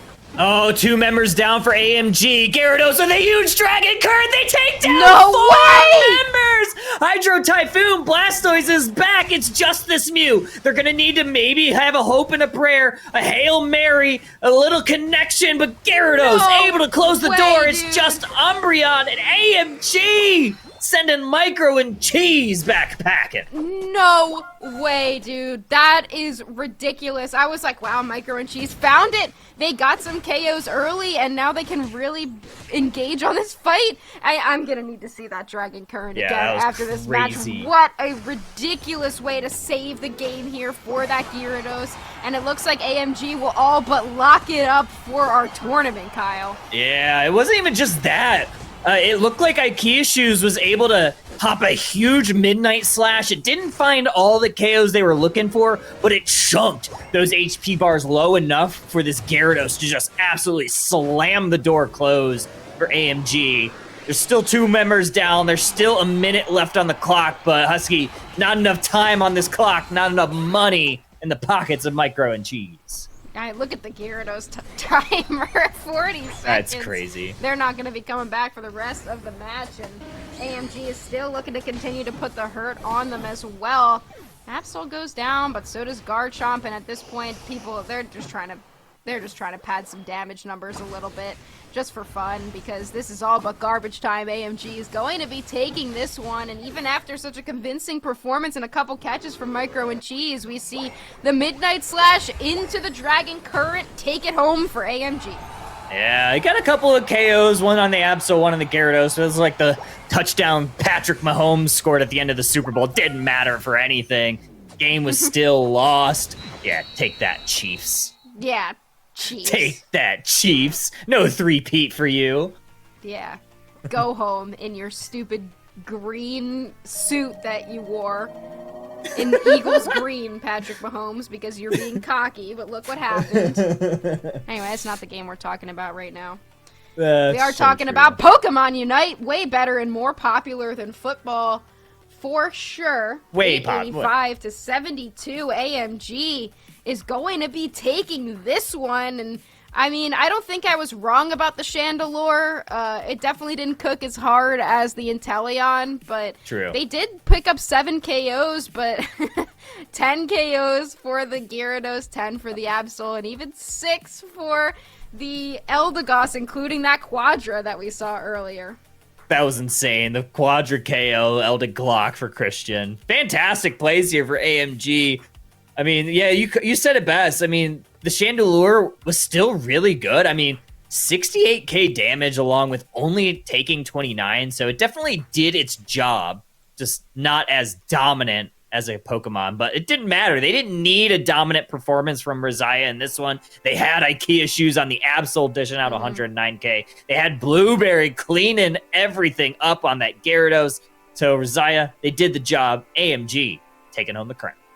Yeah, look at the damage on that Eldegoss as well, 64k. I know, that's crazy. For sure. That's I crazy, love seeing a support. I love seeing the classic Eldegoss come back. We see it kind of pulled out by players who really know how to play this Pokemon, and Christian is one of those players. An insanely strong Eldegoss player, and that's what we kind of see competitively now, because the support meta has changed quite a lot. So when we see Eldegoss come out, it's usually players that are ridiculous on this thing. And here we go, getting to see some of these replays of the final match of the night. Congrats to AMG, and the performance was dominant from the start and remained dominant through the entire match.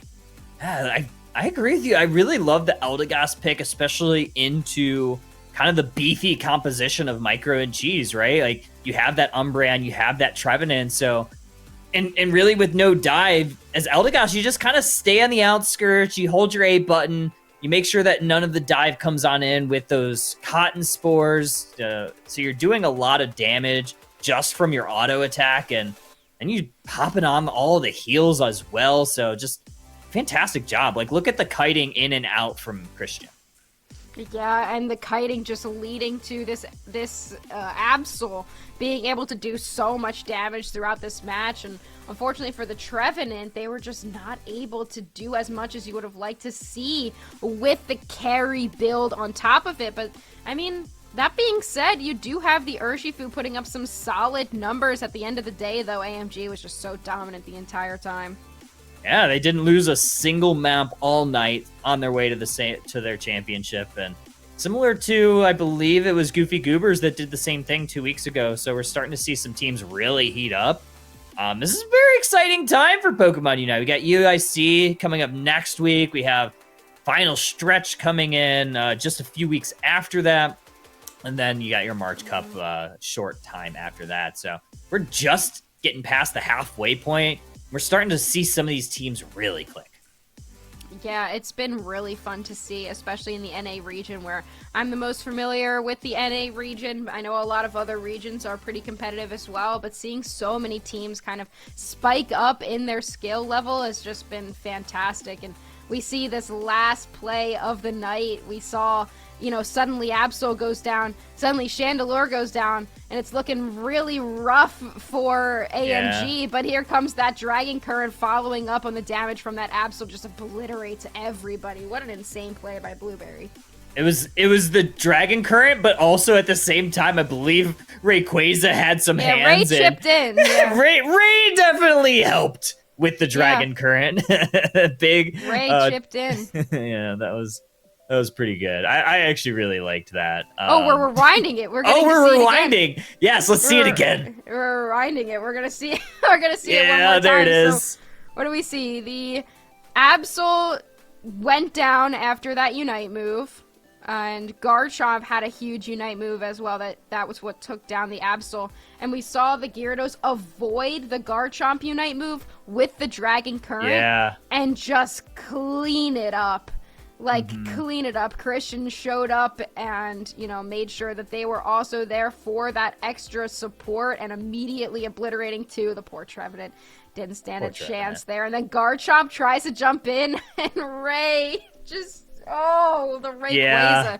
The Rayquaza had a favorite. Sometimes Rayquaza plays favorites. And this definitely seemed like one of those things, right? And Mew trying to hold it as long as they could, trying to stall it out, but AMG was having absolutely none of it. Gyarados looking to dive on in, able to connect, and they pop the eject button into the Dragon Breath, able to close that KO, and that was all she wrote. AMG able to secure the Ray, cure Underdunk number 48.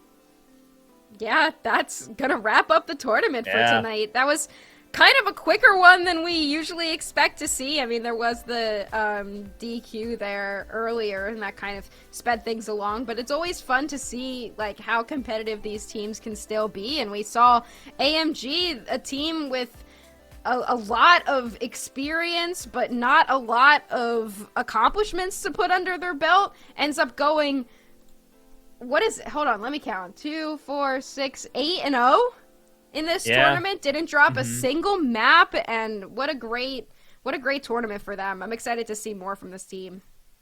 Shout out Shivam was all on that for the bracket, so big shout out for that. But yeah, huge plays for AMG all night long. I'm excited to see this team. They perform pretty well in UCS, so be interested to see how they perform in the final stretch qualifiers and then the March Cup. But yeah, all around great tournament. A little good turnout by all the teams. Do want to say a quick shout out for all of the people involved to make Underdunk happen. Big shout out Shivam. I know we've said it just now with the pulling up the bracket, but all the replays, all that stuff, all the behind the scenes, getting everything set up. Fantastic job there. So big shout out to Shivam. Obviously, the #1 camera operator in North America, Bina. There's so many times where she was always on the action. Everybody that watches competitive Unite knows how sometimes you don't know when there's bad observing until you see it. So having someone that does actively good observing, got to give a shout out there. Big shout out to you, Husky, and Ribbon, who was on the broadcast a little bit earlier. And then shout out to all our admin team, Lordy and Co, to get everything set up. Other than that, want to give a quick little reminder, !remoat in the chat will get you to the link. We are running Remote Rewind, the run back. It is going to be this Saturday, the 15th. It's going to be at 2 p.m. Eastern. We'll be live on twitch.tv. It's going to be on Squirtle's Den Twitch channel. And there is a $500 prize pool. So !remoat, get your team signed up. I'm going to just drop that in there so people have that quickly. But it is going to be all played on Remote Stadium. So we are taking it back. No more Thea Sky. It is all going to be on Remote. And not only is it going to be on Remote, it is going to be Pokemon that were only available during that time frame. So any of the Pokemon that have come out since Thea Sky has been released are going to be banned. So it's going to be a big throwback tournament. Nice prize pool. So check it out. We'll be live 2 p.m. Saturday. We will see you at Remote Stadium. But before we get going on the day, do want to give the mic over to my lovely co-host, Husky. Husky, did I miss anything? Is there anything else that we need to say? I don't think so. Remote Rewind was, unfortunately, I'm not going to be able to be there. I've got a wedding this weekend that I'm in, so I'm going to be kind of watching while I'm getting ready for the rehearsal dinner that night. But the first Remote Rewind was great. It's so much fun seeing, old Pokemon come back in that you don't normally see a ton. Everything Mew and after can't be used. So it was always a fun one. But I think you covered everything. Congrats to AMG. Alrighty, folks. Well, we are going to be saying goodbye for the night. It's been a wonderful day at Underdunk. We will be back in 2 weeks for Underdunk 49, and then 2 weeks after that, I believe, was going to be the plan to kind of keep it consistent for Underdunk number 50, half of 100. That is half a hundo burger, half-pound burger, or whatever we say. But either way, folks, follow us all on your favorite social medias. We will be back next time, so thank you for tuning in, and we will see you in 2 weeks.